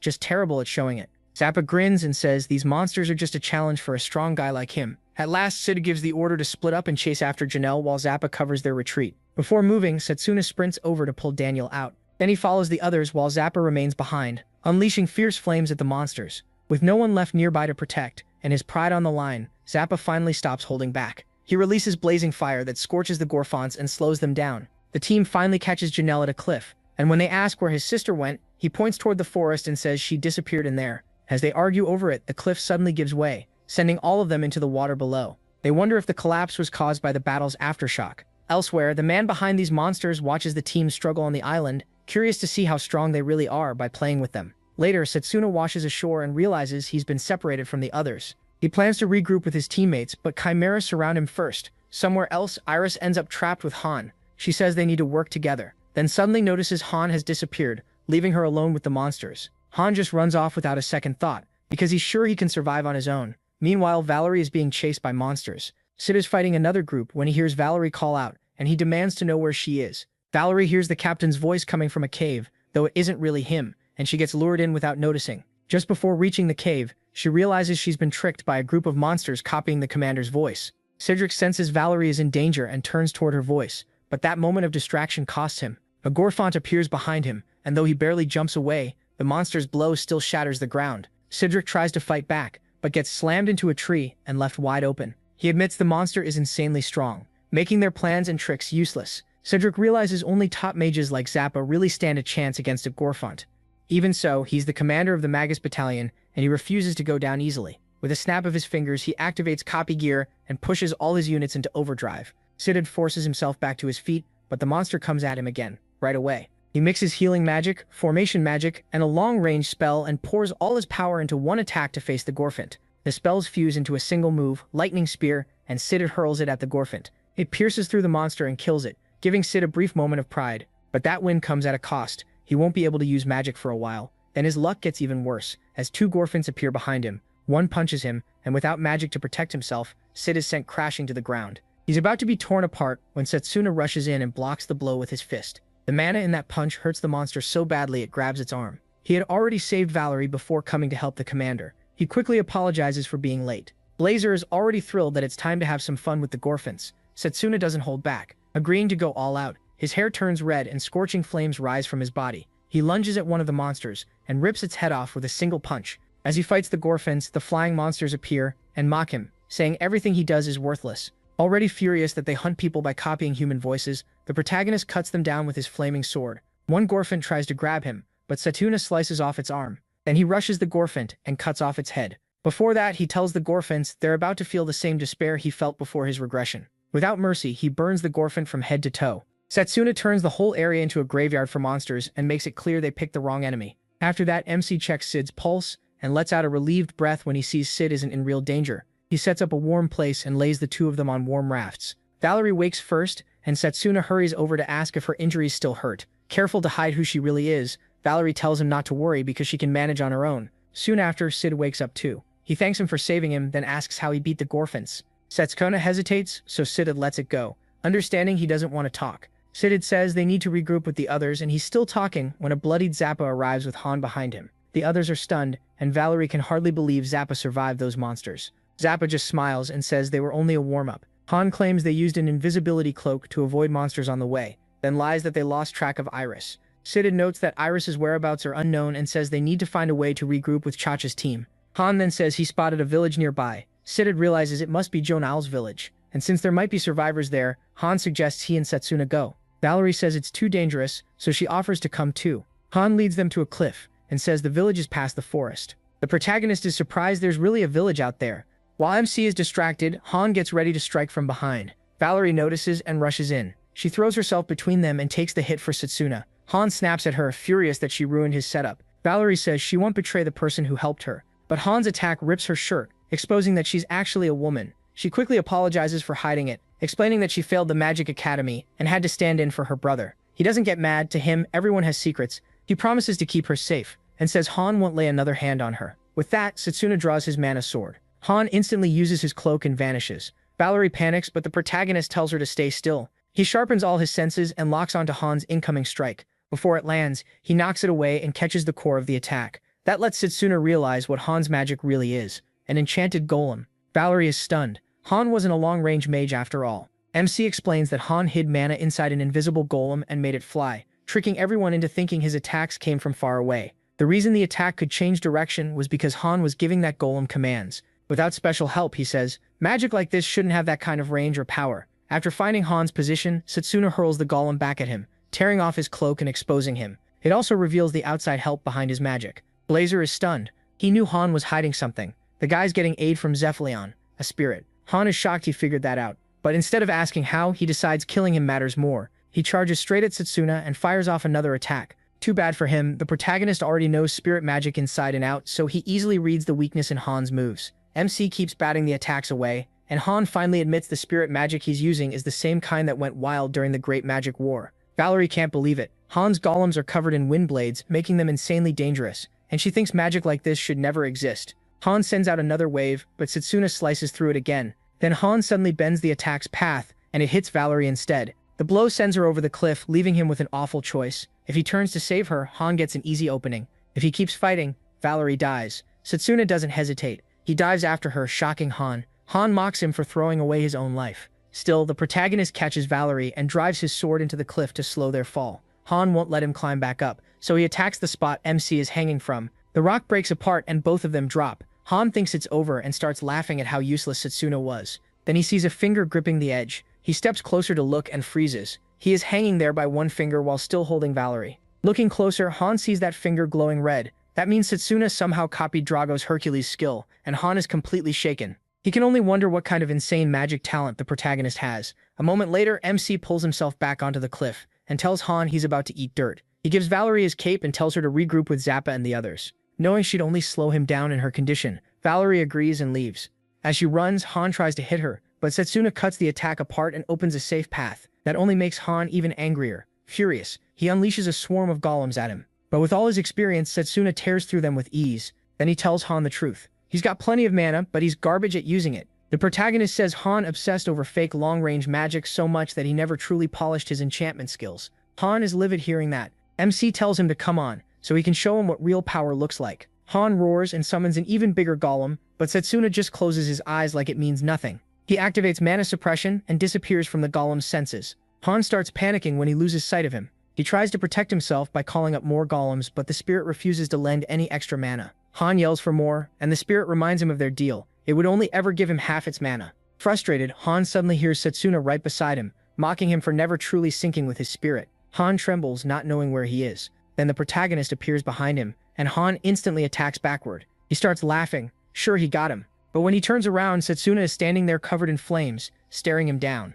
He reminds Han that he said he'd show him how to really use his spirit's power. Now he finally does. MC rushes in and drives a punch into Han's chest. Fire erupts through Han's body and blasts him across the area. Setsuna says Han never deserved a place in Sid's squad. Honestly, not even in the Mage Corps. Han crawls across the ground while the flames keep burning him. Knowing he's beaten, he drags himself off the cliff and drops into the water below. He knows he'll live since spirit magic is still backing him. Blazer wants to go after Han, but the protagonist refuses. For now, they need to return to Zappa and the others. Later, Han crawls out of the water and stumbles through the forest. He blames Zephalion for not giving him enough power. The spirit asks if he's ready to face the trial again. Han is furious over how little mana he gets, because he sees himself as someone meant for greatness. He came from a branch family of a noble house, low-ranking nobles who had to serve the main line to stay protected. Because his mana was small, he grew up hearing that a useless man could only be a tool. He was expected to die or be useful for the family. His father, weak and powerless, died what Han sees as a worthless death. Not wanting the same fate, Han chose a different road. That path led him to a relic left by a shadow chanter. He met Zephalion, passed its trial, and made a contract. With Zephalion's power, he rose at Magic Academy. Now that Setsuna beat him, all he wants is revenge. Before long, Han reaches a cave. Inside, he finds monsters sealed in capsules. He's stunned and confused, but there's already a strange man waiting there. The man welcomes him to his workshop and reveals himself as Legion, an apostle. Then he asks Han one thing. Does he want power? Elsewhere, Puker's fight with Leo is over, and Leo won. He praises Puker's gravity magic, which affects anything he touches. Still, Leo says Puker just had the bad luck of facing the wrong opponent and got crushed for it. Resting against a tree, Leo decides Sasuna is as good as dead. He's sure MC has no escape because Legion is an upper rank apostle, 5th place. To Leo, Legion is far beyond the lesser apostles they've dealt with before. He figures Legion is probably toying with his group right now, maybe even using them as test material. Back on the island, Han is still shouting at Legion, demanding to know who he is after seeing those twisted experiments. Legion calmly says Han's not just worried about his identity. What Han really wants is more power. That catches Han off guard. Legion assures him he can give him all the power he wants. Then he reaches out a hand and tells Han to take it. Han hesitates, uneasy because accepting that offer would make him a test subject. Sensing that, Legion reminds Han he has nowhere left to go. The Royal Mage Corps won't be welcoming him back after this. Han is shaken that Legion knows so much. Fed up with everything, he decides to blame it all on Sasuna, convinced the protagonist is the one who ruined his life. So Han chooses to accept Legion's power, even knowing it could be dangerous. Right before he does, Zephylion warns him, don't take Legion's hand. Legion and the others exist to devour the world, and if Han accepts, Zephylion will never lend him power again. Han just laughs, saying he doesn't care, he was already sick of Zephylion anyway. So he takes Legion's hand and Legion smiles, knowing Han now belongs to him. Meanwhile, Sid and the squad reach the town and think there may still be survivors if they search carefully. Sid suggests splitting into 2 groups to look around. Sasuna and Valerie link up, and he says they should find Siachia's squad. Valerie agrees and adds that meeting Janelle and his sister would help too. Then Valerie suddenly slips. MC catches her at once and reminds her they're a team. A little later they spot Janelle ahead. He's clearly hurt. They hurry over and Valerie asks how he stayed alive out here alone. Janelle says Safine had been with him, but he saw her head toward the cave nearby. He admits he was too scared to call out to her, and Valerie doesn't get why. Then Janelle says he saw his sister grow wings. Valerie is stunned, but she quickly steadies herself and tells him he must have imagined it. Sasuna tells Valerie to take Janelle back to the squad while he checks the cave. They have no idea what danger is waiting there. Valerie is alarmed and warns him not to go in alone, but he cuts her off. There's no time. With a calm smile, he tells Janelle not to worry. He'll take care of Safine, and that finally convinces Valerie and Janelle to leave.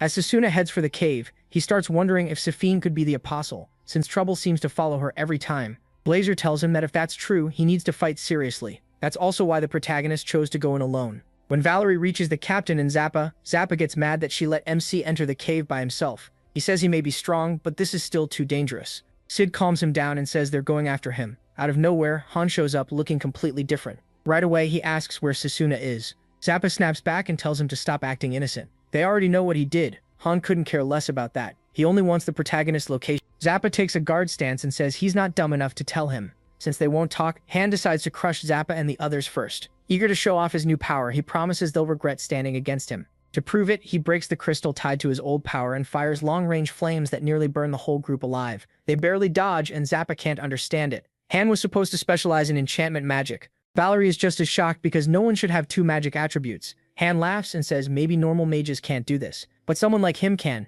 Seeing the team start to panic, Sid tells them to stay together and remember they still outnumber Han. Han hears that and decides to show them even more. 2 extra arms suddenly grow from his back, and the whole team freezes in shock. Han mocks them, saying he has more than 2 attributes, so their so-called advantage means nothing now. Once Han starts showing what those powers can do, they finally understand he really can use multiple kinds of magic. Then Cedric notices something awful. The arms on Han's back belong to the mages who were guarding the island. He realizes Han attached the dead mages' limbs to himself and stole their powers. Valerie is horrified and disgusted that Han crossed a line like this. Han just sneers at their faces and proudly says this power came from Legion, then keeps attacking. After seeing enough, Sid warns the team that normal magic won't beat Han. He asks Zappa if he has anything that can turn this around. Zappa says he'll try to break through Han's shield with everything he's got. He immediately begins stacking spells to make his fire magic far more deadly, and Valerie is amazed by what she's seeing. Each stack boosts attribute magic even more. It's hard to control, but with Zappa's huge mana pool, Sid thinks he can pull off the combined incantation. Han notices Zappa preparing something dangerous and moves to crush it before it can be unleashed.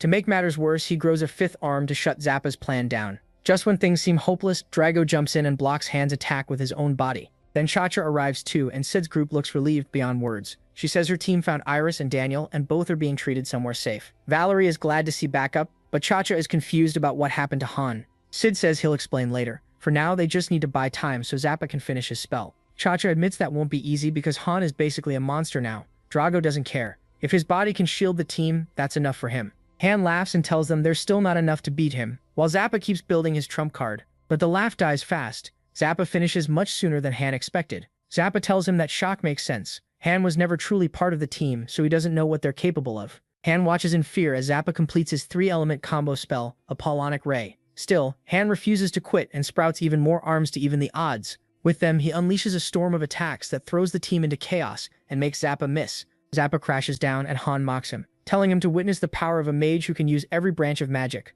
Han boasts that he's gone beyond human limits and will never lose again. He says he's nothing like his father. He'll use this power to turn everyone who looked down on him into tools. Cedric quietly admits they're in real trouble, because beating Han won't be easy with all those extra arms. Then Valerie points out something she noticed while supporting from the back. After hearing her out, Cedric agrees it's worth trying. They put the plan in motion and Valerie slams her staff down to cast Hecatomb Bolt. Han laughs at the attempt and refuses to sit still while they try to finish him. He charges straight at Valerie, but Drago throws himself in front of the hit again. Han screams at him to stay out of it, and Drago fires back that he has no plan to stand aside. Furious, Han increases the force of his attack and pushes Drago past his limit until he collapses. But Drago bought enough time for Valerie to finish the spell. Han realizes that too, so he stays ready. Because of that, he dodges Valerie's surprise strike. He laughs again, sure they never had a chance, but Cedric cuts in and reminds him what Valerie's magic does. That's when Han realizes the attack he dodged was only a fake copy. Before he can react, the real blast hits and burns him. Han drops to his knees, unable to understand how he lost to people he thought were beneath him.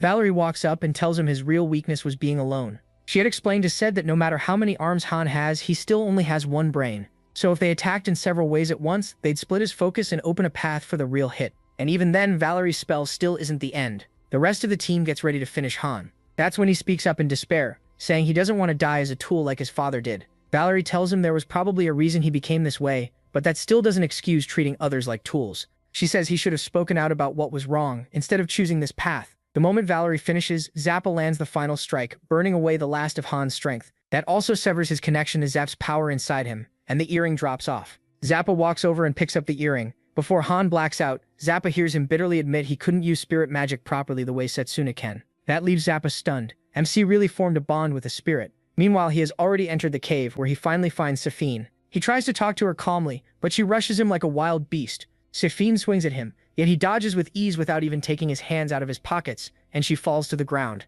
At that point, Setsuna realizes she's far too weak to be the apostle. He also notices he can't feel any killing intent from her, so the protagonist tells Safine he didn't come to hurt her. He only wants to save the people on the island. Hearing that, Safine settles down a little and asks MC if he really means it. Setsuna gently pats her head and tells her everything will be okay. Tearing up, Safine explains that monsters suddenly appeared on the island and started taking the villagers away. After that, the captives were taken somewhere else, and their bodies began turning into hideous creatures. Safine only escaped because the monsters looked away for a moment. He can tell how crushed she is, so he tries to calm her down. He says her brother is waiting and worried about her. But Safine reveals the awful truth. Her brother is dead.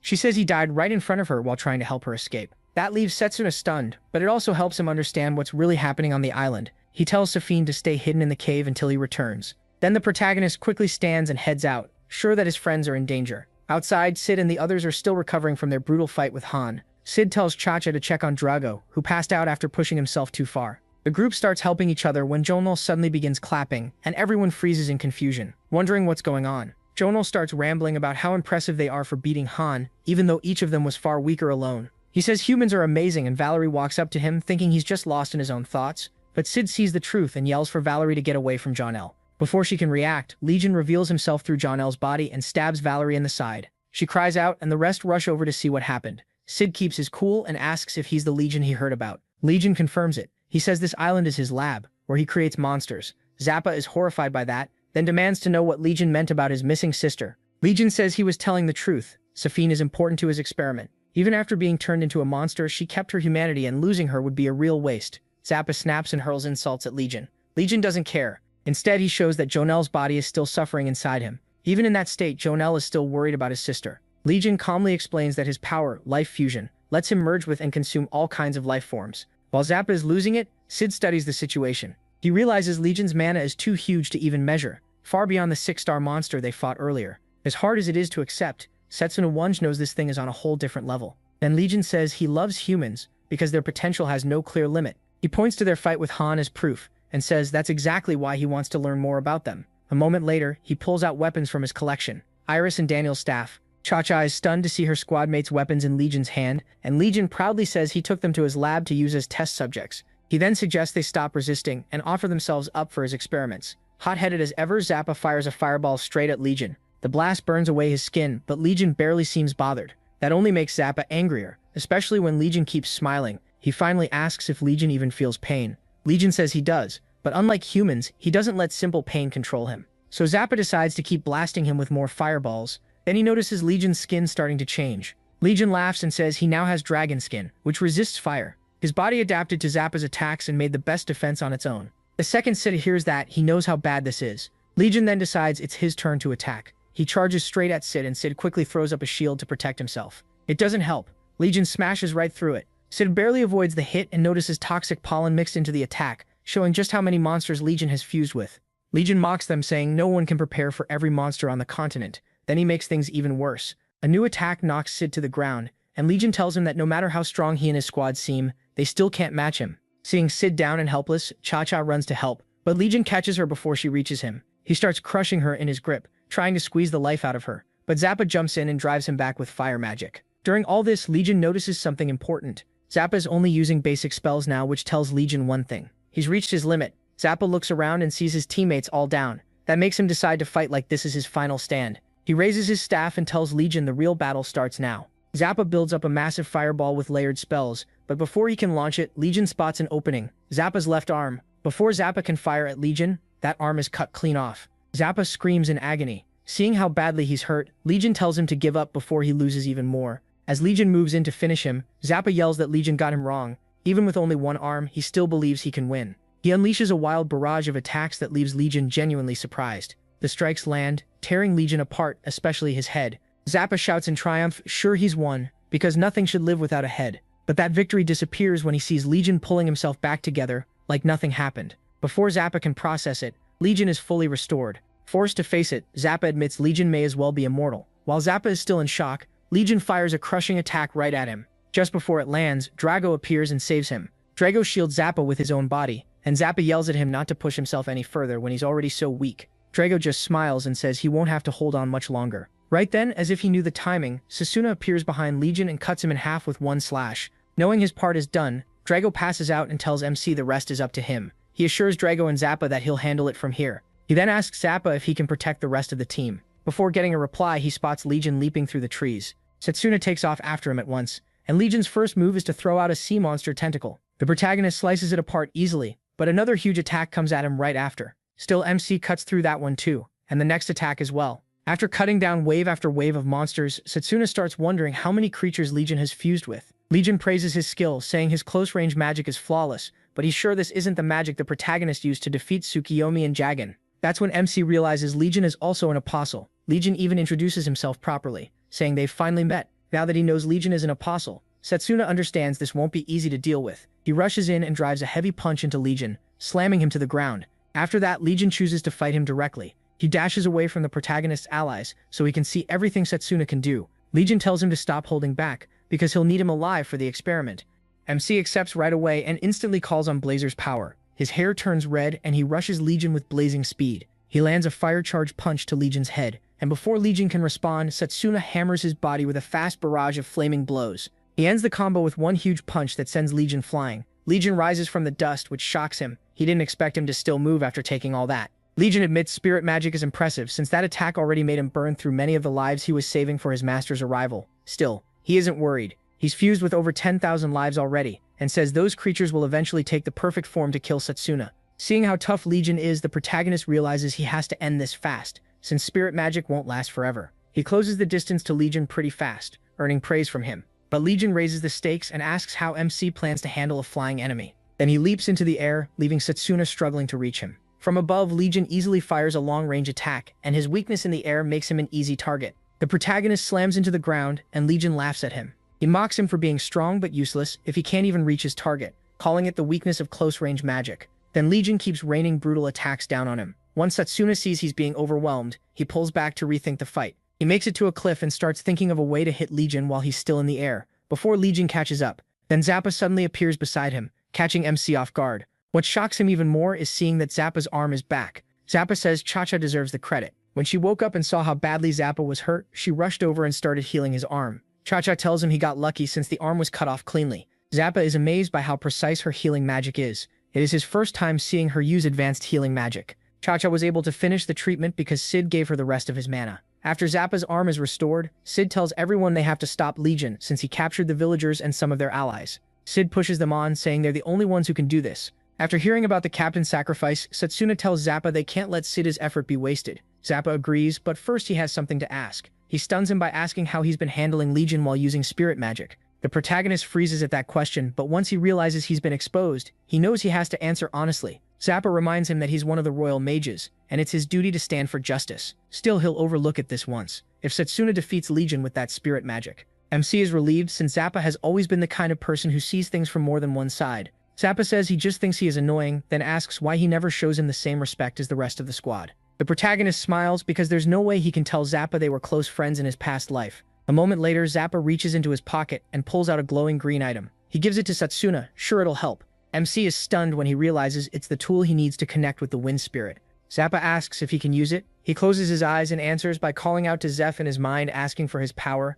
Zeph asks if he's ready to face his trial. Right away, Zappa can tell Setsuna feels different, and he groans at the thought that he's helping someone use spirit magic. Even so, he knows they have a bigger monster they need to deal with, so he promises to buy the protagonist time. With that, Zappa runs off to face Legion, while MC sits down to take Zeph's trial. When he reaches the realm of wind, Setsuna sees that everything has changed. As usual, Blazer says he doesn't like Zeph, but he barely reacts since Blazer says that about almost everyone. Blazer drops the argument and tells the protagonist he'll understand once he meets Zeph himself. Then Zeph appears before them and sets his test, a maze of wind. He says the trial is simple, find a way out of the maze. Setsuna is surprised Zeph didn't first question whether he was worthy. Zeph explains that he enjoys watching the human world. He likes lending his magic to talented humans just to see what they do with it. Blazer cuts in and says Zeph should stop acting nice. He just enjoys watching humans get drunk on power and fall apart in the end. Once MC realizes Zeph doesn't care about anything but strength, he accepts the trial. He steps into the maze and quickly realizes there is a path through it. Closing his eyes, he calms himself and follows the flow of mana like wind.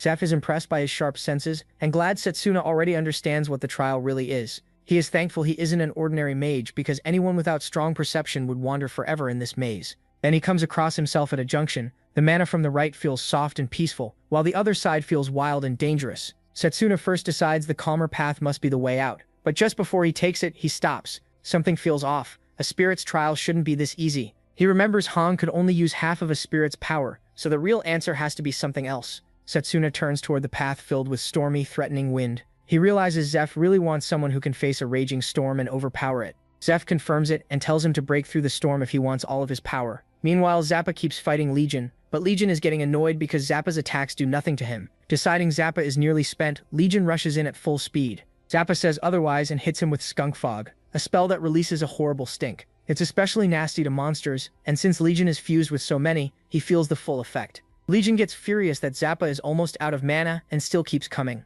He charges at Zappa, forcing him to jump back. Zappa is cornered, and right as Legion moves in to finish him, Setsuna returns. He slams Legion hard enough for Legion to instantly notice that something about him has changed. His hair is green now, showing Zeph's power has joined him. Legion starts rambling about wanting the protagonist as a test subject, but MC cuts him off with a crushing punch that makes it clear the fight has turned around. Legion nearly spits out all his teeth when he realizes Setsuna can fly now, so reaching him is no longer a problem. Their battle ramps up fast, and Zappa is stunned seeing what spirit magic can really do.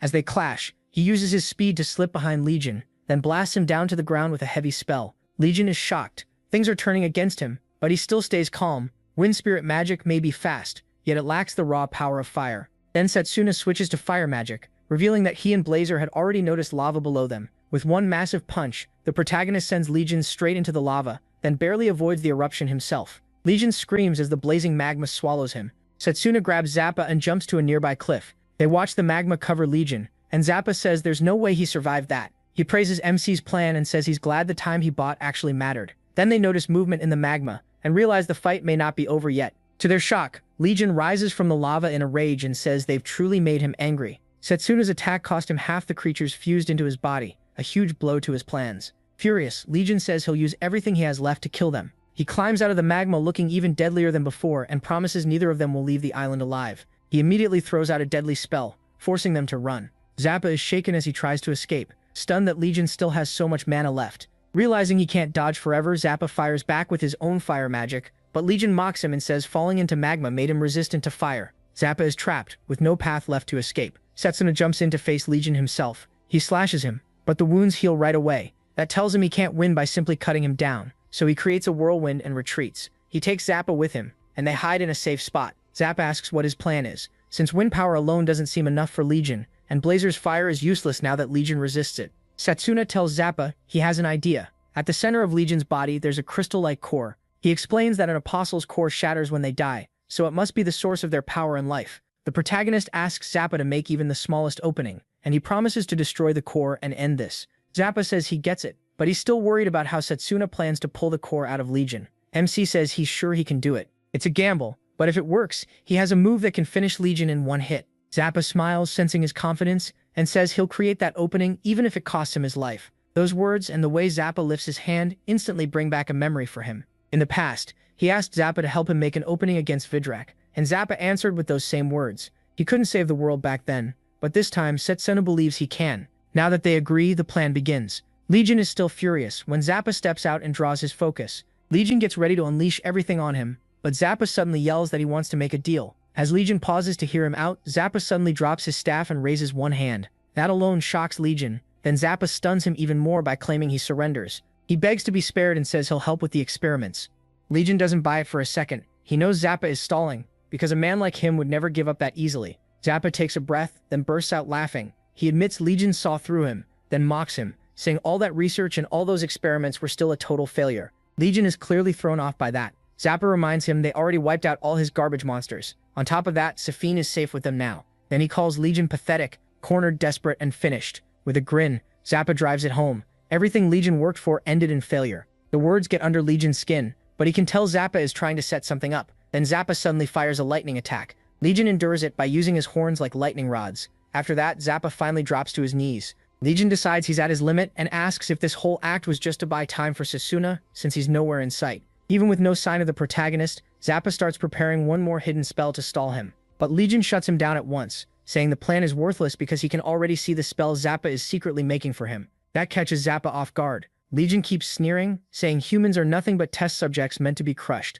Right before he can finish Zappa off, a magic blast slams into him from the side. It came from Han, who can't stand hearing humans treated like nothing but experiments. Han shouts that he can put up with a lot, but not being treated like a tool. Right after that, his strength gives out, and he passes out again. Still, that small act is enough to save Zappa. Because of what Han did, Zappa gets the chance to fire off a huge lightning spell. It strikes Legion hard, and before he can counter, Setsuna appears. He praises Zappa, saying this is why he's known as the strongest mage in the western branch of the Royal Mage Corps. Legion looks up in surprise and sees MC above him, not knowing what comes next. Blazer, however, understands right away and doesn't want him to do it. The protagonist apologizes, saying he has no other choice, and starts preparing his final attack. Legion also gets ready to strike him down, but suddenly realizes he can't move. When he looks back, he's horrified to see Janelle's head emerging. Janelle is holding him in place through sheer will. With tears in his eyes, Janelle begs Setsuna to save his sister. MC tells Legion he may have taken Janelle's body, but never his spirit. Legion roars back that Janelle controls nothing,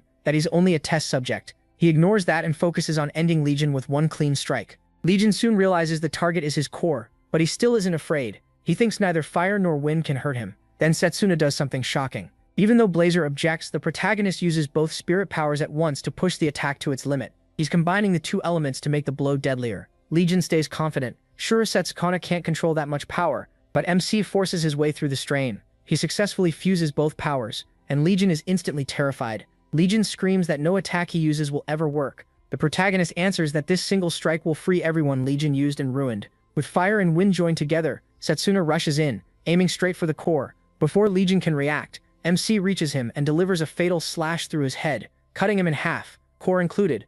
The slash is so overwhelming that Zappa has to shield his eyes. As his life fades, Legion can only wonder how Cedric beat him when he had what he believed was the perfect fusion. He tells him that forcing beings together is not the same as making their wills obey him. That's why he failed. A moment later, Legion loses the rest of his life and crumbles to dust. With Legion dead, the souls he fused by force begin to regain their freedom. Before Janelle fades away, he thanks Cedric and asks him to take care of Safine. Zappa walks over and praises the protagonist's final attack, calling it truly incredible. Then he smiles and bumps fists with MC like an old friend. Cedric gives Zappa credit too, saying the plan only worked because he held out. Meanwhile, Blazer is still mad that he mixed his power with Zeph's, but Zeph thinks it's something worth celebrating. He's happy he joined with the protagonist and hopes to see even better ideas from him later. After Legion's defeat, every creature on the island starts losing its power, and Han is freed from Legion's influence too. Cedric carries the unconscious Han on his back and looks back in relief, saying the nightmare of Lotus Island is over. After the fight, the giant Gorfence creatures that once led to the Royal Mage Corps' destruction are finally gone. MC and the others also rescue Safine and the rest of the islanders Legion had locked up. He's grateful Sid and Cha-Cha's squad survived, thanks to what he knew from the future. Once the captains recover, the mages finally leave the island, while the islanders smile with relief. A few days later, relief ships arrive at Lotus Island to help rebuild and protect the people there. Safine turns out alright, and she visits her brother's grave to thank him for saving her. After returning, Cedric Croft and the others receive letters of recommendation from the commander for what they did on Lotus Island. With training finished, it's finally time for him and the others to head back to the academy. During a walk, the protagonist and Valerie suddenly spot her brother bowing before Sid and Zappa. He apologizes for Valerie's reckless actions and says the blame is really his because he failed as a mage. Then he says he's finally ready to join the Mage Corps. He asks Sid to let Valerie come home, promising he'll take on the duty he's been avoiding. Zappa snaps back that Valerie is already an important part of the squad, so they still need her. He's annoyed that the guy ran from the academy, then came back acting like he could just take his sister's place. But instead of backing down, he keeps pleading, swearing he'll do everything he can to protect Valerie. Valerie tears up at the sight, then puts a hand on her brother's shoulder and thanks him. Still, she tells him she likes being in the Royal Mage Corps. After that, Valerie bows to Sid and Zappa, promising to work hard and make up for her brother's mistake. She then asks Sid to let both of them serve in the Corps together. Zappa is put in a tough spot, and with both siblings refusing to give up, Cedric jokes that he already lost the fight. Then Sid reveals he's been promoted to commander of the Western Branch. Since he planned to make Zappa captain of the squad, he tells him to accept Valerie's brother and fill the open spot. Zappa is stunned to learn he's the new captain. Then Ced gives the siblings the answer they wanted, saying the Corps will take both of them in. Setsuna is happy to hear it, knowing the Light family can rise again with both of them serving in the Mage Corps. Zappa then warns them he has no place for weaklings. If they're joining him, he'll train them hard, so they better be ready. Valerie's brother gets fired up by that and promises he'll do whatever Zappa asks. Right after that, Ced calls MC to his room for a quick talk. First, he updates him on how Han is doing. Han has lost both his ancient magic and his body morphing ability. He's recovering under watch, and once he's better, the Mage Corps will interrogate him. Ced adds that Han is guilty of many crimes, but the crest on his left hand is gone, so there's no proof he used spirit magic. Since that's a major offense, losing that evidence may help him avoid execution. Once he's done explaining Han's case, Ced turns the talk to Setsuna. He says he was strangely accurate about what would happen on Lotus Island. Then Ced asks how he knows Legion and all the apostles. The question shocks the protagonist, but since he doesn't want to lie, he says he'll tell Ced everything from their enemy to the ultimate disaster they have to stop. Setsuna starts from the very beginning and explains everything to Ced. After hearing him out, Ced says the headmaster already warned everyone about the apostles during the emergency meeting. He explains that the apostles serve Vidrak and want to destroy the world. Since Ced has seen their power himself, he chooses to believe MC. Next, he brings up the Silent Dragon's calamity. He says the dragon in the Holy City was killed, and its blood poisoned a water vein, wiping out the whole city. Ced says he'll increase Mage Corps patrols and keep a close watch so the dragon stays safe from the apostles. Setsuna thanks him for helping. Then the protagonist moves to the last and worst reason humanity lost: the capital's sudden disappearance. The largest city in the country vanished overnight without a single trace. Still, MC says that won't happen for another 2 years, so there is still some time. Ced thinks the enemy may have been working in secret inside the capital, and he promises to send scouts to look into it. That really impresses him. It shows how quick Ced is to adapt, and he is grateful he survived. Then Ced asks how Setsuna knows so much about the enemy's plans, almost like he can see the future. With a small smile, the protagonist says the truth. He came from the future to save humanity from a doomed ending. Ced doesn't dwell on it for long. He simply trusts MC and knows he isn't lying. He thanks him for that trust, but Ced says there is no need to. The Royal Mage Corps exists to protect humanity and keep peace alive. Before Setsuna leaves, the two shake hands, confirming their trust in each other. A few hours later, the protagonist and his friends get ready to head out. Through tears, Chacha tells Drago to come back after he graduates, since he's part of the team now. At the same time, Zappa tells MC not to return to school, saying it will only slow him down. He pushes harder, telling Setsuna to drop out and join the Royal Mage Corps, so the two of them can become the strongest team there. He says he'll think about it after he graduates. Then Valerie comes over to thank him and reveals that Valerie is not her real name. Apparently Valerie is her brother's name, while her real name is Vanessa. After saying farewell to everyone, Setsuna and the others leave the Mage Corps and head back to the academy. Later, Leo hears that the protagonist defeated Legion, and the news shocks him. That makes Leo believe MC is the prodigy meant to bring him the greatest gift. It also seems Leo has his own secret plan, and now he has 2 corps on his side. Soon after, Setsuna returns to the academy, where Layla quickly runs up to greet him. She tells him the headmaster is back at the academy and wants to meet with them. He is glad to hear that, since he also has things he wants to say to the headmaster. When he enters the office, he sees Lionel with the headmaster, and Lionel looks happy to have him back. Lionel asks the protagonist to tell them everything that happened during his training. Setsuna sits down, then fills them in on everything that happened at the Mage Corps. After hearing it all, the headmaster says he is glad MC warned the Mage Corps, since that will help them a lot later. He adds that the apostles will soon start moving much more aggressively. The headmaster also says he knows Layla has formed a bond with Waternia. Lionel explains that he has been traveling with the headmaster, and from what they've seen, a full war may break out soon. Because of that, the headmaster tells Setsuna and Layla to prepare themselves. He says that in the past he lost all his comrades because he couldn't protect them. This time though, it feels almost unreal since no one has been lost yet. He says he is ready to die if that's what it takes to protect the peace of the world. To do that, the protagonist asks the headmaster for a favor. He shocks everyone by asking if he can make a pact with the time spirit. The headmaster is stunned that MC wants to bond with his spirit, and MC confirms that he does. He explains that using both fire and wind spirit magic showed him how powerful multiple spirits can be. Because of that, he believes gaining more spirits could help him defeat Vidrak. After hearing that, the headmaster summons the time spirit so it can speak with him. The spirit has a frightening presence and introduces himself as Chronoboros. He says he already knows what Setsuna wants, but asks if he is ready to face his trial. Without any hesitation, the protagonist says he is. Waternia then offers a way for everyone to watch MC's trial. A moment later, he arrives in the time realm, where his challenge is to beat the impossible. That means an opponent will appear, someone he deep down believes he cannot defeat. Chronoboros says the only way to pass is to beat that opponent. The protagonist feels nervous about who it will be, but he has no plan to lose. Then his opponent appears, and to everyone's shock, it's Setsuna himself from before the regression. Everyone starts wondering what kind of mage MC was when he chose long-range magic. The trial begins right away, and he decides his only chance is to close the gap on his former self. But just before he reaches him, he gets hit by a blast of fire magic. He tries to defend against it, but the attack is too much. Layla is surprised, since she has seen Setsuna block fire before.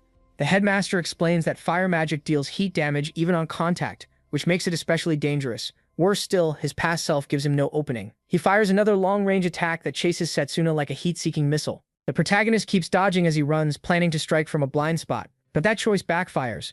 Right as he gets close, his past self surrounds himself with a mana barrier. MC has no time to react and gets pierced through his body, losing the match. Everyone watching is stunned by how strong his past self was as a long-range mage. Even the headmaster admits that version of Setsuna is the strongest mage he has seen, so strong that even he couldn't beat him. After the loss, Layla asks Chronoboros if that means no pact, but the spirit says he is merciful. As long as he doesn't give up, he can challenge the trial as many times as he wants. Waternia tells Layla there is no sign the protagonist plans to quit, so the battle starts again, and this time Setsuna blocks the fire attack and redirects it to lessen the damage. Even Lionel is impressed by what he sees, but past MC quickly shocks them by using a compound spell. The headmaster even breaks a sweat when he sees 6 attributes combined at once, showing incredible mana control. He admits he has never seen anyone fuse that many attributes into one deadly spell. He, though, isn't surprised. He's terrified because he remembers how insane that attack is. He tries to block the spell, but its raw force breaks through his defense and burns him down to the bone. Layla starts panicking, saying Setsuna before the regression is unbelievably strong. What scares her even more is that despite being that strong, the evil gods still beat him. The headmaster explains that Vidrak's magic decomposition beats every attribute except close combat magic, since close combat magic doesn't need a chant. Lionel is disturbed by the gap between long-range and close combat magic, a wall that seems impossible to cross. Chronoboros then tells him time moves differently inside the trial. What they're seeing is basically the past, because Setsuna has been fighting himself again and again. Layla is shocked to learn he's challenged his old self many times without winning once, and she starts to worry even though she knows he never gives up. Lionel tells Chronoboros this may be one of the cruelest trials, because if the protagonist can't beat his past self, he may fall into despair. That keeps everyone on edge as they wonder whether MC can win in the end. After so long, even the headmaster starts to think beating his past self may be impossible. Setsuna grows frustrated too. After 1,000 battles, all the close combat magic he worked so hard to master has been useless. Still, that frustration only pushes him to try even harder. Then he uses a technique he hadn't shown before, leaving the others stunned. With a mana sword, he slices through everything around him, including every attack his opponent sends. At the same time, his right eye turns gold as he declares that during this trial he will go beyond close combat magic. Layla has no idea what is happening, but Lionel and the headmaster immediately understand why his eye turned golden. That golden eye lets Setsuna see the flow of mana, which helps him move through the attacks from his past self. Since Layla still doesn't understand what she is seeing, Lionel explains that this power is called the War God's Eye. Long ago, a close combat mage known as the War God was said to see the flow of mana when he was at death's door. They explain this golden eye comes from sensing mana itself, a legendary power. Lionel never thought Setsuna could reach it so soon since people believed it took years of training and real combat to unlock. Close combat magic is special because it boosts the body by moving mana through it. He used that trait to pour mana into his optic nerves. That lets him see the flow of mana. But pulling this off takes insane precision. It's basically a martial arts technique called Qigong. Even Chronoboros is impressed. Setsuna used this timeless trial to grow stronger. Lionel says most close combat mages focus on muscles and martial arts first. By the time they try to perfect mana control, their best years are already gone. The protagonist avoided that because he mastered mana control in his past life and brought his mind, technique, and body together. Lionel tells everyone MC has become the ultimate close combat mage, and he proves it by weaving through his opponent's attacks. Close combat magic may not reach far, but inside its range, it can fully control mana and slice through spells to force a way to the enemy. Setsuna calls this the perfect form of close combat magic. With it, he finally breaks through to his former self. But just as he closes in, his past self fires the 6 attribute attack again. That has everyone on edge. Sure, Setsuna is about to lose one more time, but now he can read the mana flow and strikes the attack at its weakest point, shattering it. Everyone is stunned as he opens a path straight to his opponent. Once his past self sees the protagonist has reached him, he finally gives up. Smiling, Setsuna tells his former self he'll use this new power to beat the evil god. The people watching finally breathe again when they see MC has won. The headmaster is amazed that he beat his past self, the version seen as the strongest. Layla tears up with joy after seeing him clear the trial. Chronoboros then speaks to Setsuna and confirms he passed. When the protagonist returns to the real world, Layla points out that he now has 3 spirits with him. Layla adds that the war god's eye should let MC truly battle the apostles. He agrees, but reminds them the real target is Vidrak, who stands above the apostles. To beat him, he says he'll need contracts with even more spirits. The headmaster cuts in and says he knows the perfect place. It's the Valley of Spirits, the elves' hidden village and home of spirit magic. Layla is shocked because she had no idea such a place existed. The headmaster says that's because it's top secret and unreachable by normal methods. Still, he assures them he has a secret way in. Then someone knocks and an attendant brings in an injured priest. The sight stuns everyone. The wounded man says he's from the Holy Church and carries a letter for Setsuna. Layla is surprised to hear Robert sent it, and her attention snaps to it at once. They open the letter and learn it's about the Great Saintess, the highest-ranking priest in the church. Robert warns that the protagonist needs to know this before it's too late. Setsuna and Layla panic as they read on and notice the letter is stained with blood, making them fear something happened to Robert while sending it. After delivering it, the attendant says he'll take the priest to the infirmary.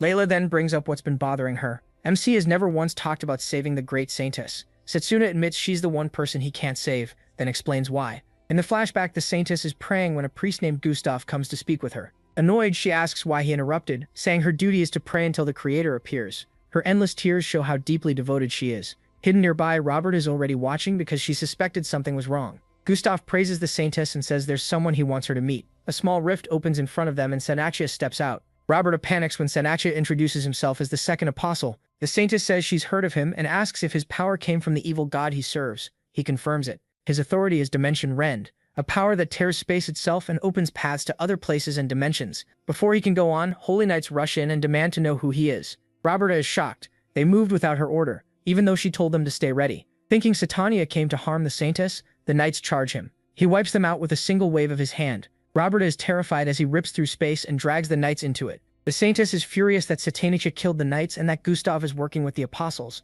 Gustav drops the act and reveals he is an Apostle too, showing his real form. His authority is thousand-faced illusions, which lets him take any shape he wants. The Saintess tells them they're foolish for revealing the names of their powers in front of her. Then she shows them why. She pulls out her tome and writes the names of their abilities inside. Once the names are written, she says their powers are now under her control, then tells Satania to try Dimension Rend on her. He agrees and says he'll test it by taking her arm. Satania reaches out and attacks, but the power does nothing to her. She reveals that the Tome of Sealed Truth is a miracle granted by the Creator God. Its scripture describes the world itself, and by rewriting those descriptions, she can change the world's laws. Just as she's about to act, Satania starts clapping, impressed by her power. Then he says she needs to meet his master. A much larger rift opens behind him, and Vidrak appears in the darkness beyond. The instant the Saintess sees Vidrak, she trembles and loses herself before his presence. She believes Vidrak is the Creator God, which leaves Robert totally confused as she watches from hiding. The Saintess kneels and says he was the one who told them to protect the world. She asks why he's trying to destroy it, thinking he must be disappointed in it. But Vidrak says she's wrong. He says humanity has grown well and beautifully decorated his garden, but now that's enough.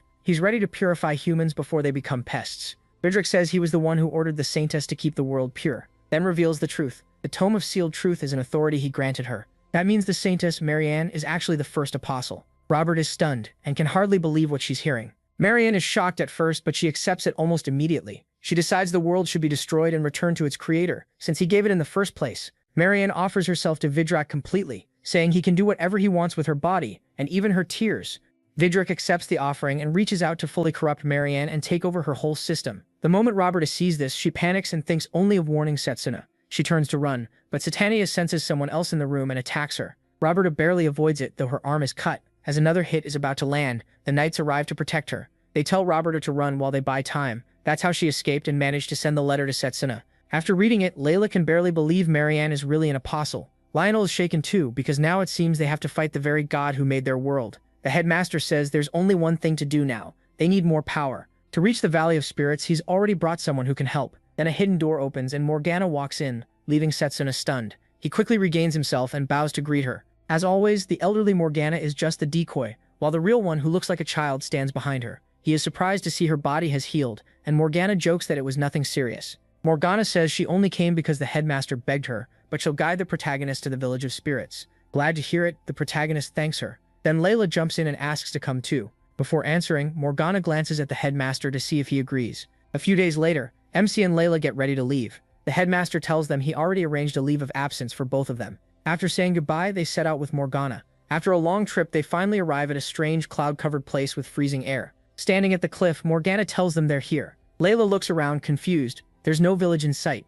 Morgana tells her to relax and pulls a strange lantern from her bag. As she lights it, she explains that after the Great Magic War, the elves moved their home. The lantern shines into the sky, opening a gap in the clouds, and a dragon comes out. Setsuna and Layla are stunned by the dragon, but Morgana just says they haven't seen anything yet. They climb onto the dragon, and it takes them up into the sky. Then he nearly blacks out from shock at what appears ahead. An island is floating in the sky, the elves' home. Morgana tells him this is the Valley of Spirits. No human has set foot there since the Great War, so she smugly reminds Setsuna he should be thankful. Soon they land on the island. Layla asks how it can stay afloat. Morgana proudly says it works because of one of her inventions. Suddenly, arrows rain down on them. Setsuna quickly uses God's Eye and catches them. After knocking the arrows away, he yells for the attackers to show themselves. A group of elven warriors steps out and demands to know why humans came to their land. Morgana steps in at once, saying the humans are her guests and she's here to see Queen Luce. As soon as they recognize Morgana, the warriors bow. They quickly ask her to forgive their disrespect. Once things settle down, Morgana tells Layla and Setsuna that Luce is an old friend and should at least hear them out. A little later, they reach the palace and meet Luce. Morgana greets her casually and tells the two not to worry about formalities. Luce immediately cuts in and says they absolutely should be formal.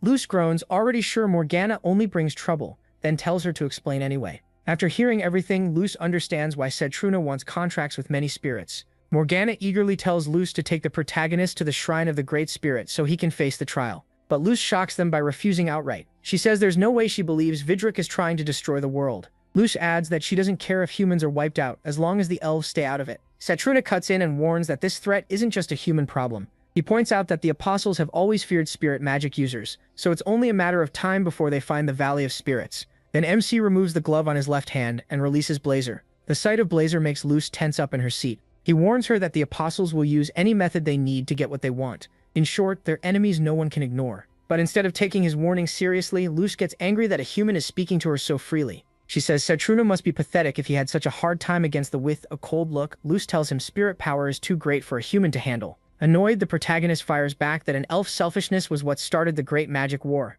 That only makes Luce rise from her seat in anger, demanding to know if he's trying to justify the elves' persecution. She grabs Setsuna with her magic, but he breaks free easily, leaving her stunned. Seeing her surprise, MC says humans have grown much better at magic. It doesn't help. If anything, Luce gets even more furious. Off to the side, Morgana sighs in frustration, watching the argument spiral. Later, Setsuna and Layla go back to Morgana's house. Morgana says Luce has always been stubborn. Layla thinks they should keep pressing, but he refuses. He doesn't want to make things worse. He explains that Marianne's downfall was supposed to happen 4 years later, but since he changed so much after returning, the future is shifting too. Hearing that, Morgana realizes none of them can predict what comes next. Setsuna then asks how he can get Luce to take him to the shrine. Morgana says the only real way is to stay firm until Luce gives in. Most likely she'll demand a test of strength, with the winner getting their way. Even so, the protagonist hesitates. If he wins by force, both sides may only hate each other more. While they keep talking, Layla gets up and steps outside for some air. Returnia asks where she's going, and Layla says that after seeing the Chronoboros trial, she finally understands Setsuna has been fighting non-stop. He kept pushing on even after the world was destroyed.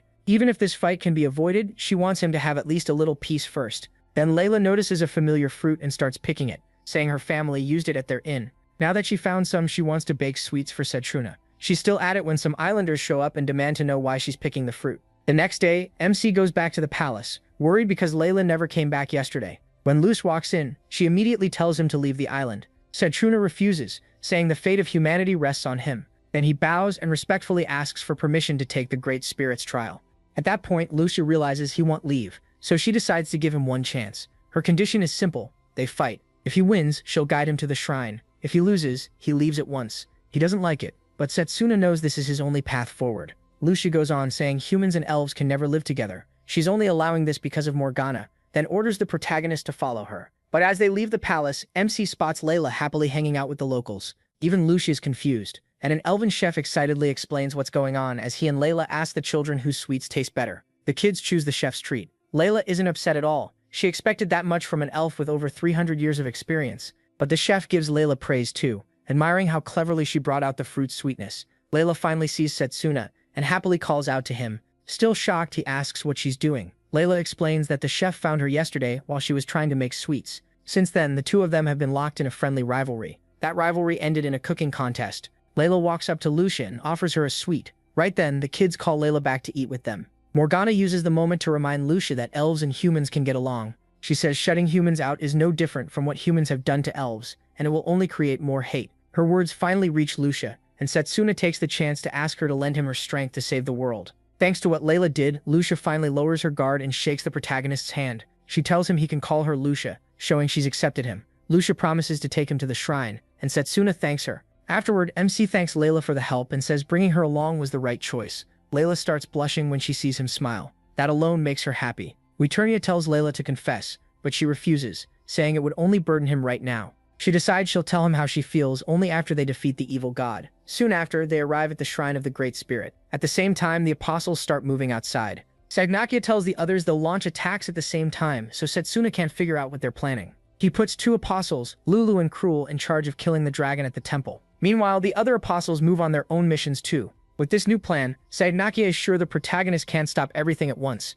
Back at the shrine, Lucia explains that three great spirits are inside: light, thunder, and ice. She warns Setsuna that each one has its own trial, so he needs to choose carefully before making a contract. All of a sudden, Morgana gets a message in her head and alerts the others that her doll on the surface just sent a report. The apostles have started moving and are heading to different targets. That news catches MC off guard, and he says they may need to delay the trial. Morgana quickly shuts that down, warning that a full war with the apostles is starting. She reminds him the apostles are dangerous, and their god is even worse. Then Morgana says Setsuna is humanity's best hope. If he can't form these spirit contracts, he has no chance against Vidrock. He is frustrated, but he knows she's right. Elsewhere, Lulu and the others reach their target, where knights are waiting for them. Then the soldiers suddenly start coughing up blood. Without even moving, Lulu wipes them out. His power can kill anyone who meets his eyes. At the same time, Karel is getting something ready for his friends when a dimensional rift opens at the school and monsters pour in. Leading the raid are Dantalion, the third apostle, and Gigantes, the seventh. Together they unleash monsters across the academy, sending the students into a panic.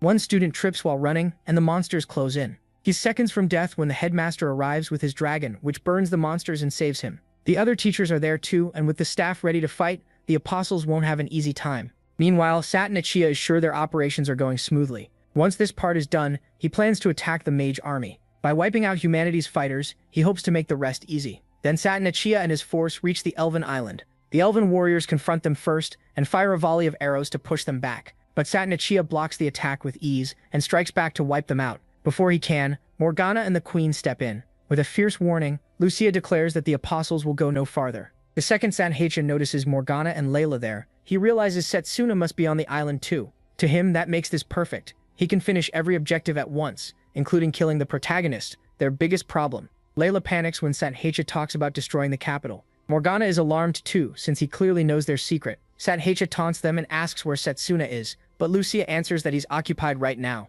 She adds that she's more than enough to fight him. With the battle about to explode, Layla asks Waternia for the power she needs to face them. The moment Marianne sees Layla using spirit magic, she snaps and calls her a disgusting creature. Since Waternia can only back one person at a time, Morgana tells her to stay with Layla.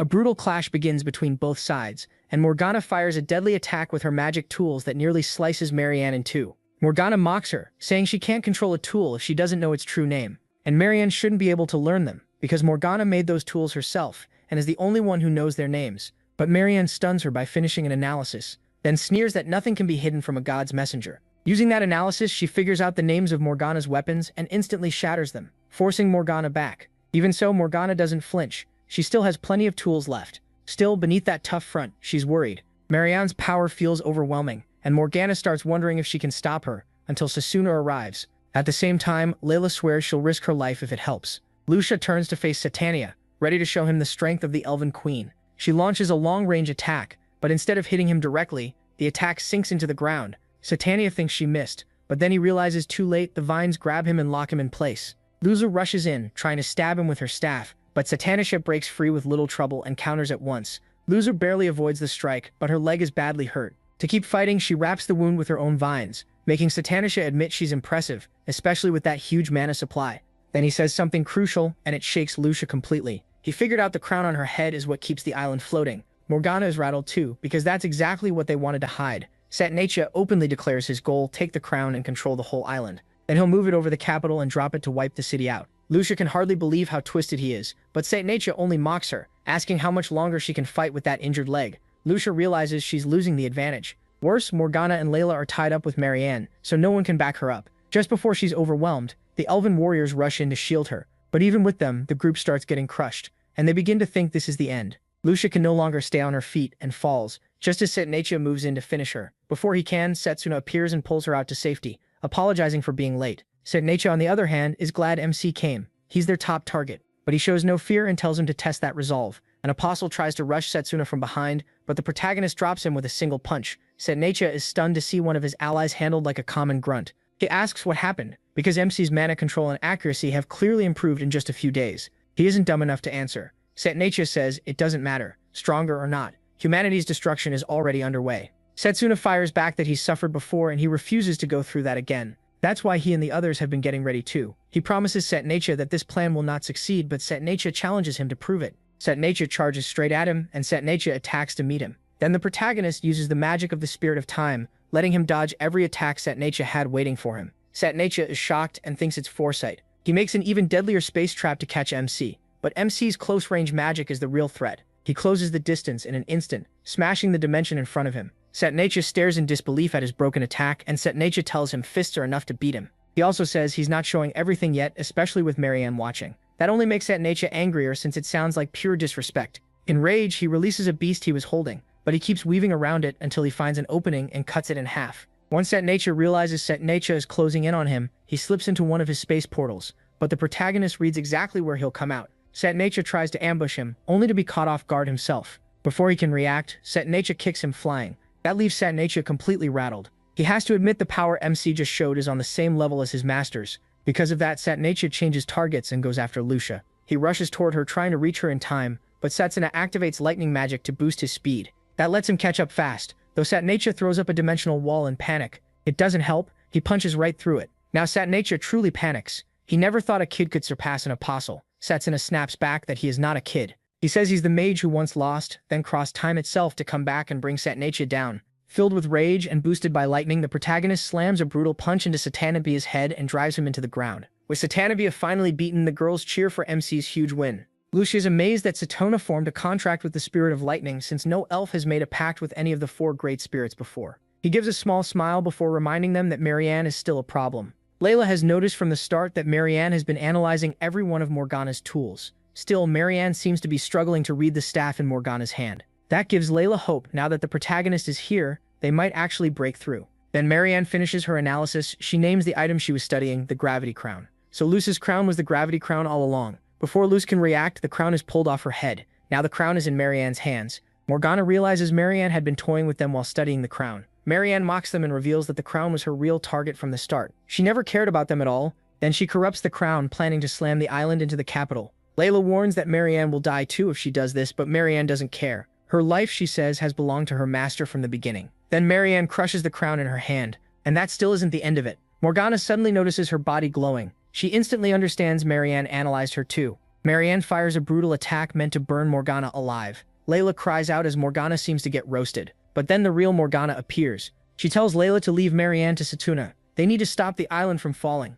Following that plan, Layla helps Luce back up and they move out, leaving Marianne to MC. Marianne is pleased, since now she can fight without holding back. He takes his stance right away, knowing he has to beat Marianne before she can analyze him. The clash quickly turns intense as both powerhouses go at each other. At one point, Setsuna slips behind her and aims a punch at her head to knock her out, but Marianne finishes analyzing him just in time and seals his lightning magic. She says she could do it because he used that power against Satanabia earlier. The protagonist is stunned that his power was just shut down by the broken book Marianne carries. With his lightning gone, Marianne decides to test him. Another hard fight breaks out, but Setsuna avoids her wild attacks through sheer experience. Marianne keeps pressing the advantage until MC gets close and strikes with his flaming blade. He chains his attacks together to make them even stronger, but then he hits a wall when none of them can break through Marianne's defense. Marianne proudly says she left that opening on purpose. She admits switching magic types to hide their names was a smart move, but she's already analyzed the other three. To her, that means the fight is over. Setsuna shocks her by calmly saying he's the one who already won. Marianne can't believe he's still smiling like he has a chance.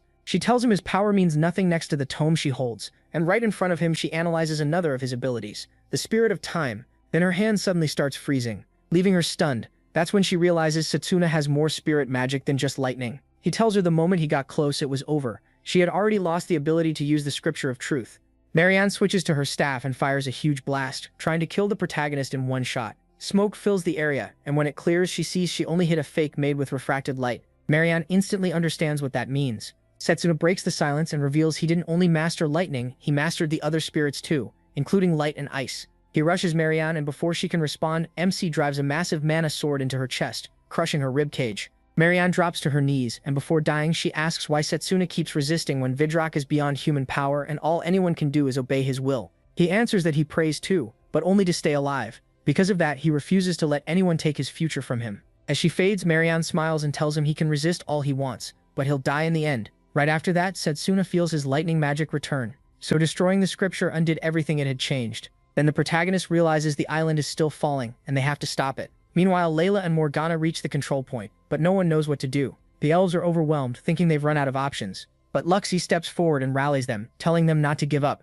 Humanity has survived worse before. Then Morgana calls on Waternia for help and puts her plan into motion. With Waternia's power, Morgana can move the sea and wrap the royal capital in water to soften the crash. The plan works, but it takes a huge toll on her, and she starts coughing up blood. Morgana realizes she's hit her limit from pushing Waternia's magic so far, especially after being worn out by the last battle. Even so, she refuses to stop, and Layla runs in to support her with healing magic for a little longer. Morgana keeps going, because she believes she's the one who must pay for the sins of the Great War, since her brother was the one who started it. A moment later, Morgana finally reaches her limit and collapses, but Layla steps in to take her place. She draws out Waternia's full power, moving the water into place just before impact. That softens the collision and saves everyone in the capital. The elves burst into cheers, and Lush praises Layla for her courage and quick thinking. Morgana, though, is simply glad humans and elves finally stood together again. To her, that makes surviving the Great War worth it. Elsewhere, Setsuna is taking in the victory when a terrifying figure appears in the sky. Its pressure is so overwhelming that everyone nearby nearly collapses under it. It's Vidrock himself. At the same time, Lulu and Cruel are about to finish their task when they're attacked out of nowhere. Cruel turns and sees mages pouring from a teleport circle. Shocked, he asks where they came from, and the leader Zappa says their commander was one step ahead of them. At the same time, reinforcements reach the school and wreck the Apostles' plan. As the fighting spreads, the headmaster reveals that he set up giant teleport circles around the world for quick travel. Thanks to that, they can finally face the Apostles on even ground. With the teachers and mages holding the line, the headmaster can only hope Setsuna handles the rest. Once Vidrock appears, he immediately mocks the humans before him, calling them insects in his garden. He's even surprised they're struggling so much just to push back the Apostles, which clearly annoys him. For his first move, Vidrock forms a giant black sun to wipe out everyone nearby. Just before it can strike, Setsuna rises to meet it. He fires a powerful spell straight at the black sun, and to everyone's shock, he destroys it. Then MC flies up to face Vidrock directly. He asks why Vidrock wants to destroy the world if he's the one who made it. Vidrock answers that this world is no different from the countless others he's created before. He says humanity grows far too slowly, yet in 1,000 years they'll become a real threat. So to him, wiping them out is the only mercy left. While Setsuna is still speaking with Vidrock, the elves rush over. They fire their weapons at Vidrock, thinking they're helping. Before he can warn them to stay back, they've already attacked. Then the truth hits them when their attack does absolutely nothing to Vidrock. Annoyed, he starts gathering mana in his eyes, and Setsuna knows exactly what that means. He yells for everyone to get back. There's nothing they can do against Vidrock, because magic is useless before his ultimate power, mana decomposition. Once the mana finishes gathering in his eyes, Vidrock uses the authority Curse of Killing to erase the protagonist. But Setsuna shuts his eyes and rushes him at lightning speed. Vidrock is shocked that his spell had no effect on MC, and before he can process it, he drives a punch into his stomach, calling it his trump card for the final battle. The only way to beat mana decomposition is to hit Vidrock up close before the mana finishes gathering. With incredible speed, Setsuna follows up with the 1-inch Trinity Fist and blasts Vidrock into the distance. Then he tells Vidrock he's wrong about humanity. Humans can defy fate and reach a new future, if only Vidrock would believe in them. But instead of listening, Vidrock dismisses him as a bug making noise. Seeing Vidric won't change, Setsuna gives up on talking and accepts that he's an evil god. Then Gustav, also known as Balam and Sataniki, appear. Vidric orders them both to hand over their cores, the source of their power. Loyal as ever, Satanikia moves to offer his first, but Gustav suddenly tears it out from behind, leaving Setsuna stunned. Then Gustav's face shifts, revealing the real one beneath the mask, Leo. The apostles also came from the same other world as Vidric. Each one was given an authority of their own, but Leo stole Gustav's authority and used it to hide who he really was. Once Setsuna figures out Leo was plotting too, he yells at him. Leo reveals that he and the other apostles came from a world Vidric destroyed long ago. In return for giving Vidric their hearts, they received divine cores and their own authorities. That made the apostles swear loyalty to Vidric. Leo, though, was the only one who never truly did. Then Leo rushes at Vidric to strike him. Vidric stays calm, sure Leo is too weak to even touch him. He releases a blast of power from his body and puts Leo in serious danger. Vidric explains that the divine cores were once parts of himself, but they were taken after a higher being swallowed them. Hearing that, Leo bursts out laughing and says he's been waiting for this exact moment. He rips open his shirt and reveals the shocking truth. 4 cores are embedded in his body, which is why he's so confident. Leo even thanks Setsuna for wrecking Vidric's plans, since that kept him from recovering a single divine core. Meanwhile, Leo has gathered 4 of them himself. Because of that, the gap between him and Vidric has become much smaller. Furious, Vidric fires another wave of magic at him. Leo tanks the whole thing. Then he tells Vidric that he may be absolute, but he's become old, stale, and boring. Vidric is clearly irritated, yet Leo keeps pushing him, saying nobody needs a dull god who only knows how to crush things. Right after that, Leo releases a huge burst of energy that overwhelms Vidric. Vidric can only stare in disbelief as Leo absorbs him and defeats him completely. When everything clears, Leo steps out of the smoke like the winner. The elves cheer because they think the evil god is finally gone, but Setsuna stays alert. Leo brags about winning, while the protagonist is uneasy that Vidric went down so easily. Leo answers that Vidric was strong but painfully boring. He says Vidric just destroys any world he stops liking. A childish need for control. To Leo, having fun matters more than avoiding boredom. Then he goes further, explaining how he'd make the world far more entertaining. Setsuna doesn't get what he means, so Leo decides to show him. He releases a crushing energy that seizes the elves and starts draining their lives. Even Luxie and Layla get caught in Leo's power. Leo casually says it would be even more fun to spread a deadly disease and watch humanity scream in terror. That makes Setsuna snap and he draws his mana blade. He attacks Leo, but Leo easily endures the intense flames. MC shouts, demanding to know what he's doing. Leo calmly says a god's power is his now, and he plans to enjoy destroying humanity. Disappointed, Setsuna asks why he can't accept a peaceful world. Leo says peace is boring. Still, he offers to spare this world if he agrees to become his ally. The protagonist isn't buying it. He knows Leo would eventually kill everyone just to see him despair. Leo laughs and admits MC is right. After that, Leo transforms into his ultimate form by merging with the Vidric inside him, creating something even uglier than Vidric was. The pressure pouring from Leo makes Setsuna realize he's now beyond Vidric's original power, thanks to 4 divine cores and a god's strength. Even so, he gets ready for a brutal fight. He's not letting Leo off the hook. Enjoying his new strength, Leo starts testing what he can do. He uses Tsukiyomi's authority, the power to raise the dead. Every corpse nearby rises at once, but Setsuna cuts them down without much trouble. Leo is impressed that the protagonist is beyond normal foes, so he raises the difficulty. He tries using the truth scripture, but decides it's too annoying to deal with right now, and saves it for later. Next, he switches to Satania's power, but Setsuna still gets through it with the God's Eye. He avoids the rifts while slicing through the zombies too. As MC deals with Leo's non-stop tricks, Layla and Lucia are still pinned down by Leo's crushing aura. Since his God's Eye is causing problems, Leo answers with one of his own. He activates the cursed Eye of Death, but Setsuna avoids it with lightning speed. Then the protagonist suddenly splits into several copies, shocking Leo. Leo tries to figure out which one is real, but he chooses the wrong target. By the time he realizes he chased an illusion, Setsuna is already in close. MC fires off the deadly 1-inch fist at Leo, but Leo blocks it like it's nothing. He answers with a punch of his own, saying he's done testing powers. Now he just wants an old-school fist fight with him, and the blow sends Setsuna backward. The protagonist is stunned that one punch shook him so badly, and he realizes Leo is mixing the Divine Core's power with his own. That's when MC confirms Leo has surpassed Vidric.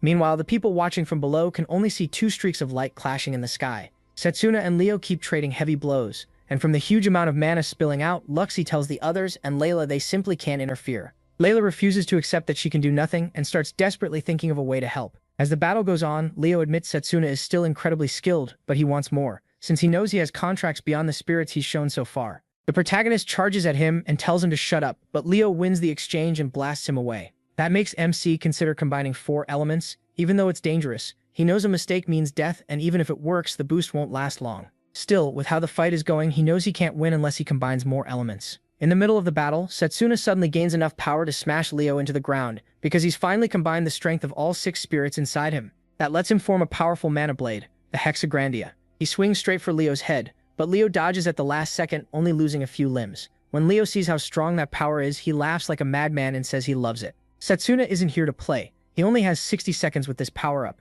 and he has to bring Leo down before time runs out. Realizing he has revealed his trump card, Leo decides to answer with his own. He unleashes a massive surge of energy and regrows his missing limbs. Then Leo creates 3 black suns at once and throws them at Setsuna. Using the God's Eye, the protagonist weaves through them and cuts them apart. Then he rushes straight at Leo, and Leo instantly understands that if this attack lands, it's going to hurt badly. He shoots up into the sky, but MC follows with the power of wind. Leo mocks him, impressed by his effort but reminding him that he can't keep this up for long. Setsuna pushes the power into overdrive, even though it'll burn through his time even faster. He doesn't care, as long as it lets him beat Leo. With the clock running down, he charges again, trying to cut Leo down before his trump card fades. Below, everyone prays for the protagonist to win. Otherwise, they're all finished. Eventually, Setsuna catches up to Leo, but moving that fast ruins his aim. To make things worse, Leo summons a demon army and gives MC even more to handle. He is forced to fight through the beasts before he can reach Leo again. But while that's happening, Leo prepares something even worse. As Setsuna breaks through the beasts, Leo tries to hit him with the cursed eye.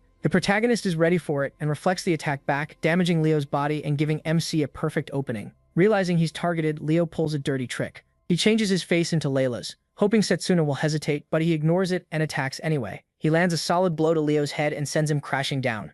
Even with all that power, the protagonist still can't cut cleanly through him. Leo managed to stop the strike before it reached his chest. He yanks the sword free and kicks MC away, mocking him for not hesitating even after seeing Layla's face. Then Leo brings out his own trump card, a spell called Magic Devouring World. He summons a giant sword that grows bigger the more mana it takes in. By now, Setsuna has only 10 seconds left, and Leo forces him completely onto the defensive. With just 4 seconds remaining, he risks everything to reach Leo and land one last blow that might finish him. The plan works exactly as Setsuna imagined, and he reaches Leo at the very last moment. His strike lands, and smoke explodes across the battlefield. The battle drains every last bit of the protagonist's mana, but when the smoke fades, MC is stunned to see Leo still on his feet. After all that, he can't believe Leo is still standing. Leo praises his strength, saying few could fight a god's power like that. For a moment, he even thought Setsuna's last hit had beaten him. But now that his energy and mana are gone, Leo mocks him and tells him to scream louder. He blasts the protagonist with more energy. Yet even now, the protagonist refuses to quit. He charges in with nothing but his fist and slams it into Leo's head.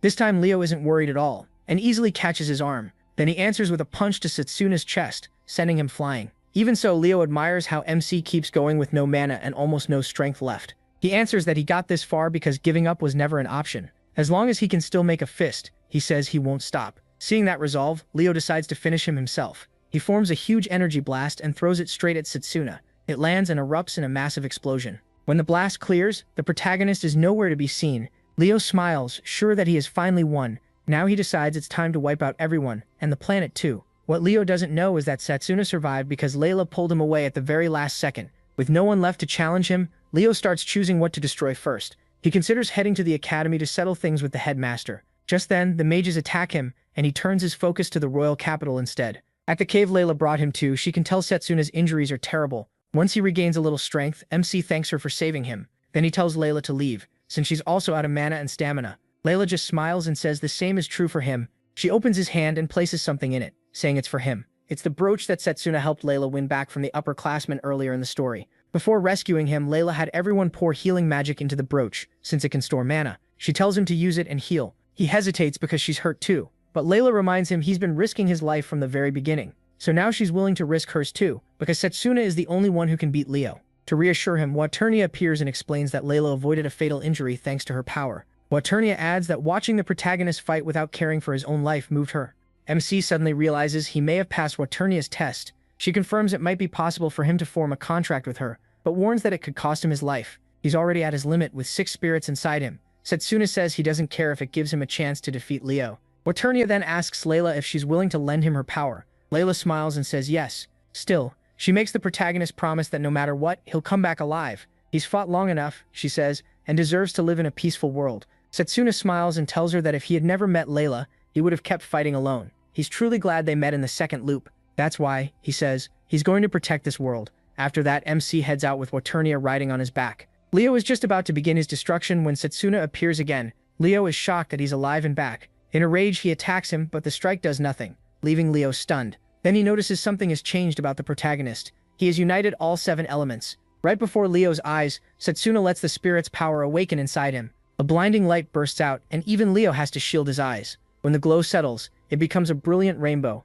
Everyone is stunned by what they're seeing, except Chronoboros, who already saw this form in the future. This is the being meant to save all worlds, the Rainbow Spirit King, Bifrost. Setsuna's hair shifts through many colors, and his body shines. Blazer warns him that his body is falling apart because it can't handle the spirit's mana. Even so, Blazer tells him not to die. He still has to return to Layla after the promise he made to her. Setsuna smiles at that, and then his face turns completely serious. In a flash, MC rushes Leo and lands a crushing blow that makes Leo scream. He keeps pressing him, striking again and again while Leo can't fight back. A moment later, the protagonist tries to slam Leo to the ground, but Leo avoids it and jumps into the air. He charges back at Setsuna, and the two trade punches, but MC's hit is far stronger. It shatters Leo's left arm and draws out a painful scream. Setsuna follows up with a brutal punch to Leo's midsection, launching him far away. Bruised and broken, Leo still manages to crawl out of the rubble. He cries out in horror, unable to accept that his power now surpasses a god. The protagonist walks up and tells him this fight is over. Leo refuses, saying he'll battle to the end just to keep MC